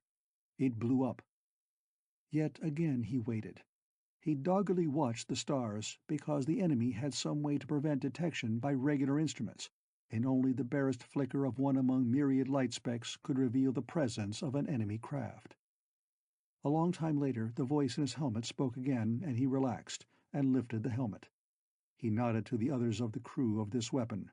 Then a trumpet blew again, and he dismounted leisurely from the saddle of the ungainly thing he'd fired, and he and his companions waited while long lines of men filed stolidly past the doorway. They were on the way back to the bunkrooms. They did not look well fed. His turn came. His crew filed out into the corridor, now filled with men moving in a bored but disciplined fashion. He heard somebody say that it was an enemy scout, trying some new device to get close to the fortress. 8 weapons had fired on it at the same instant, his among them. Whatever the new device was, the enemy had found it didn't work. But he knew that it needn't have been a real enemy, but just a drill. Nobody knew when supposed action was real. There was much suspicion that there was no real action. There was always the possibility of real action, though, of course. The enemy had been the enemy for thousands of years. A century, or 10, or 100 of quietude would not mean the enemy had given up. Then Burke found himself staring at the quietly glowing monitor lights of his own ship's control board. He was himself again. He remembered opening his eyes. He dozed, and he dreamed, and now he was awake. And he knew with absolute certainty that what he dreamed came from the black cube he brought back from the previously locked-up room. But there was a difference between this dream and the one he'd had for so many years. He could not name the difference, but he knew it. This was not an emotion-packed, illusory experience which would haunt him forever. This was an experience like the most vivid of books. It was something he would remember, but he would need to think about it if he were to remember it fully. He sat stiffly still, going over and over this new memory, until he heard someone moving about in the compartment below. "Sandy?" "Yes," said Sandy downstairs. "What is it?" "I opened the door that bothered Pam," said Burke. Suddenly, the implications of what had just occurred began to hit him. This was the clue he'd needed. Now he knew many things. "I found out what the fortress is for. I suspect I know what the signals were intended to do." Silence for a moment. Then Sandy's voice. "I'm coming right up." In minutes she ascended the stairs. "What is it, Joe?" He waved his hand with some grimness at the small black object on the control desk. "I found this and some thousands of others behind that creepy door. I suspect that it accounts for the absence of signs and symbols. It contains information. I got it. You get it by dozing near one of these things. I did. I dreamed." Sandy looked at him anxiously. "No," he told her. "No twin moons or waving foliage. I dreamed I was a member of the garrison. I went through a training drill. I know how to operate those big machines on the second level of the corridor now. They're weapons. I know how to use them." Sandy's uneasiness visibly increased. "These black cubes are lesson givers. They're subliminal instructors. Pam is more sensitive to such stuff than the rest of us. It didn't affect me until I dozed. Then I found myself instructed by going through an experience in the form of a dream. These cubes contain records of experiences. You have those experiences. You dream them, you learn." Then he said abruptly, "I understand my recurrent dream now, I think. When I was 11 years old, I had a cube like this. Don't ask me how it got into a Cro-Magnon cave, but I had it. One day it dropped and split into a million leaves of shiny stuff. One got away under my bed, close up under my pillow. When I slept, I dreamed about a place with 2 moons and strange trees and all the rest." Sandy said, groping, "Do you mean it was magnetized in some fashion, and when you slept you were affected by it, so you dreamed something predetermined?" "Exactly," said Burke grimly. "The predetermined thing in this particular cube is the way to operate those machines Holmes said were weapons." Then he said more grimly, "I think we're going to have to accept the idea that this cube is an instruction device to teach the garrison without their having to learn to read or write or think. They'd have only to dream." Sandy looked from him to the small black cube. "Then we can find out—" "I found it out," said Burke. "I guessed before, but now I know. There is an enemy this fortress was built to fight. There is a war that's lasted for thousands of years. The enemy has spaceships and strange weapons and is absolutely implacable. It has to be found, and the signals from space were calls to the garrison of this fortress to come back and fight it. But there isn't any garrison anymore. We answered instead. The enemy comes from hundreds or thousands of light-years away, and he tries desperately to smash the defenses of this fortress and others, and when he succeeds, there will be massacre and atrocity and death to celebrate his victory. He's on his way now, and when he comes—" Burke's voice grew harsh.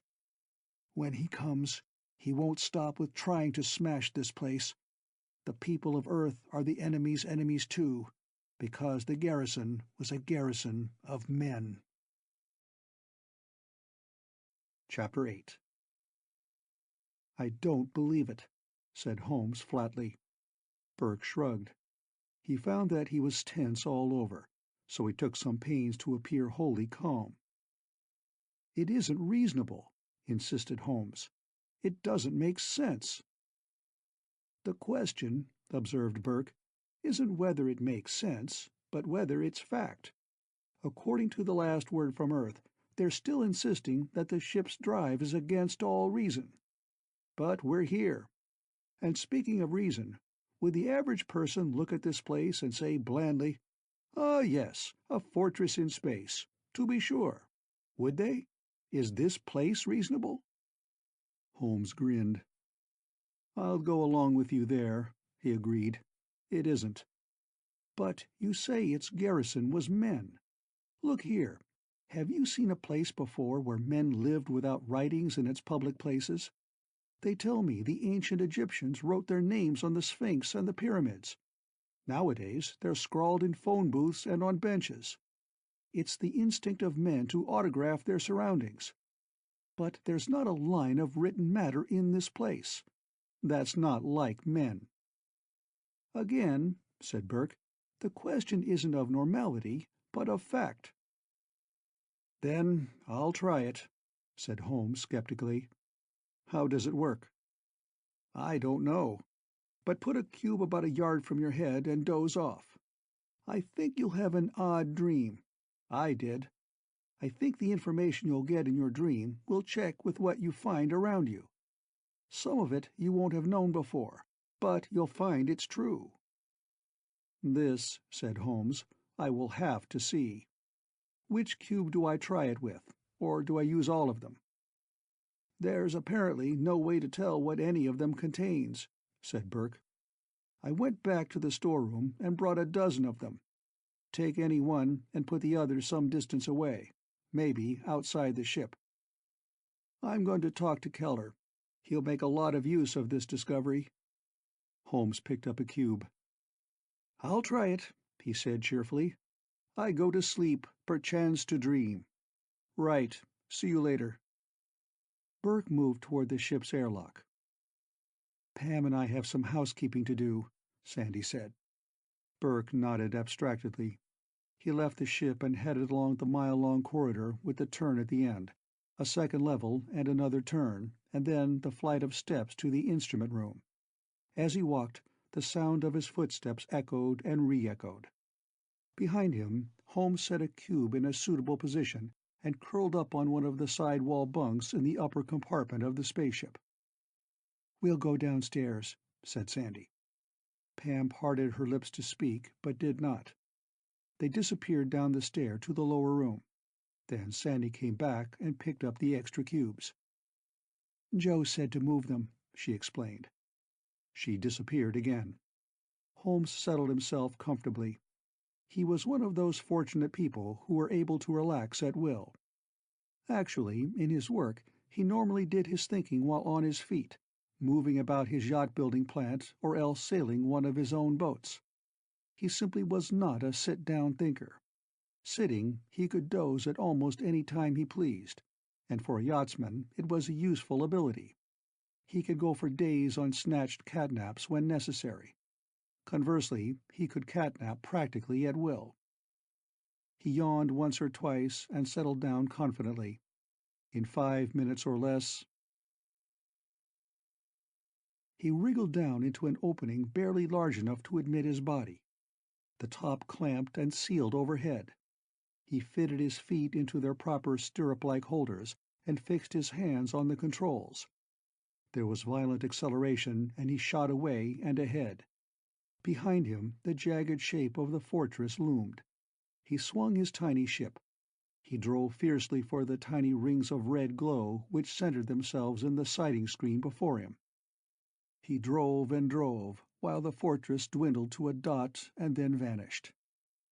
On either side of his ship, a 10-foot steel globe clung. He checked them over, tense with the realization that he must very soon be within the practical timing range of the new enemy solid missiles. He made minute adjustments in the settings of the globes. He released them together. They went swinging madly away at the end of hair-thin wire which would sustain the tons of stress that centrifugal force gave the spheres. They spiraled toward darkness with its background of innumerable stars. The enemy would be puzzled this time. They developed missile weapons with computing sites. In their last attack, 500 years before, the enemy had been defeated by the self-driving globes that had an utterly incredible acceleration. It was reported from the Cathor sector that in this current attack they had missile weapons with a muzzle velocity of hundreds of miles per second, which could actually anticipate a globe with 160 gravity drive. They could fire a solid shot to meet it and knock it down, because of some incredible computer system which was able to calculate a globe's trajectory and meet it in space. They were smart, the enemy. The two globes went spinning toward the enemy. Linked together, they spun round and round, and no conceivable computer could calculate the path of either one so a projectile could hit. They did not travel in a straight line, as a trajectory in space should be. Whirling as they did around a common center of gravity, with the plane of their circling at a sharp angle to their line of flight, it was not possible to range them for gunfire.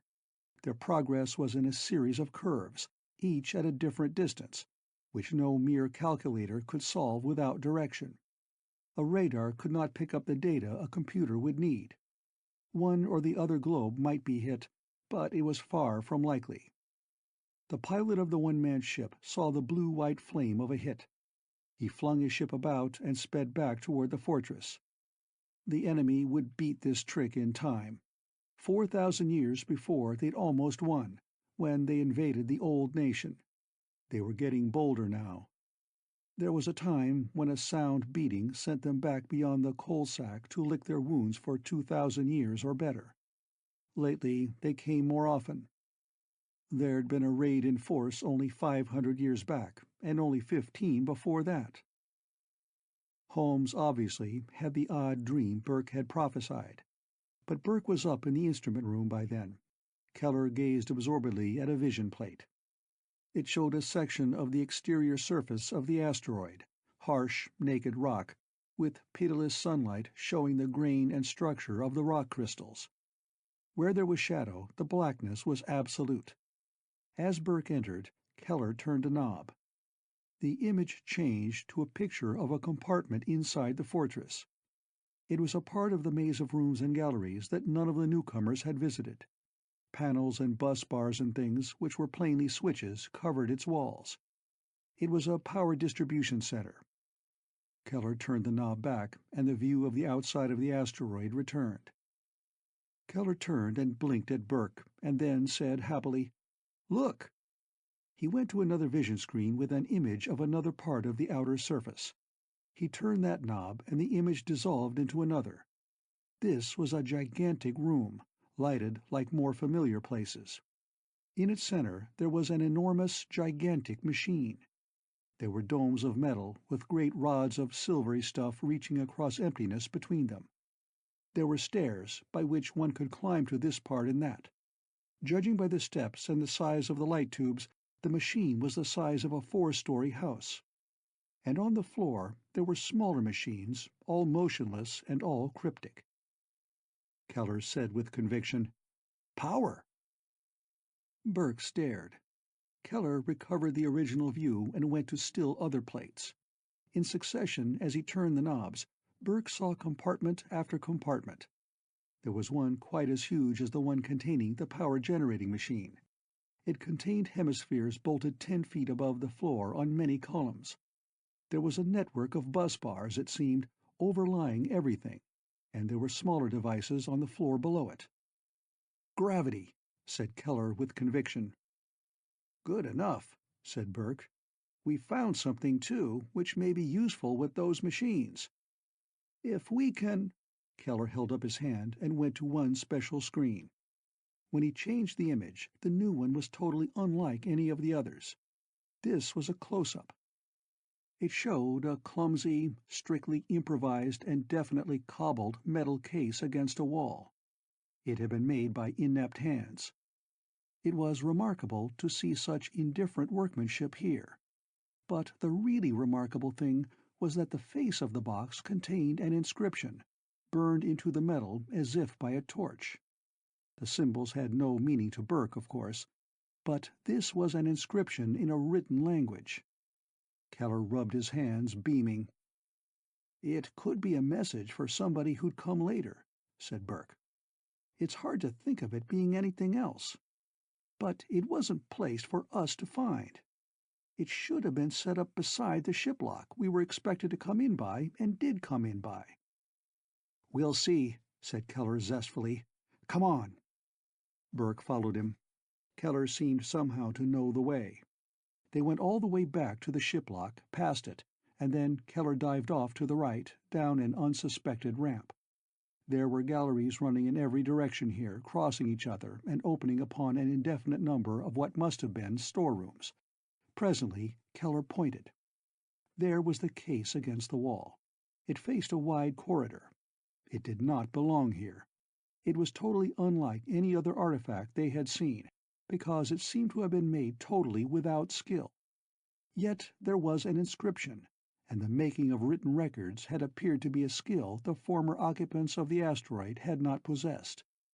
Keller very zestfully essayed to open it. He failed. Burke said, "We'll have to use tools to get it open." "Somebody made it," said Keller, "just before the garrison went away. They made it here." "Quite likely," agreed Burke. "We'll get at it presently. Now listen, Keller. I came along because a message might be useful. I think Holmes has found out something, though what it may be I can't guess. Come along with me. There have been developments, and I want to hold a council of war. And I think I do mean war." He led the way back toward the ship. When they arrived, Holmes was awake and growling because of Burke's absence. "You win," he told Burke. "I had a dream, and it wasn't a dream. I know something about those metal globes. They've got drives in them, and they can accelerate to 160 Gs, and I don't think I'll ride one." Wryly, he told Burke what he'd experienced. "I'm not too much surprised," said Burke. "I've managed 2 cube experiences myself. I figure that these cubes trained men to operate things, without training their brains in anything else. They'd make illiterates into skilled men in a particular line, so anybody could do the work a highly trained man would otherwise be needed for. In one of my 2 cube dreams, I was a gun pointer on one of those machines up on the 3rd level. In the second cube dream, I was a rocket pilot." "No rockets in my cube," protested Holmes. "Different period," said Burke. "Maybe, anyhow. In my dream, we were using rockets to fight with, and the war was close. The enemy had taken some planets off Candu, wherever that is, and the situation was bad. We went out of here in rockets and fought all over the sky. But then there were supplies coming from home, and fresh fighting men turning up." He stopped abruptly. "How they come, I don't know. But I know they didn't come in spaceships. They just came, and they were new men, and we veterans patronized them. The devil! Holmes, you say the globes have 160 G drive? Nobody'd use rockets if drives like that were known." "To stay in the party," Sandy said suddenly, with something like defiance, "I tried a cube too. And I was a sort of supply officer. I had the experience of being responsible for supply, and being short of everything and improvising this and that and the other to keep things up to fighting standard. It wasn't easy. The men grumbled, and we lacked everything.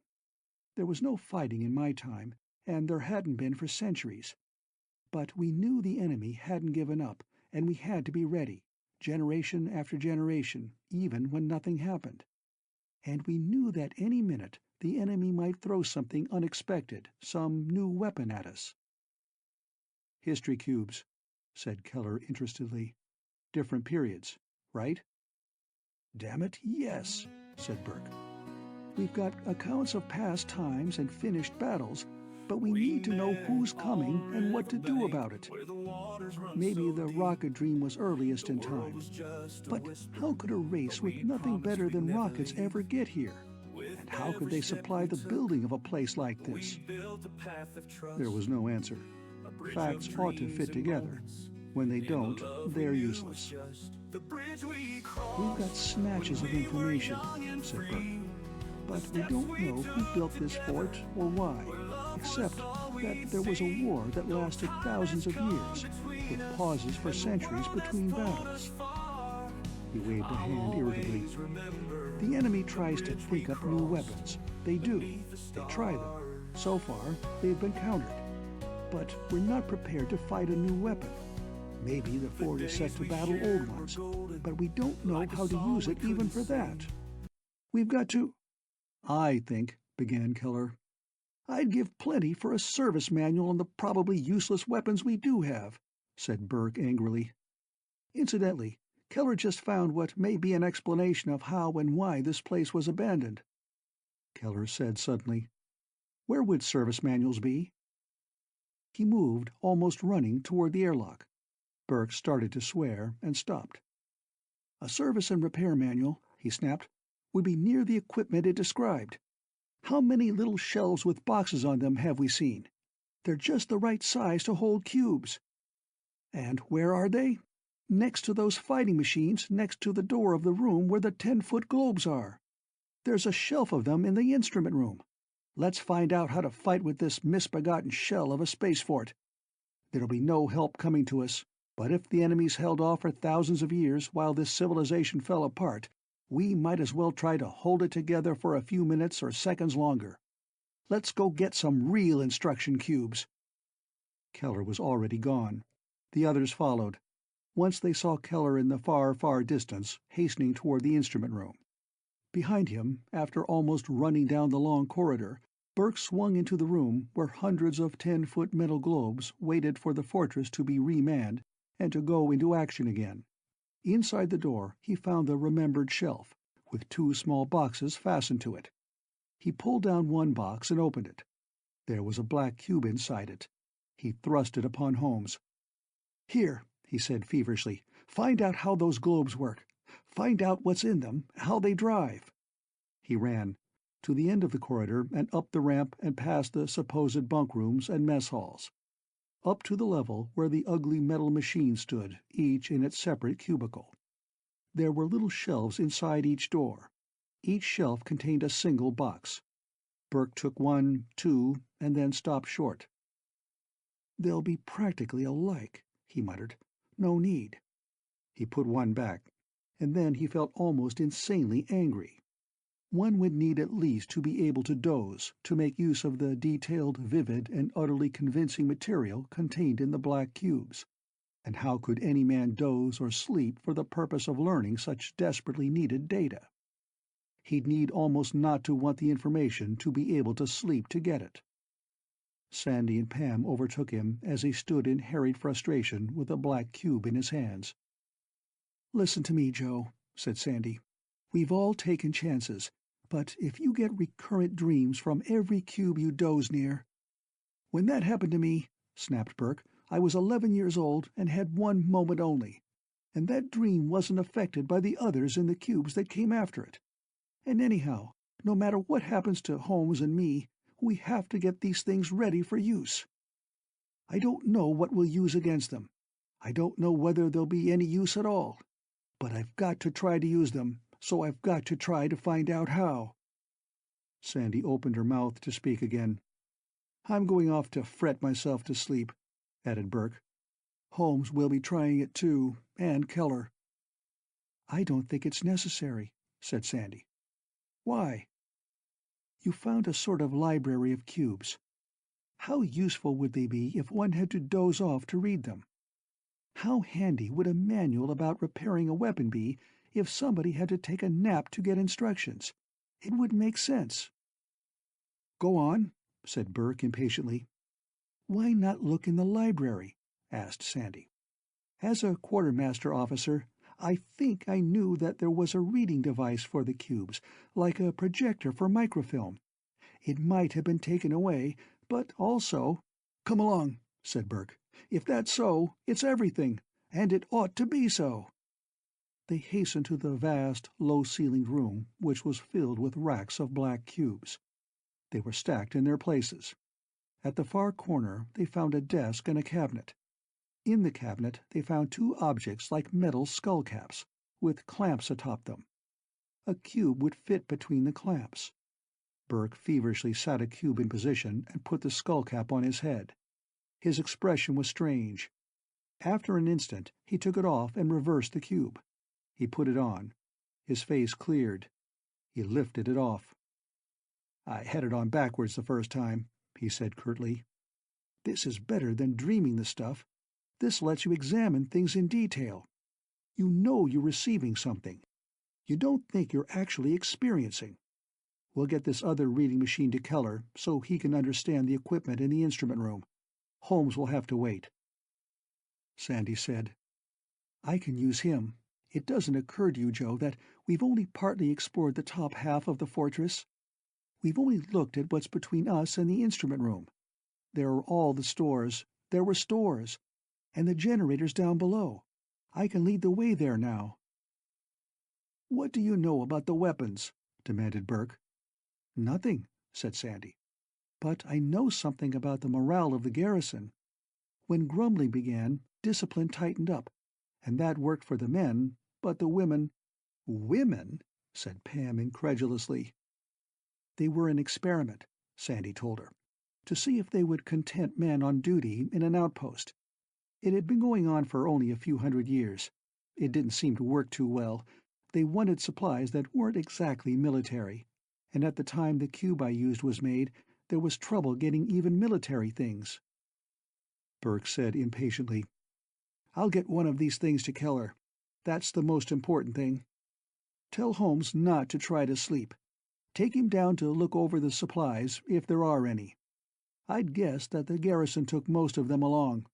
I doubt there's much left that we could use."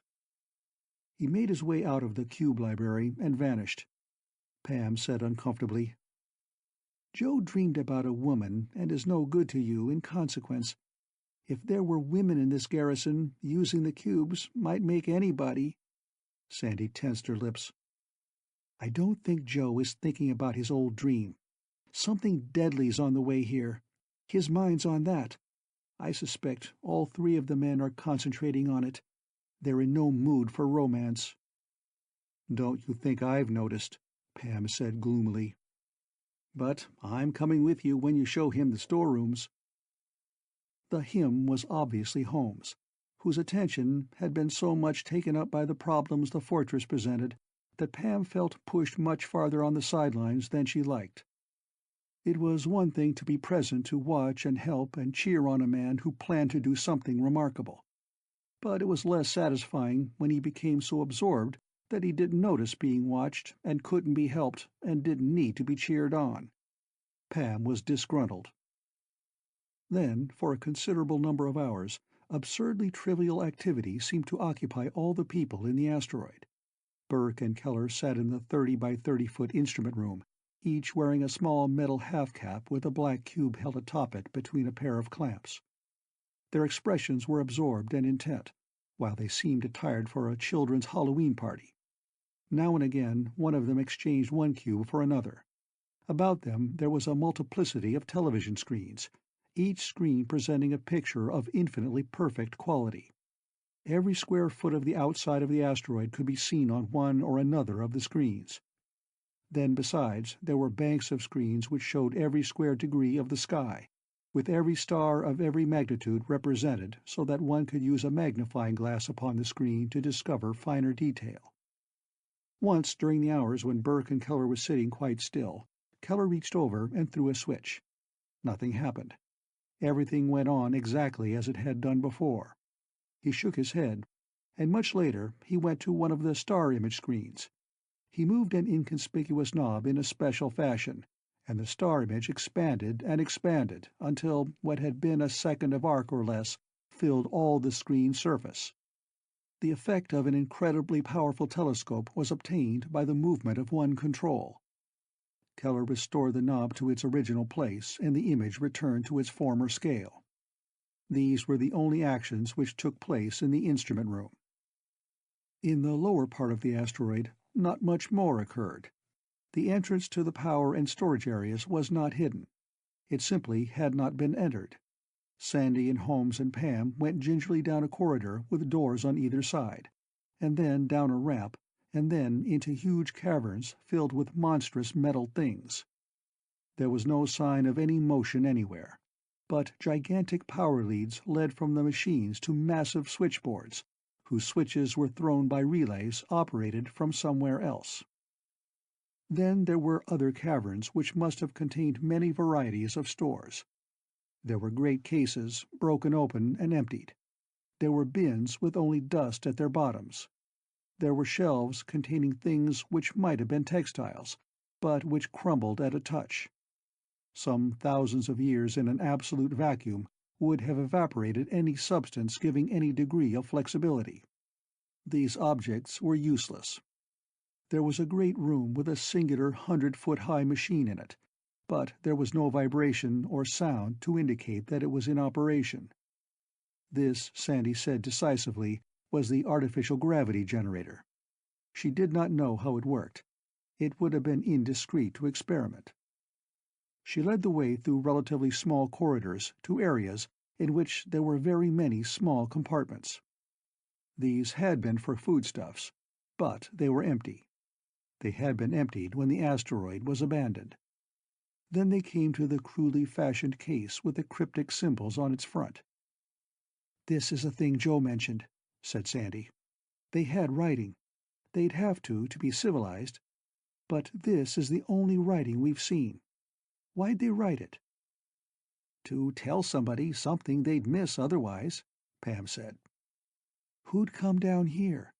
Why not put it at the shiplock, where people could be expected to come?" Holmes grunted. "Asking questions like that gets nowhere. It's like asking how the garrison was supplied. There's no answer, or how it left." Sandy said in a surprised voice, as if saying something she hadn't realized she knew. "There were service ships. They serviced the television eyes on the outside, and they drilled at launching missiles and so on. They were modified fighting ships, made over after ships didn't fight anymore." She hesitated, then went on. "It's odd that I didn't think of telling Joe this. Some of the food supply came from Earth at the time my cube was made. As a quartermaster officer, I was authorized to allow hunting on Earth in case of need. So the service ships went to Earth and came back with mammoths tied to the outside of their hulls. They had to be rehydrated, though. Frozen though they were, they dried out in the long trip through vacuum from Earth." Then she shivered a little. Pam looked at her strangely. Holmes raised his eyebrows. He'd had one experience of training cubes. Sandy'd had quite another. Holmes felt that instinctive slight resentment a man feels when he lacks a position of authority in the presence of a woman. "In my time, in the cube's time, there was even a hunting camp on Earth. Otherwise, there simply wouldn't be enough to eat. Women were clamoring to be sent to Earth to help with the food supply. To be sent to hunt for food was a reward for exemplary service." "Which is interesting," observed Holmes, "but irrelevant. How was the asteroid normally supplied? How did the garrison leave?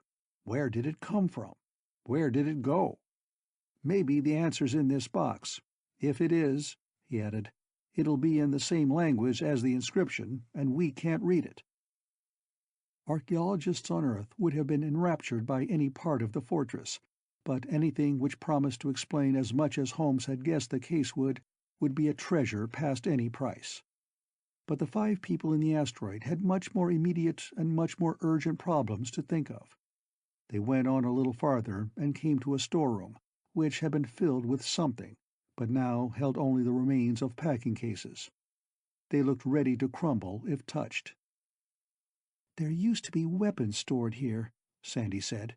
"Hand weapons. Not for the defense of the fortress, but for the discipline police. For the men who kept the others obedient to orders." "I'd be glad to have one operating pea-shooter," said Holmes. Pam wrinkled her nose suddenly. She'd noticed something. "I think," she began. "I think—" Holmes kicked at a shape which once was probably a case of wood or something similar. It collapsed into impalpable dust. It had dried out to absolute desiccation. It was stripped of every molecule which could be extracted by a total vacuum in thousands of years. It was brittle past imagining. The collapse did not end with the object kicked. It spread. One case bulged as the support of another failed. The bulged case disintegrated. Its particles pressed on another. The dissolution spread fanwise until nothing remained but a carpeting of infinitely fine brown stuff. In one place, however, solid objects remained under the covering. Holmes waded through the powder to the solid things. He brought them up. A case of hand weapons had collapsed, but the weapons themselves kept their shape. They had transparent plastic barrels with curiously formed metal parts inside them. "These might be looked into," said Holmes. He stuffed his pockets. The hand weapons had barrels and hand grips and triggers. They were made to shoot somehow. "I think—" began Pam again. "Don't," growled Holmes. "Maybe Sandy remembers when this place was different, but I've had enough of it as it is. Let's go back to the ship and some fresh air." "But that's what—" Holmes turned away. Like the rest, he'd accepted great age, mentally, as a part of the nature of the fortress. But the collapse of emptied shipping cases because they were touched was a shock. Where such decay existed, one could not hope to find anything useful for a modern emergency. He vanished. Pam was indignant. She turned to Sandy. "I wanted to say that I smelled fresh air," she protested, "and he acts like that."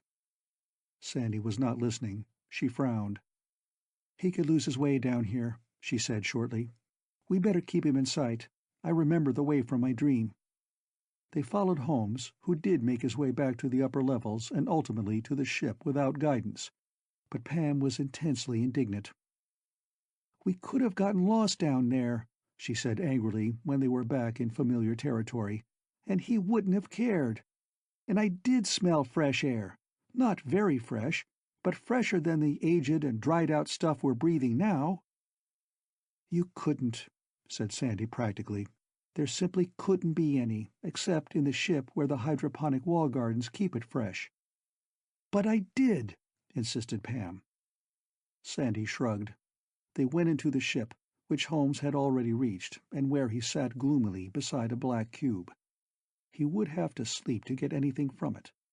There were only two of the freakish-seeming metal caps which made the cubes intelligible to a man awake, and Burke and Keller were using them. Holmes felt offended. Sandy looked at a clock and began to prepare a meal. Pam, brooding, helped her. Burke and Keller came back to the ship together. Keller looked pale. Burke seemed utterly grim. "There's some stuff to be coded and sent back to Earth," he told Sandy. "Keller's got it written out. We know how to work the instruments up above now. My brain's reeling a little, but I think I'll stay sane. Keller takes it in stride. And we know the trick the enemy has." Sandy put out plates for 5. "What is it?" "Gravity," said Burke evenly. "Artificial gravity. We don't know how to make it, but the people who built this fortress did, and the enemy does.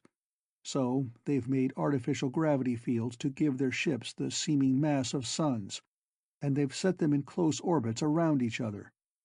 They'll come spinning into this solar system. What will happen when objects with the mass of suns, artificial or otherwise, come riding through between our sun and its planets? There'll be tidal stresses to crack the planets and let out their internal fires. There'll be no stability left in the sun. Maybe it'll be a low-grade nova when they've gone, surrounded by trash that once was worlds. However, there'll be no humans left. And then the enemy will go driving on toward the other solar systems that the builders of this fortress own. They can't conquer anything with a weapon like that, but they can surely destroy." Keller nodded distressedly. He gave Pam a number of sheets of paper filled with his neat handwriting. He said sorrowfully, "For Earth, in code." Sandy served the meal she had prepared. "It's a matter of days," said Burke curtly. "Not weeks, just days." He picked up a fork and began his meal. "So," he said after a moment, with a sort of unnatural calm, "we've got to get the thing licked fast. Up in the instrument room there are some theory cubes, lectures on theories with which the operators of the room were probably required to be familiar. They were intended to figure out what the enemy might come up with, so it could at least be reported before the fortress was destroyed. The trick of sun gravity fields was suggested as possible, but it seemed preposterously difficult. Apparently it was. It took the enemy some thousands of years to get it. But they've got it all right." "How do you know?" demanded Holmes. "The disk with the red sparks in it," said Burke, "is a detector of gravity fields. It sees by gravity, which is not radiation. Keller's sending instructions back to Earth telling how to make such detectors. He busied himself with his food once more. After a moment, he spoke again. "We're going to try to get some help," he observed. "At least, we'll try to find out if there's any help to be had. I think there's a chance. There was a civilization which built this fortress. Something happened to it. Perhaps it simply collapsed, like Rome and Greece and Egypt and Babylonia back on Earth. But on Earth, when an old civilization died, a new, young one rose in its place. If the one that built this fort collapsed, maybe a new one has risen in its stead. If so, it would need to defend itself against the enemy just like the old culture did. It might prefer to do its fighting here instead of in its own land.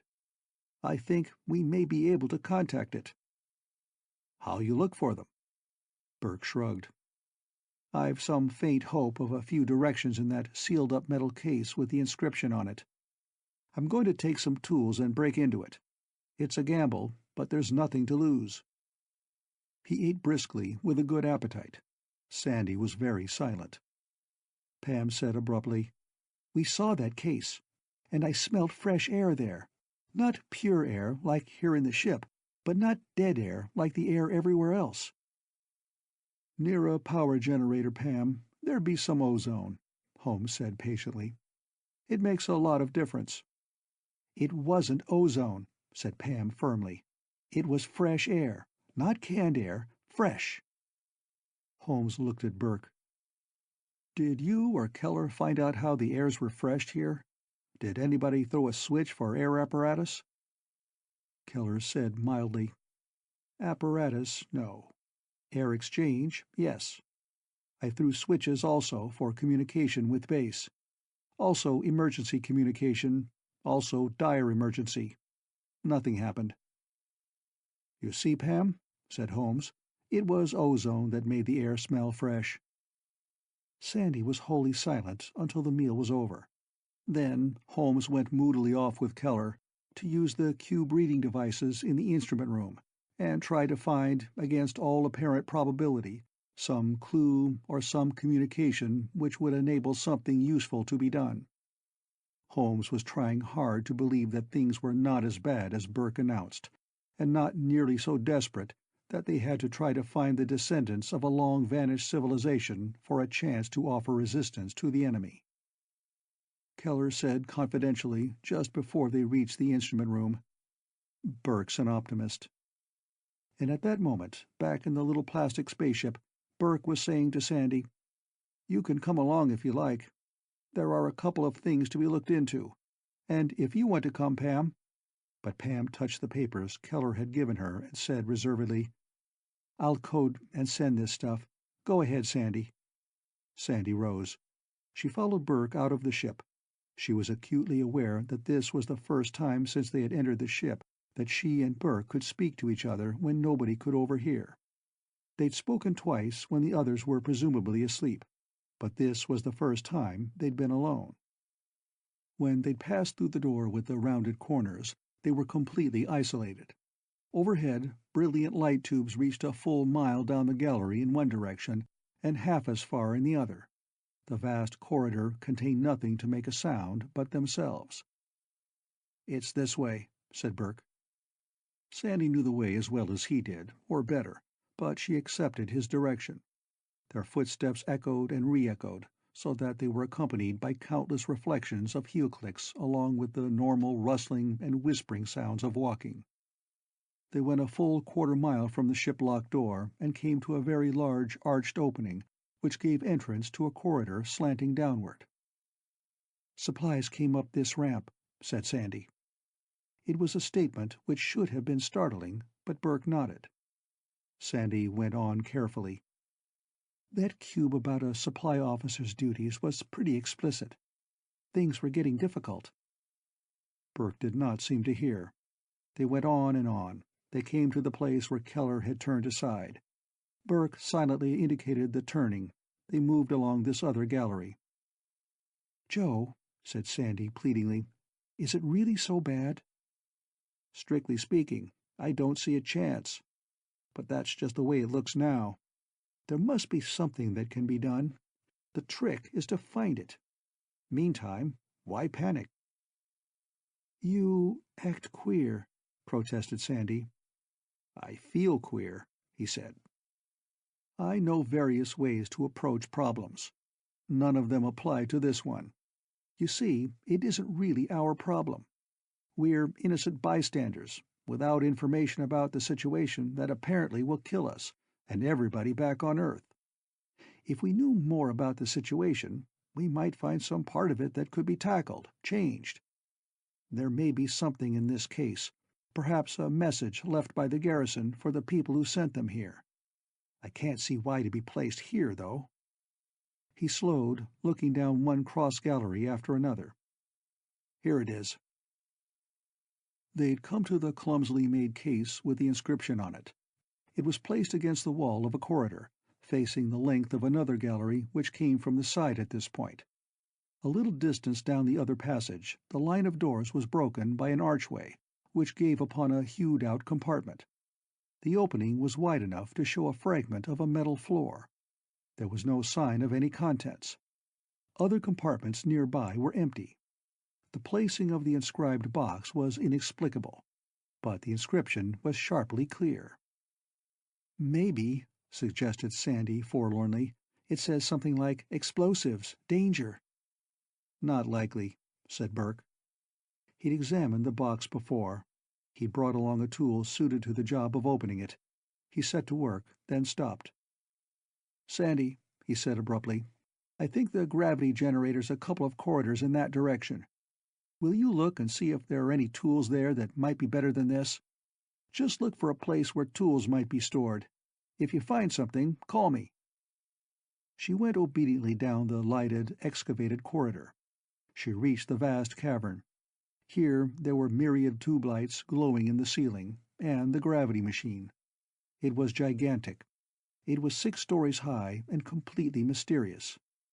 She looked with careful intentness for a place where tools might have been kept by the machine's attendants. She saw movement out of the corner of her eye, but when she turned, there was nothing. There could be no movement in the fortress unless by machinery, or one of the 5 humans who'd come so recently. The asteroid had been airless for 10,000 years. It was unthinkable that anything alive, even a microbe, could have survived. So Sandy did not think of a living thing as having made the movement. But movement there had been. She stared. There were totally motionless machines all about. None of them showed any sign of stirring. Sandy swallowed the ache in her throat, and it returned instantly. She moved to look where the movement had been. She glanced at each machine in turn. One might have made some automatic adjustment. She'd tell Burke. She passed a 15-foot-high assembly of insulators and bright metal, connected overhead to other cryptic things by heavy, silvery bars. She passed a cylinder with dials in its sides. She saw movement again, in a different place. She spun around to look. Something half the height of a man, with bird legs and feet and swollen plumage, and a head with an oversized beak which was pure caricature, something alive and frightened fled from her. It waddled in a ridiculous, panicky haste. It flapped useless stumps of wings. It fled in terrified silence. It vanished. The first thing that occurred to Sandy was that Burke wouldn't believe her if she told him. Chapter 9. Burke found her rooted to the spot. He had a small metal box in his hand. He didn't notice her pallor, nor that she trembled. "I may have something," he said with careful calm. "The case had this in it. There's a black cube in the box. The case seems to have been made to hold and call attention to this cube. I'll take it up to the instrument room and use a reader on it." He led the way. Sandy followed, her throat dry. She knew, of course, that he was under almost intolerable emotional strain. He'd brought her along to be with her for a few moments, but he was so tense that he could think of nothing personal to say. Now it was not possible for him to talk of anything at all. Yet Sandy realized that even under the stress that pressed upon him, He'd asked her to go look for tools in the gravity machine room because she'd spoken of possible danger in the opening of the case. He'd gotten her away while he opened it. When they reached the shiplock, he said briefly, "I want to hurry, Sandy. Wait for me in the ship." She nodded and went to the small spacecraft which had brought them all from Earth. When she saw Pam inside, she said shakily, "Is anybody else here?" "No," said Pam. "Why?" Sandy sat down and shivered. "I think," she said through chattering teeth, "I think I'm going to have hysterics. Listen, Pam, I saw something alive. It was like a bird this high, and big as a... There aren't any birds like that. There can't be anything alive here but us. But I saw it, and it saw me and ran away." Pam stared and asked questions, at first soothing ones. But presently she was saying indignantly, "I do believe it. That's near the place where I smelled fresh air." Of course, fresh air in the asteroid, 270 million miles from Earth, was as impossible as what Sandy had seen. Holmes came in presently, depressed and tired. He'd been filling his mind with the contents of black cubes. He knew how cooking was done in the kitchens of the fortress, some eons since. He knew how to prepare for inspection of the asteroid by a high-ranking officer. He was fully conversant with the bugle calls once used in the fortress in the place of a public address loudspeaker system. But he'd found no hint of how the fortress received its supplies, nor how the air was freshened, nor how reinforcements of men used to reach the asteroid. He was discouraged and vexed and weary. "Sandy," said Pam challengingly, "saw a live bird, bigger than a goose, in the gravity machine room." Holmes shrugged. "Keller's fidgeting," he observed, "because he thinks he's seen movements in the vision plates that show different inside views of this thing. But he isn't sure that he's seen anything move. Maybe we're all going out of our minds." "Then Joe's closest," said Pam darkly. "He worries about Sandy." "And very reasonably," said Holmes tiredly. "Pam, this business of figuring that there's something deadly on the way and nothing to do about it, it's got me down." He slumped in a chair. Pam frowned at him. Sandy sat perfectly still, her hands clenched. Burke came back 20 minutes later. His expression was studiedly calm. "I found out where the garrison went," he said matter-of-factly. "I'm afraid we can't get any help from them, or anybody else." Sandy looked at him mutely. He was completely self-controlled, and he did not look like a man resolutely refusing to despair, but Sandy knew him. To her it seemed that his eyes had sunk a little in his head. "Apparently there's nobody left on the world the garrison came from," said Burke in the tone of someone saying perfectly commonplace things. "So they didn't go back there, and there's no use in our trying to make contact with that world. This was an outpost fortress, you know. It was reached from somewhere far away, and carved out and armed to fight an enemy that didn't attack it for itself, but to get at the world or worlds that made it." He continued with immoderate calm.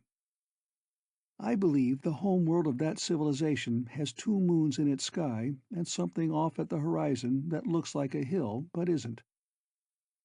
"But the garrison left," explained Burke, "because it was abandoned. It was left behind to stand off the enemy, and the civilization it belonged to moved away. It was left without supplies, without equipment, without hope. It was left behind even without training to face abandonment, because its members had been trained by black cubes and only knew how to do their own highly special jobs by rote. They were just ordinary soldiers, like the Roman detachments, left behind when the legions marched south from Hadrian's Wall and sailed for Gaul. So, when there was nothing left for them to do but leave their post or starve, because they couldn't follow the civilization that had abandoned them, they left. The cube in the box was a message they set up for their former rulers and fellow citizens if they ever returned. It's not a pretty message." Sandy swallowed. "Where'd they go?" What happened to them? They went to Earth, said Burke tonelessly. By twos and fives and dozens, in the service ships that came out with meat and took back passengers. The service ships had been assigned to bring out what meat the hunting parties could kill. They took back men who were fighters and ready to face mammoths or saber-toothed tigers or anything else. Just the same, they left a transmitter to call them back if the enemy ever came again.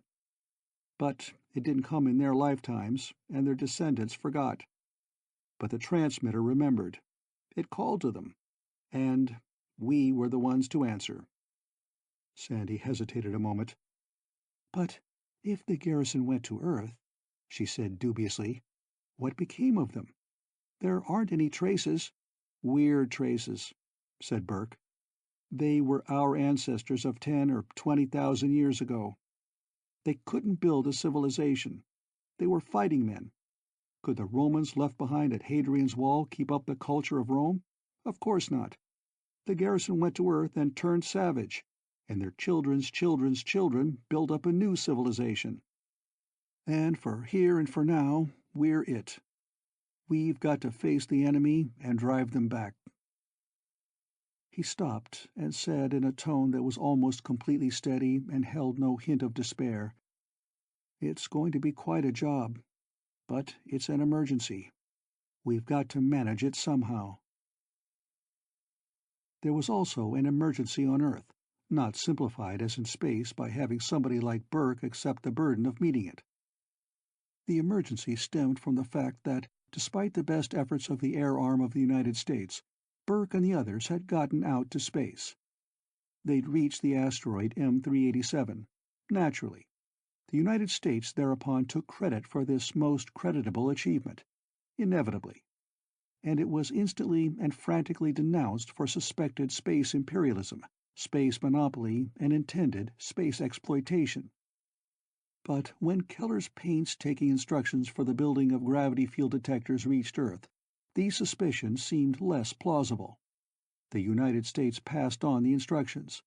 The basic principle was so new that nobody could claim it, but it was so simple that many men felt a wholesome shame that they had not thought of it before. Nobody could question a natural law which was so obvious once it was stated. And the building of the device required next to no time at all. Within days, then, where the asteroid had a single 10-foot instrument, the United States had a 10-foot, a 30-foot, and a 60-foot gravity field detector available to qualified researchers. The new instruments gave data such as no astronomer had ever hoped for before. The 30-foot disk, tuned for short range, pictured every gravitational field in the solar system. A previously unguessed-at Saturnian moon, hidden in the outer ring, turned up.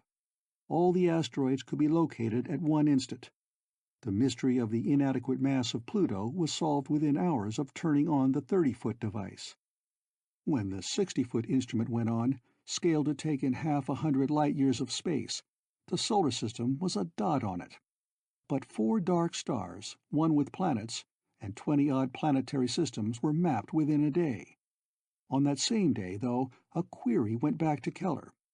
What, said the query, was the meaning of certain crawling, bright red specks in mathematically exact relationship to each other, which were visibly in motion and much closer to Earth than Alpha Centaurus? Alpha Centaurus had always been considered the closest of all stars to Earth.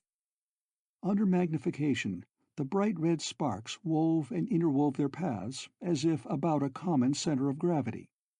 If such a thing were not impossible, it would have been guessed that they were suns so close together as to revolve about one another within hours. Even more preposterously, they moved through space at a rate which was a multiple of the speed of light. 30 light speeds, of course, could not be. And the direction of their motion seemed to be directly toward the glowings which represented the solar system containing Earth. All this was plainly absurd. But what was the cause of this erroneous report from the new device? Keller wrote out very neatly, "The instrument here shows the same phenomenon. Its appearance much farther away triggered the transmitter here to send the first signals to Earth. Data suggests red dots represent artificial gravity fields strong enough to warp space and produce new spatial constants, including higher speed for light. Hence, possible higher speed for spacecraft carrying artificial gravity generators. Request evaluation this possibility. Pam coded it and sent it to Earth. And presently on Earth, astronomers looked at each other helplessly, because Keller had stated the only possible explanation. Objects like real suns, if so close together, would tear each other to bits and fuse in flaming novas.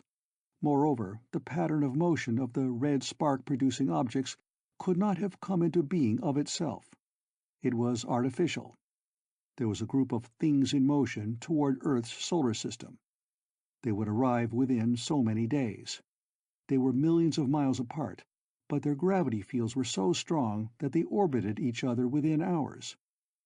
If they had gravity fields, they had mass, which could be as artificial as their gravity. And whirling about each other in the maddest of dances, 10 suns passing through the human solar system could leave nothing but debris behind them. Oddly enough, the ships that made those gravity fields might be so small as to be beyond the power of a telescope to detect at a few thousand miles. The destruction of all the solar planets and the sun itself might be accomplished by motes. They would not need to use power for destruction. Gravitation is not expended any more than magnetism, when something is attracted by it. The artificial gravity fields would only need to be built up. They had been. Once created, they could exist forever without the need for added power, just as the sun and planets do not expend power for their mutual attraction, and as the Earth parts with no energy to keep its moon a captive. The newspapers did not publish this news, but very quietly, every civilized government on Earth got instructions for the making of a gravity field detector. Most had them built. And then, for the first time in human history, there was an actual and desperately honest attempt to pool all human knowledge and all human resources for a common human end. For once, no eminent figure assumed the undignified pose involved in standing on one's dignity. For once, the public remained unworried and undisturbed, while the heads of states aged visibly. Naturally, some of the people in the secret frantically demanded that the 5 in the fortress solve the problem all the science of Earth could not even attack. Incredible lists of required information items went out to Burke and Keller and Holmes. Keller read the lists calmly and tried to answer the questions that seemed to make sense. Holmes doggedly spent all his time experiencing cubes in the hope that by sheer accident he might come upon something useful. Pam, scowling, coded and decoded without pause, and Sandy looked anxiously at Burke. "I'm going to ask you to do something for me," she said. "When we went down to the lower levels, I thought I saw something moving. Something alive." "Nerves," said Burke. "There couldn't be anything alive in this place. Not after so many years without air." "I know," acknowledged Sandy. "I know it's ridiculous. But Pam's felt creepy too, as if there were something deadly somewhere in the rooms we've never been in." Burke moved his head impatiently. "Well?" "Holmes found some hand weapons," said Sandy. "They don't work, of course. Will you fix one for Pam and one for me so that they do?" She paused and added, "Of course, it doesn't matter whether we're frightened or not, considering. It doesn't even matter whether there is something alive. It doesn't matter if we're killed. But it would be pleasant not to feel defenseless." Burke shrugged. "I'll fix them." She put 3 of the transparent barreled weapons before him and said, "I'm going up to the instrument room and help Pam with her coding." She went out. Burke took the 3 hand weapons and looked at them without interest. But in a technician of any sort, there is always some response to a technical problem. A trivial thing like a hand weapon out of order could hold Burke's attention simply because it did not refer to the coming disaster. He loosened the hand grip plates and looked at the completely simple devices inside the weapons. There was a tiny battery, of course. In thousands of years, its electrolyte had evaporated. Burke replaced it from the water stores of the ship. He did the same to the other 2 weapons. Then, curious, He stepped out of the ship's airlock and aimed at the shiplock wall. He pressed the trigger. There was a snapping sound, and a fragment of rock fell. He tried the others. They fired something. It was not a bullet. The barrels of the weapons, on inspection, were not hollow. They were solid. The weapons fired a thrust, a push, an immaterial blow which was concentrated on a tiny spot. They punched, with nothing solid to do the punching. "Probably punch a hole right through a man," said Burke reflectively. He took the 3 weapons and went toward the instrument room. On the way, his mind went automatically back to the coming destruction. It was completely arbitrary. The enemy had no reason to destroy the human race in this solar system. Men here had lost all recollection of their origin, and assuredly all memory of enmities known before memory began. If any tradition remained of the fortress even, it would be hidden in tales of a golden age before Pandora was, or of an age of innocence when all things came without effort. Those stories were changed out of all semblance to their foundations, of course, as ever more ignorant and ever more unsophisticated generations retold them. Perhaps the Golden Age was a garbled memory of a time when machines performed tasks for men, before the machines wore out and could not be replaced without other machines to make them. Perhaps the slow development of tools, with which men did things that machines formerly did for them, blurred the accounts of times when men did not need to use tools. Even the everywhere present traditions of a long, long journey in a boat, the flood legends, might be the last trace of grandsires' yarns about a journey to Earth. It would have been modified by successive generations who could not imagine a journey through emptiness, and therefore devised a flood as a more scientific and reasonable explanation for myths plainly overlaid with fantasy and superstition. Burke went into the instrument room as Sandy was asking, "But how did they? We haven't found any shiplock except the one we came in by, and if a ship can't travel faster than light without wrapping artificial mass about itself—" Holmes had taken off his helmet. He said doggedly, "There's nothing about ships in the cubes. Anyhow, the nearest other sun is 4 light-years away. Nobody'd try to carry all the food a whole colony would need from as far away as that. If they'd used ships for supply, there'd have been hydroponic gardens all over the place to ease the load the ships had to carry. There was some other way to get stuff here. Whatever it was, it didn't bring meat from Earth. That was hauled out, fastened to the outside of service boats." "Another thing," Holmes said. "There were thousands of people in the garrison here. How did the air get renewed? Nobody's found any mention of air-purifying apparatus in the cubes. There's been no sign of any. An emergency air supply, yes. It was let loose when we came into the shiplock. But there's no regular provision for purifying the air and putting oxygen into it and breaking down the CO2. "Won't anyone believe I smelled fresh air yesterday?" Pam asked plaintively. No one commented. It could not be believed. Burke handed Sandy one of the weapons. He gave Pam a second.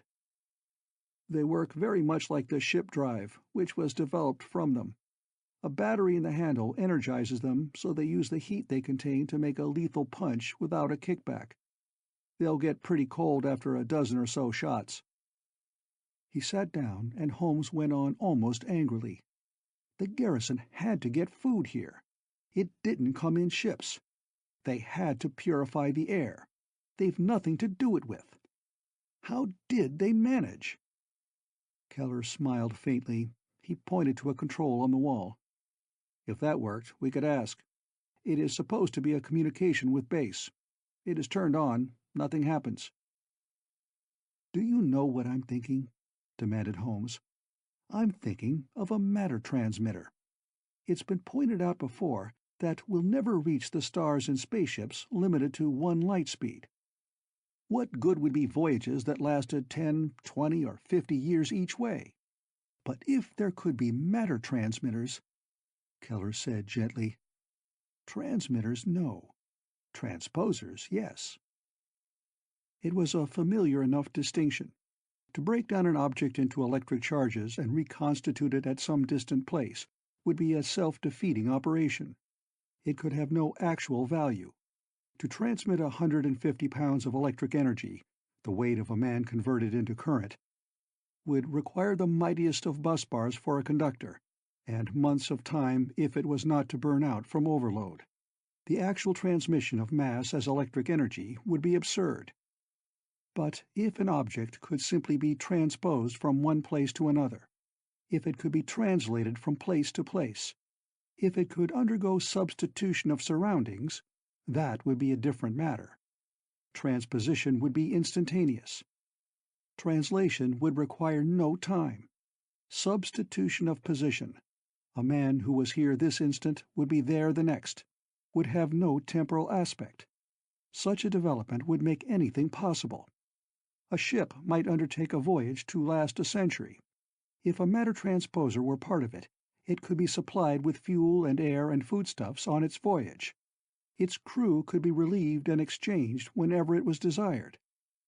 And when it made a planetfall 100 years or more from home, why, home would still be just around the transposer.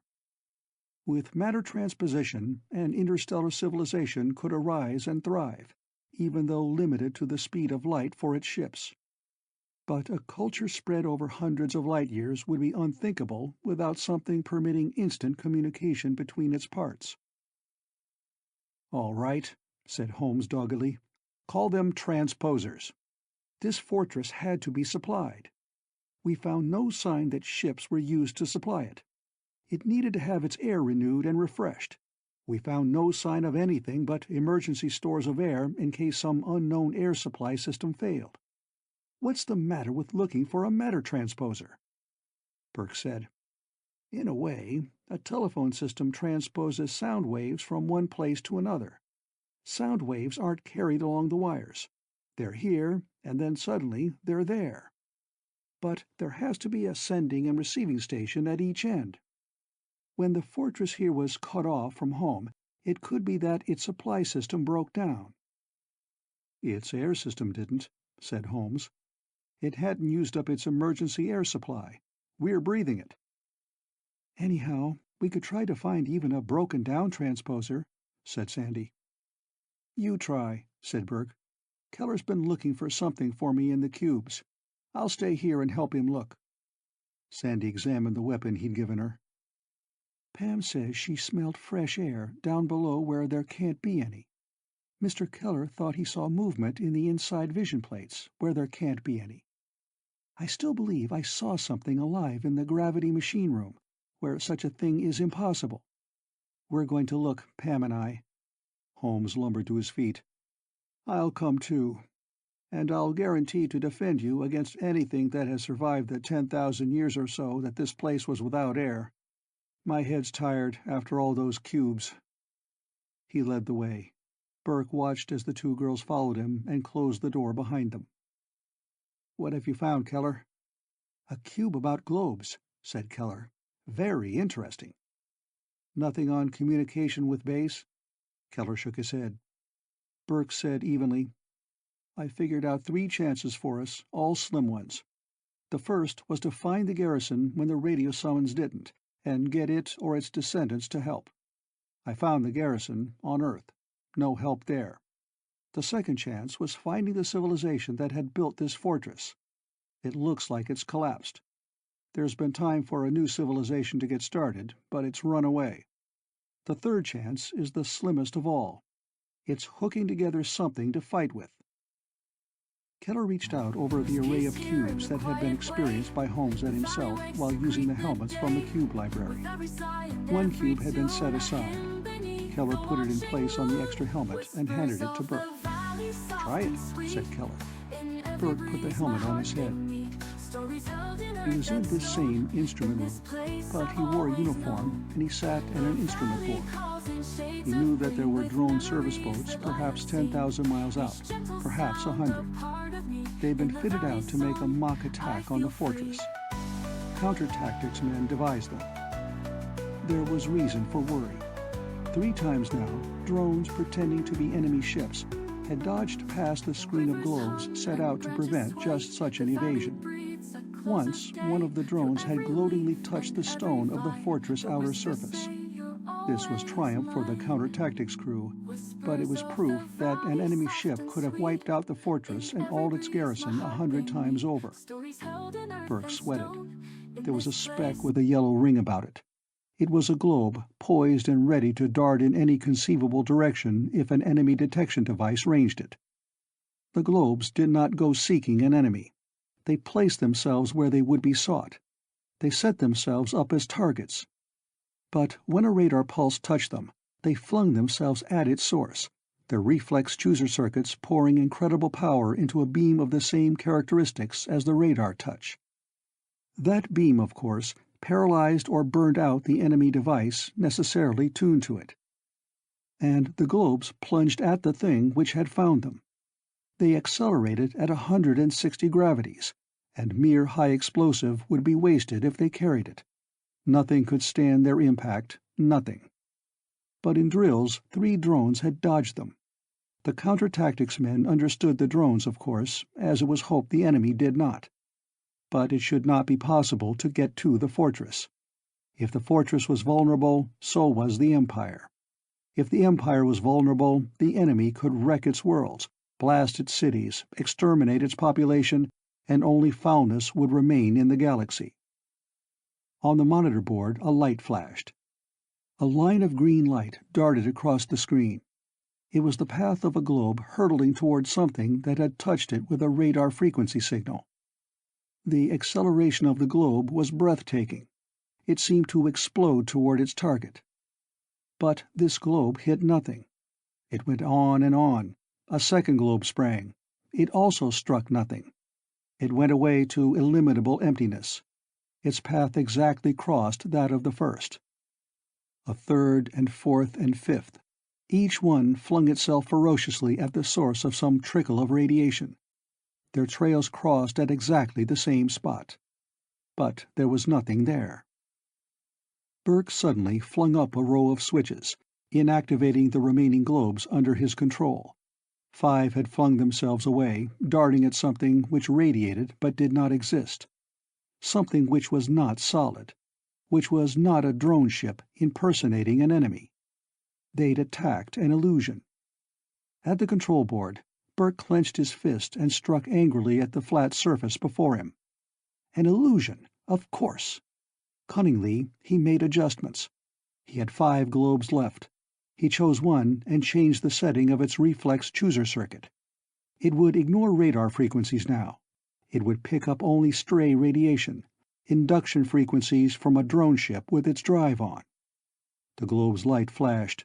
A train of green fire appeared. A burst of flame, a hit. The drone was destroyed. He swiftly changed the setting of the reflex circuits of the rest. 2, 3. 3 drones blasted in twice as many seconds. He mopped his forehead. This was only a drill, but when the enemy came, it would be the solution of such problems that would determine the survival of the fortress and the destruction of the enemy. He reported his success crisply. Burke took off the helmet. Keller said mildly, "What did he do?" Burke considered. The drone, faking to be an enemy, had dumped something out into space. Metal powder, perhaps. It made a cloud in emptiness. Then the drone drew off and threw a radar beam on the cloud of metal particles. The beam bounced in all directions. When a globe picked it up, it shot for the phony metal powder target. It went right through and off into space. Other globes fell for the same trick. When they were all gone, the drones could come right up to the fort. He was almost interested.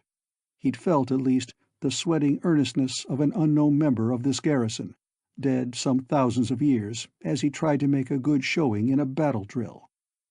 So he changed the reflex circuits, Burke added. He stopped his globes from homing on radar frequencies. He made them home on frequencies that wouldn't bounce. Then he said in surprise, "But they didn't hit at that. The drones blew up before the globes got to them. They were exploding from the burning out of all their equipment before the globes got there." Keller nodded. He said sorrowfully, "So clever, our ancestors. but not clever enough. "Of our chances," said Burke, "or what I think are chances, the least promising seems to be the idea of trying to hook something together to fight with." He considered, and then smiled very faintly. "You saw movements you couldn't identify in the vision plates? Sandy says she saw something alive. I wonder if something besides us answered the space call and got into the fortress by a different way, and has been hiding out, afraid of us." Keller shook his head. "I don't believe it either," admitted Burke. "It seems crazy. But it might be true. It might. I'm scraping the bottom of the barrel for solutions to our problem." Keller shook his head again. Burke shrugged and went out of the instrument room. He went down the stairs and the first long corridor, and past the long rows of emplacements in which were set the hunkering metal monsters he'd cube-dreamed of using, but which would be of no conceivable use against speeding, whirling, artificial gravity fields with the pull and the mass of suns. He reached the last long gallery on which the ship lock opened. He saw the broad white ribbon of many strands of light reaching away seemingly without limit. He saw a tiny figure running toward him. It was Sandy. She staggered as she ran. She had already run past Endurance, but she kept desperately on. Burke broke into a run himself. When he met her, she gasped, "Pam, she vanished. Down below. We were looking, and Pam cried out. We ran to her. Gone. And we heard noises. Noises. Holmes is searching now. She screamed, Joe." Burke swung her behind him. "Tell Keller," he commanded harshly. "You've got that hand weapon? Hold on to it. Bring Keller. We'll all search. Hurry." He broke into a dead run. It might have seemed ironic that he should rush to help Sandy's sister in whatever disaster had befallen her when they were facing the end of the whole solar system. In cold blood, it couldn't be considered to matter. But Burke ran. He panted when he plunged down the ramp to the lower portions of the asteroid. He reached the huge cavern in which the motionless power generator towered stories high toward a light-laced ceiling. "Holmes!" he shouted, and ran on. "Holmes!" He'd been no farther than this before, but he went on into tunnels with only double lines of light tubes overhead, and he shouted and heard his own voice reverberating in a manner which seemed pure mockery. But as he ran, he continued to shout. And presently Holmes shouted in return. There was a process of untangling innumerable echoes, and ultimately they met. Holmes was deathly white. He carried something unbelievable in his hands. "Here," he growled. "I found this. I cornered it. I killed it. What is it?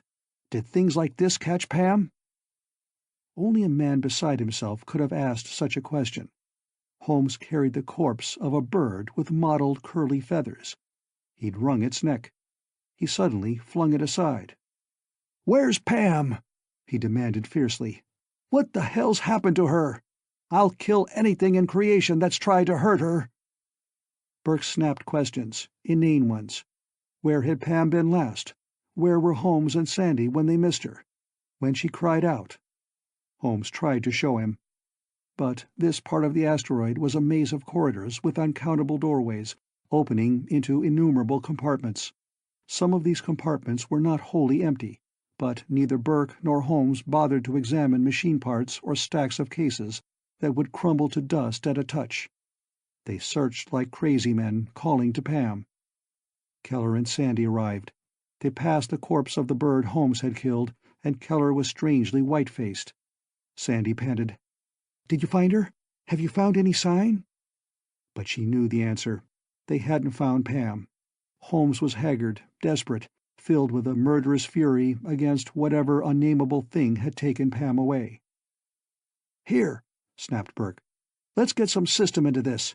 Here's the case with the message cube. It's our marker. We start from here. I'll follow this cross corridor and the next one. You three take the next 3 corridors going parallel, one each. Look in every doorway. When we reach the next cross corridor, we'll compare notes and make another marker." He went along the way he'd chosen, looking in every door. cryptic masses of metal in one compartment, a heap of dust in another. Empty, empty. A pile of metal furniture, another empty. Still another. Holmes appeared, his hands clenching and unclenching. Sandy turned up, struggling for self-control. "Where's Keller?" "I heard him call out," said Sandy breathlessly. "I thought he'd found something, and I hurried." He did not come. They shouted. They searched. Keller had disappeared. They found the mark they'd started from and retraced their steps. Burke heard Holmes swear startledly, but there were so many echoes he could not catch words. Sandy met Burke. Holmes did not. He did not answer shouts. He was gone. "We stay together," said Burke in an icy voice. "We've both got hand weapons. Keep yours ready to fire. I've got mine. Whatever out of hell is loose in this place, we'll kill it or it will kill us, and then—" He did not finish. They stayed close together, with Burke in the lead. "We'll look in each doorway," he insisted. "Keep that pistol ready. Don't shoot the others if you see them, but shoot anything else." "Yes," said Sandy. She swallowed. It was nerve-wracking. Burke regarded each doorway as a possible ambush.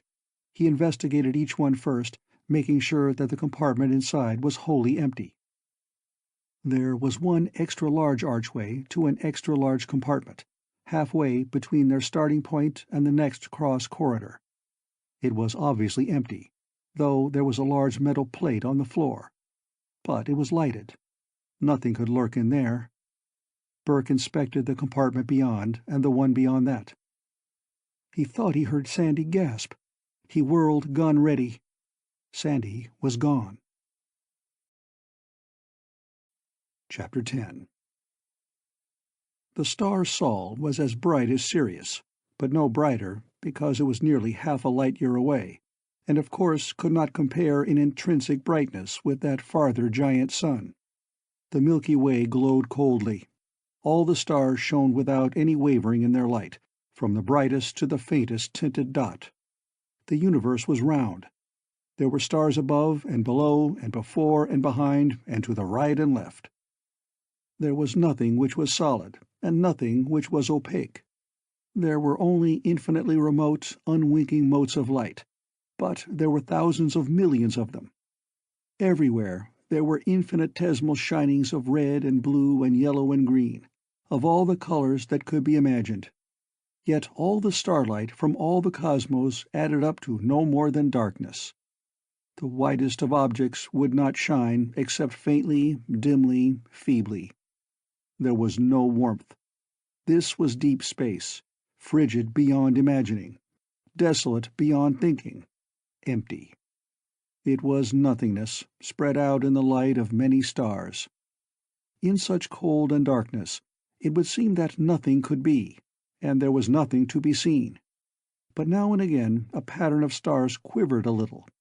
It contracted a trace and then returned to its original appearance. The disturbance of the star patterns moved, as a disturbance in vast curved courses. They were like isolated ripplings in space. There seemed no cause for these ripplings, but there were powerful gravitational fields in the void, so powerful as to warp space and bend the starlight passing through them. These gravity fields moved with an incredible speed. There were 10 of them, circling in a complex pattern which was spread out as an invisible unit which moved faster than the light their space-twisting violence distorted. They seemed absolutely undetectable, because even such minute light ripplings as they made were left behind them. The 10 ships which created these monstrous force fields were unbelievably small.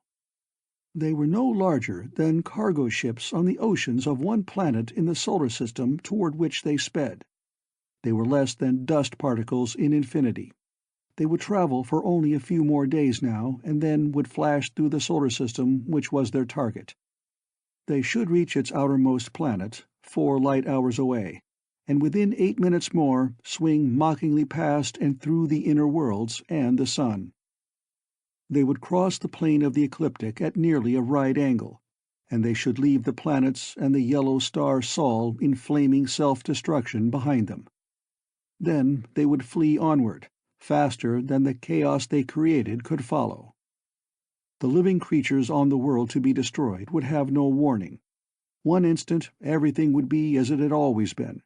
The next the ground would rise and froth out flames, and more than 2,000 million human beings would hardly know that anything had occurred before they were destroyed. There was no purpose to be served by notifying the world that it was to die. The rulers of the nations had decided that it was kinder to let men and women look at each other and rejoice, thinking they had all their lives before them. It was kinder that children should be let to play valorously, and babies wail and instantly be tended. It was better for humanity to move unknowingly under blue and sunshine-filled skies than that they should gaze despairingly up at white clouds, or in still deeper horror at the shining night stars, from which devastation would presently come. In the one place where there was foreknowledge, no attention at all was paid to the coming doom. Burke went raging about brightly lighted corridors, shouting horrible things. He cried out to Sandy to answer him, and defied whatever might have seized her to dare to face him. He challenged the cold stone walls. He raged up and down the gallery in which she had vanished, and feverishly explored beyond it, and returned to the place where she had disappeared, and pounded on solid rock to see if there could be some secret doorway through which she had been abducted. It seemed that his heart must stop for pure anguish. He knew such an agony of frustration as he had never known before. Presently method developed in his searching. Whatever had happened, it must have been close to the tall archway with the large metal plate in its floor and the brilliant lights overhead. Sandy could not have been more than 20 feet from him when she was seized. When he heard her gasp, he was at this spot, exactly this spot. He'd whirled, and she was gone. She could not have been farther than the door beyond the archway, or else the one facing it. He went into the most probable one. It was a perfectly commonplace storage room. He'd seen hundreds of them. It was empty. He examined it with a desperate intentness. His hand shook, his whole body was taut. He moved jerkily. Nothing. He crossed the corridor and examined the room opposite. There was a bit of dust in one corner. He bent stiffly and fingered it. Nothing. He came out, and there was the tall archway, brightly lighted. The other compartments had no light tubes. Being for storage only, they would not need to be lighted except to be filled and emptied of whatever they should contain.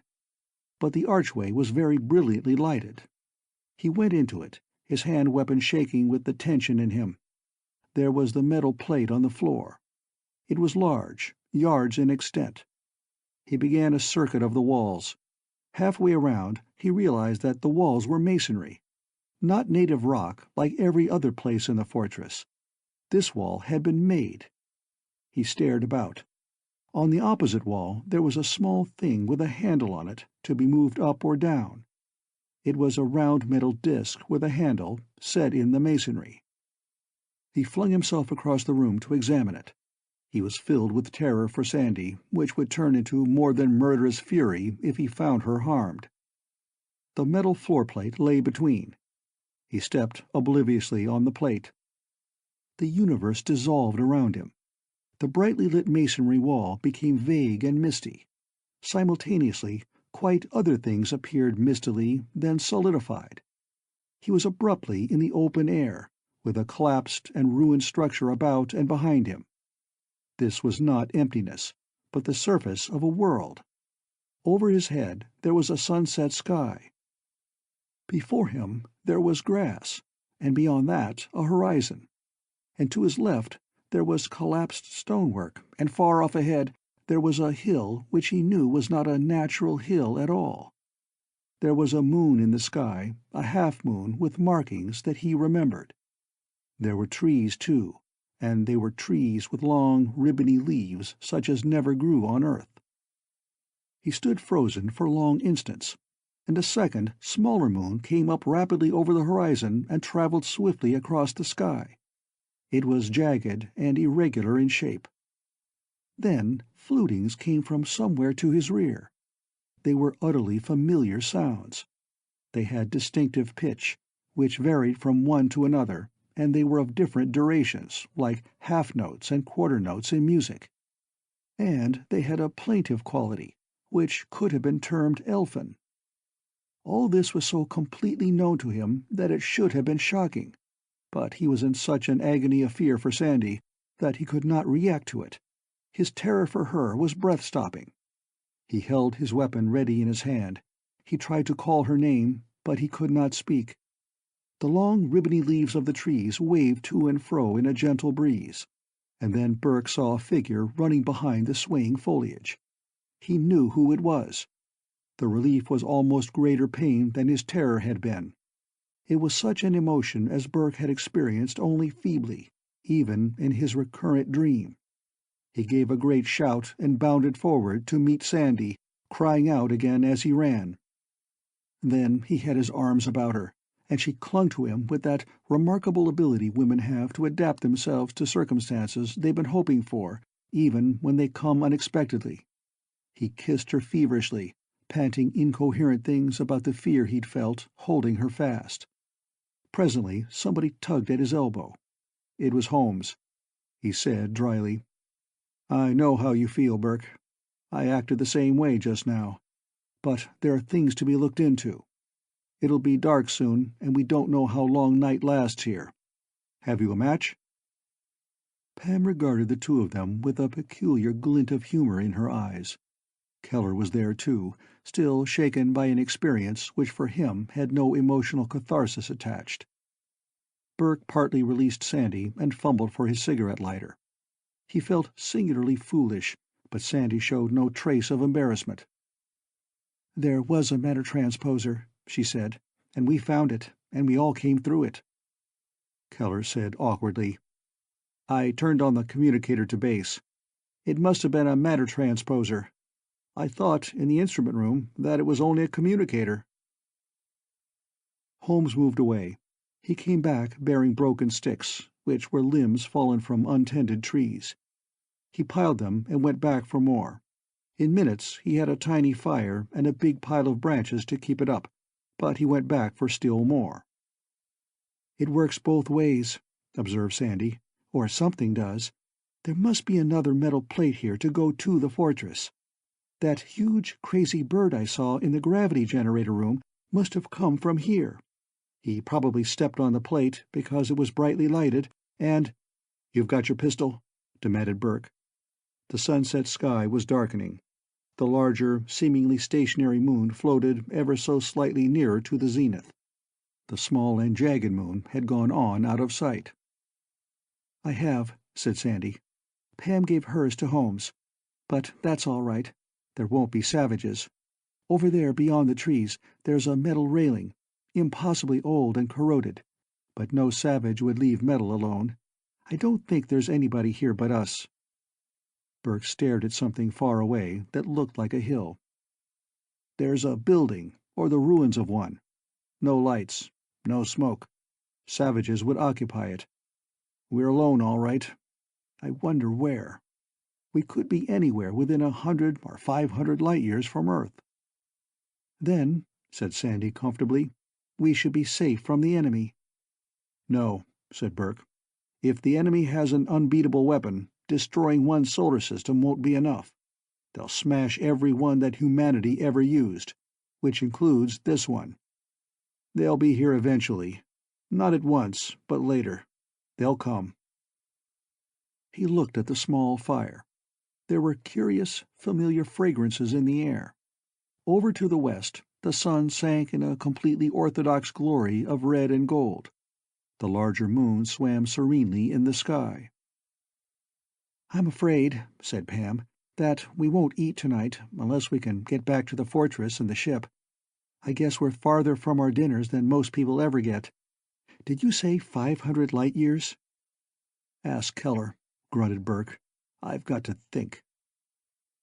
Far off in the new night there was something like a bird-song, though it might come from anything at all. Much nearer, there were peculiarly maternal clucking noises. They sounded as if they might come from a bird with a caricature of a bill and stumpy, useless wings.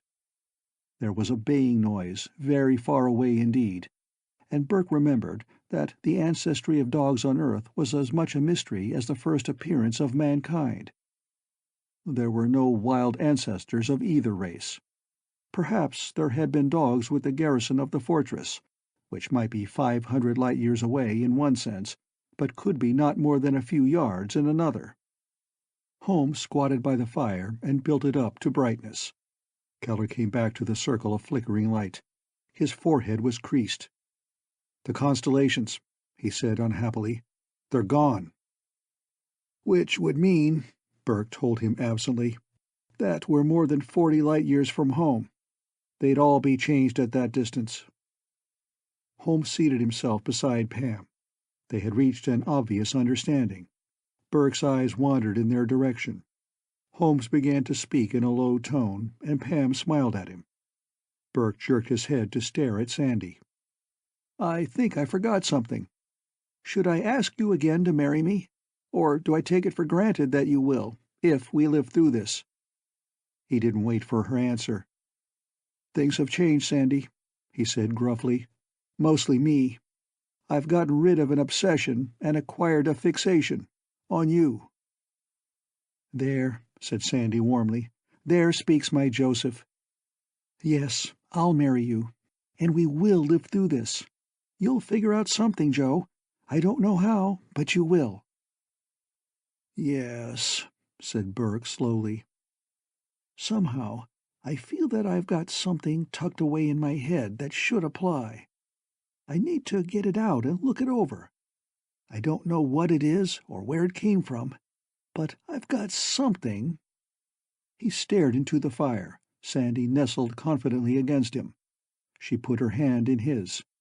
The wind blew warm and softly through the trees. Presently Holmes replenished the fire. Burke looked up with a start as Sandy said, "I've thought of something, Joe. Do you remember that dream of yours?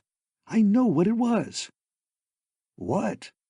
"It came from a black cube," said Sandy, "which was a cube that somebody from the garrison took to Earth. And what kind of cube would they take? They wouldn't take drill instruction cubes. They wouldn't take cubes telling them how to service the weapons or operate the globes or whatever else the fortress has. Do you know what they'd take?" He shook his head. "Novels," said Sandy. "Fiction stories, adventure tales, to experience on long winter evenings, or even asleep by a campfire. They were fighting men, Joe, those ancestors of ours. They wouldn't care about science, but they'd like a good, lusty love story, or a mystery, or whatever was the equivalent of a Western 20,000 years ago. You got hold of a page in a love story, Joe." "Probably," he growled. "But if I ever dream it again, I'll know who's behind those waving branches. You." Then, surprised, he said, "There were flutings when I came through the matter transposer. They've stopped. They sounded when I came through, too, and when Pam and Holmes and Keller came. Do you know what I think they are?" Sandy smiled up at him. "You have arrived on the planet Sanda. Surface travel facilities to the left, banking service and baggage to the right, tourist accommodations and information straight ahead. We may never know, Joe, but it could be that." He made an inarticulate sound and stared at the fire again. She fell silent. Soon Keller was dozing. Holmes strode away and came back dragging leafy branches. He made a crude lean-to for Pam, to reflect back the warmth of the fire upon her. She curled up, smiled at him, and went confidently to sleep. A long time later, Sandy found herself yawning. She slipped her fingers from Burke's hand and settled down beside Pam. Burke seemed not to notice. He was busy. He thought very carefully, running through the information he'd received from the black cubes. He carefully refrained from thinking of the desperate necessity for a solution to the problem of the enemy. If it was to be solved, it would be by a mind working without strain, just as a word that eludes the memory is best recalled when one no longer struggles to remember it.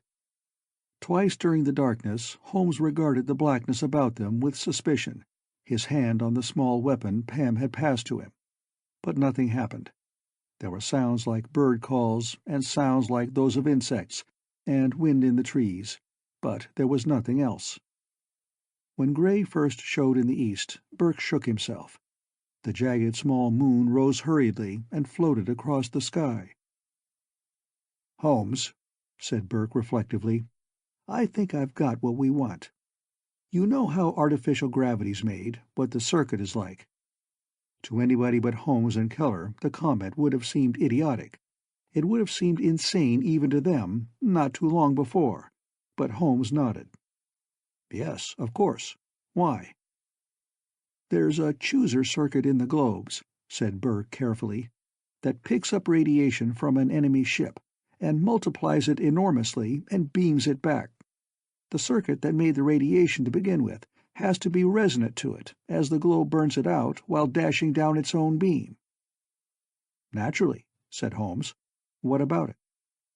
"The point is," said Burke, "that one could treat a suddenly increasing gravity field as radiation. Not a stationary one, of course, but one that increased fast, like the gravity fields of the enemy ships, moving faster than light toward our sun." Said Holmes. "Yes, that could be done.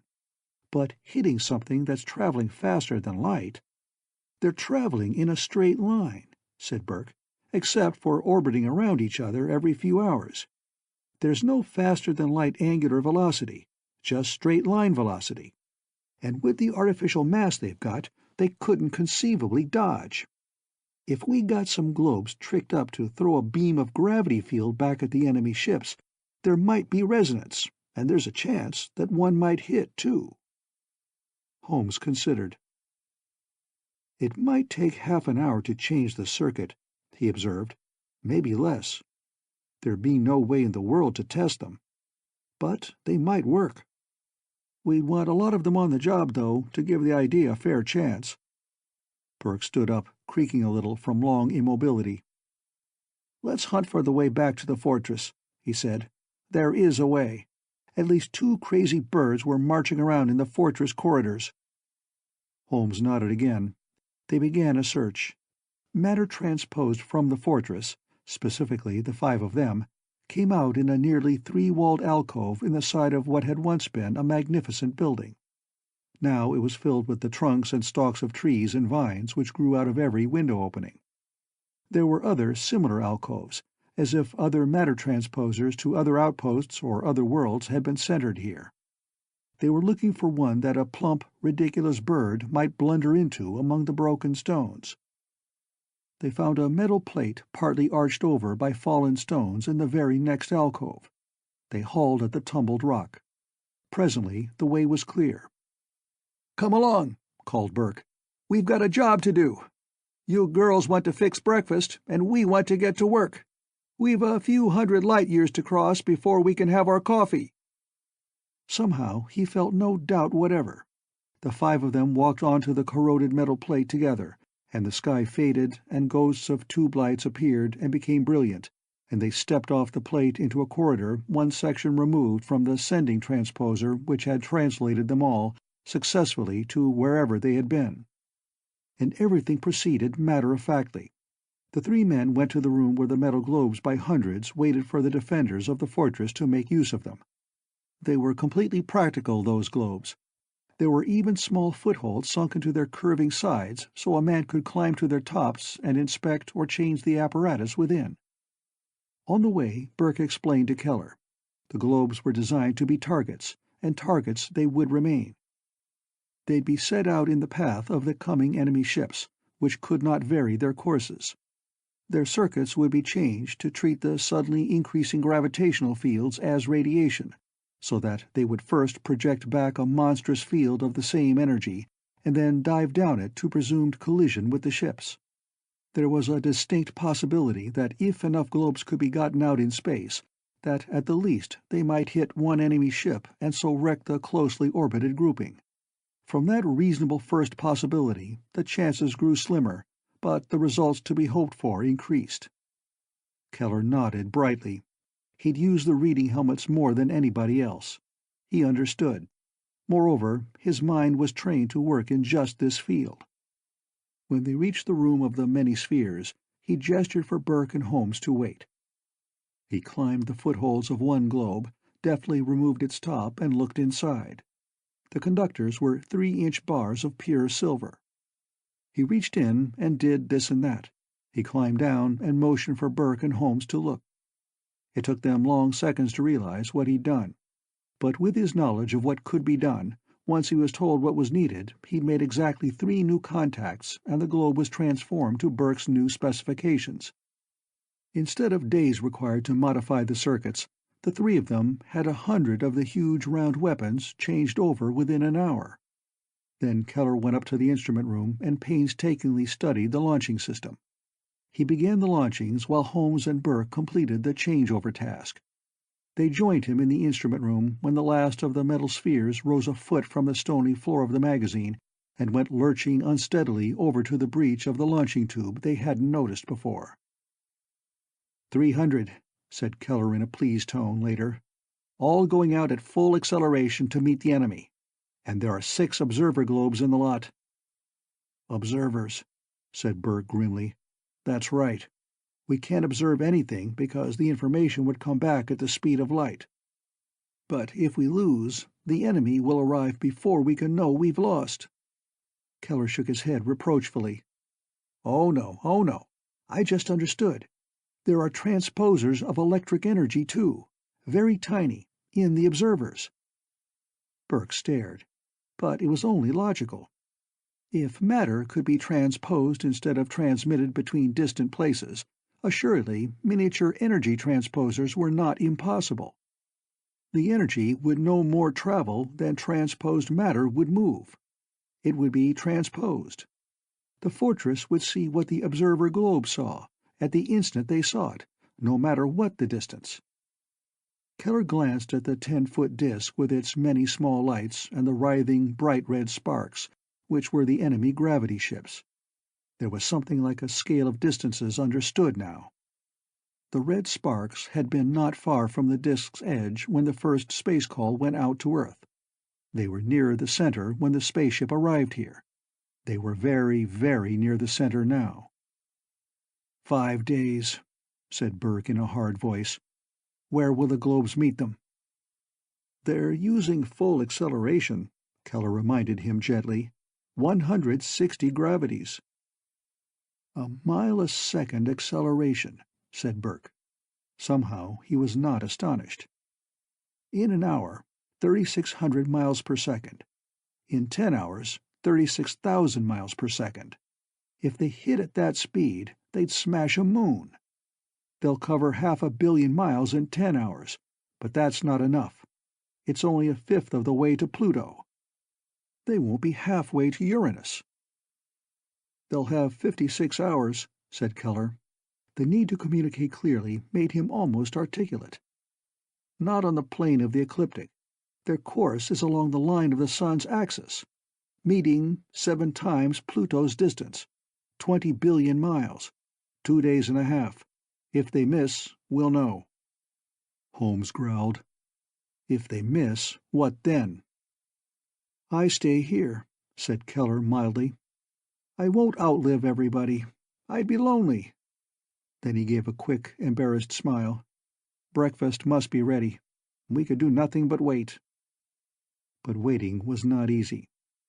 On the first day there came a flood of messages from Earth. Why had they cut off communication? Answer, answer, answer!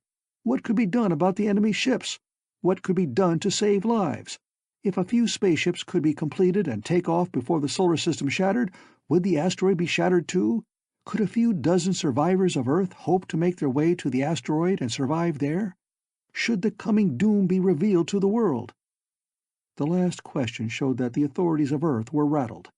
It was not a matter for Burke or Keller or Holmes to decide. They transmitted, in careful code, an exact description of the sending of the globes to try to intercept the enemy gravity ships.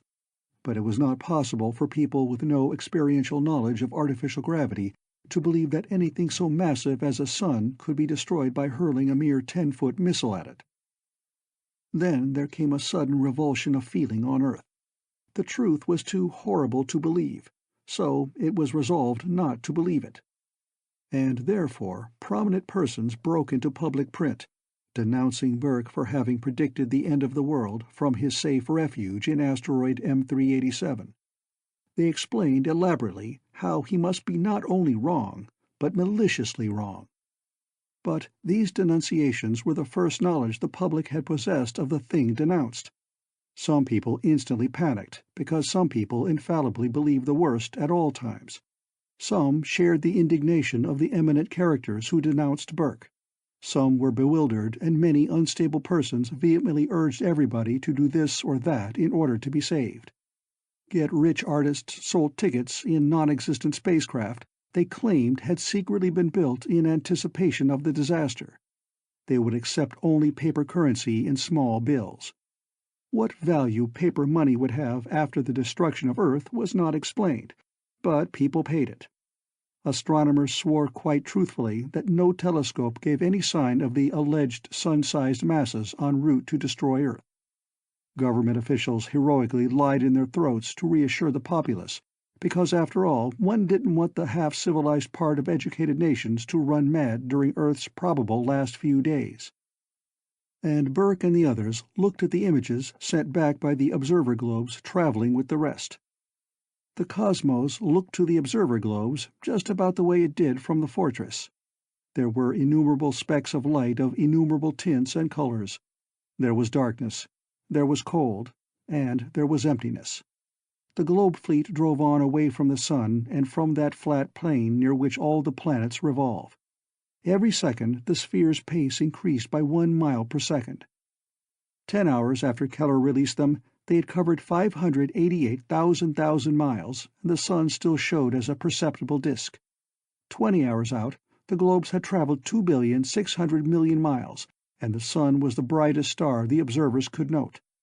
30 hours out, and the squadron of 10-foot globes had traveled 5,830,000,000 miles, and the sun was no longer an outstanding figure in the universe. Holmes looked fine-drawn now, and Pam was fidgety. Keller appeared to be wholly normal, and Sandy was conspicuously calm. "I'll be glad when this is over," she said at dinner in the ship in the lock tunnel. "I don't think any of you realize what this fortress and the matter transposer and the planet it took us to. I don't believe any of you realize what such things can mean to people." Burke waited. She smiled at him and said briskly, "There's a vacant planet for people to move to. People occupied it once. They can do it again. Once it had a terrific civilization. This fortress was just one of its outposts. There were plenty of other forts and other planets, and the people had sciences way ahead of ours. And all those worlds, tamed and ready, are waiting right now for us to come and use them." Holmes said, "Yes? What happened to the people who lived on them?" "If you ask me," said Sandy confidentially, "I think they went the way of Greece and Rome. I think they got so civilized that they got soft. They built forts instead of fighting fleets. They stopped thinking of conquests and begrudged even thinking of defenses, though they had to, after a fashion. But they thought of things like the Rhine forts of the Romans and Hadrian's Wall, like the Great Wall of China and the Maginot Line in France. When men build forts and don't build fighting fleets, they're on the way down." Burke said nothing. Holmes waited for more. "It's my belief," said Sandy, "that many, many centuries ago the people who built this fort sent a spaceship off somewhere with a matter transposer on board. They replaced its crew while it traveled on, and they gave it supplies and refreshed its air, and finally it arrived somewhere at the other side of the galaxy. And then the people here set up a matter transposer, and they all moved through it to the new, peaceful, lovely world they'd found. All except the garrison that was left behind. The enemy would never find them there. And I think they smashed the matter transposer that might have let the enemy follow them, or the garrison of this fort for that matter. And I think that away beyond the Milky Way there are the descendants of those people. They're soft and pretty and useless, and they've likely let their knowledge die, and there probably aren't very many of them left. And I think it's good riddance." Pam said, "If we beat the enemy, there'll be no excuse for wars on Earth. There'll be worlds enough to take all the surplus population anybody can imagine. There'll be riches for everybody." Joe, what do you think the human race will do for you if, on top of finding new worlds for everybody, you cap it by defeating the enemy with the globes? I think, said Burke, that most people will dislike me very much. I'll be in the history books, but I'll be in small print. People who can realize they're obligated will resent it, and those who can't will think I got famous in a disreputable fashion. In fact, if we go back to Earth, I'll probably have to fight to keep from going bankrupt. If I manage to get enough money for a living, it'll be by having somebody ghost write a book for me about our journey here. Keller interrupted mildly. It's nearly time. We should watch. Holmes stood up jerkily. Pam and Sandy rose almost reluctantly. They went out of the ship and through the metal door with rounded corners. They went along the long corridor with a seeming river of light tubes in its ceiling. They passed the doorway of the great room which had held the globes. It looked singularly empty now. On the next level they passed the mess halls and bunk rooms, and on the third the batteries of grisly weapons which could hurl enormous charges of electricity at a chosen target, if the target could be ranged. They went on up into the instrument room by the final flight of stairs. They settled down there. That is, they did not leave. But far too much depended on the next hour or less for anybody to be truly still in either mind or body. Holmes paced jerkily back and forth, his eyes on the vision screens that now relayed what the observer globes with the globe fleet saw. For a long time they gazed at the emptiness of deepest space. The picture was of an all-encompassing wall of tiny flecks of light. They did not move. They did not change. They did not waver. The observer globes reported from nothingness, and they reported nothing. Except one item. There were fewer red specks of light and more blue ones. There were some which were distinctly violet. The globes had attained a velocity so close to the speed of light that no available added power could have pushed them the last fraction of 1% faster. But they had no monstrous mass fields to change the constants of space and let them travel more swiftly. The enemy ships did. But there was no sign of them. There could be none except on such a detector as the instrument room had in its 10-foot transparent disk. Time passed, and passed, and passed. Finally, Burke broke the silence. Of course, the globes don't have to make direct hits, we hope. If they multiply the gravity field that hits them and shoot it back hard enough, it ought to burn out the gravity generators in the ships. There was no answer. Pam watched the screens and bit nervously at her nails. Seconds went by. Minutes. Tens of minutes. I fear, said Keller with some difficulty, that something is wrong. Perhaps I erred in adjusting the globes. If he had made a mistake, of course, the globe fleet would be useless. It wouldn't stop the enemy. It wouldn't do anything, and in a very short time the sun and all its planets would erupt with insensate violence, and all the solar system would shatter itself to burning bits, and the enemy fleet would be speeding away faster than exploding matter could possibly follow it. Then, without warning, a tiny bluish line streaked across one of the screens. A second, a third, fourth, fifth, 20th, 50th. The screens came alive with flashing streaks of blue-green light. Then something blue. A sphere of violet light appeared on one of the screens. Instantly it was followed by others with such rapidity that it was impossible to tell which followed which. But there were 10 of them. The silence in the instrument room was absolute. Burke tried vainly to imagine what had actually happened. The enemy fleet had been traveling at 30 times the speed of light, which was possible because of its artificial mass which changed the properties of space to permit it. And then the generators and maintainers of that artificial mass blew out. The ship stopped, so suddenly, so instantly, so absolutely, that a millionth part of a second would have been 1,000 times longer than the needed interval. The energy of that enormous speed had to be dissipated. The ships exploded as nothing had ever exploded before. Even a supernova would not detonate with such violence. The substance of the enemy ships destroyed itself not merely by degenerating to raw atoms, but by the atoms destroying themselves. And not merely did the atoms fly apart, but the neutrons and protons and electrons of which they were composed ceased to exist. Nothing was left but pure energy, violet light. And it vanished. Then there was nothing at all. What was left of the globe fleet went hurtling uselessly onward through space. It would go on and on and on. It would reach the edge of the galaxy and go on, and perhaps in thousands of millions of years, some one or two or a dozen of the surviving spheres might penetrate some star cloud millions of light years away. In a pleased voice, Keller said, "I think everything is all right now." And Sandy went all to pieces.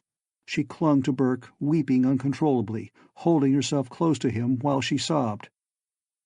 On Earth, of course, there was no such eccentric jubilation.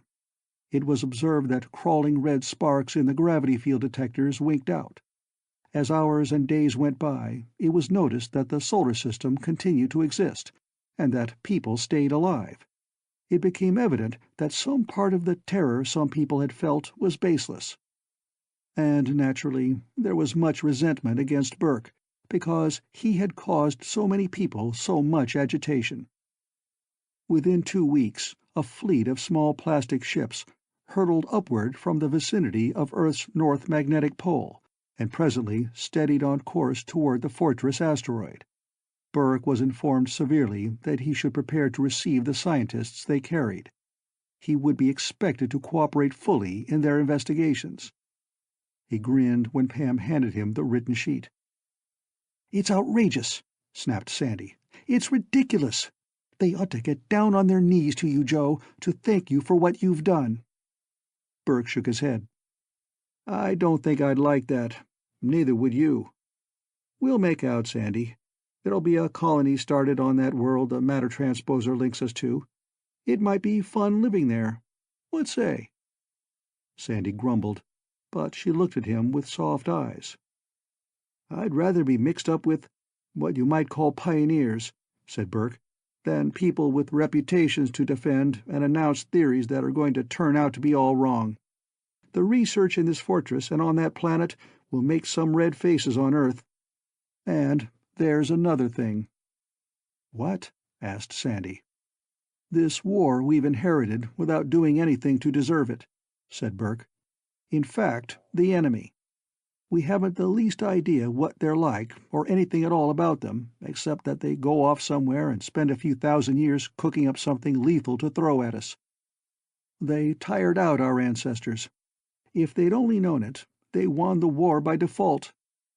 Our ancestors moved away to let the enemy have its own way about this part of the galaxy anyhow. And judging by past performances, the enemy will just stew somewhere until they think of something more dangerous than artificial sun masses riding through our solar systems." "Well," she demanded, "what's to be done about that?" "With the right sort of people around," said Burke meditatively, "we could do a little contriving of our own. And we could get a ship ready and think about looking them up and pinning their ears back in their own bailiwick, instead of waiting for them to take pot shots at us." Sandy nodded gravely. She was a woman.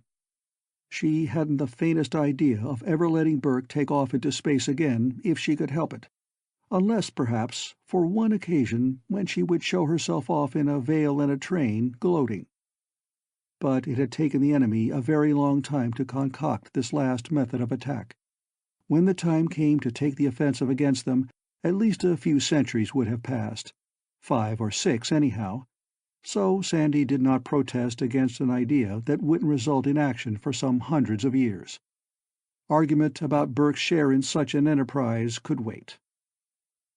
So Sandy kissed him.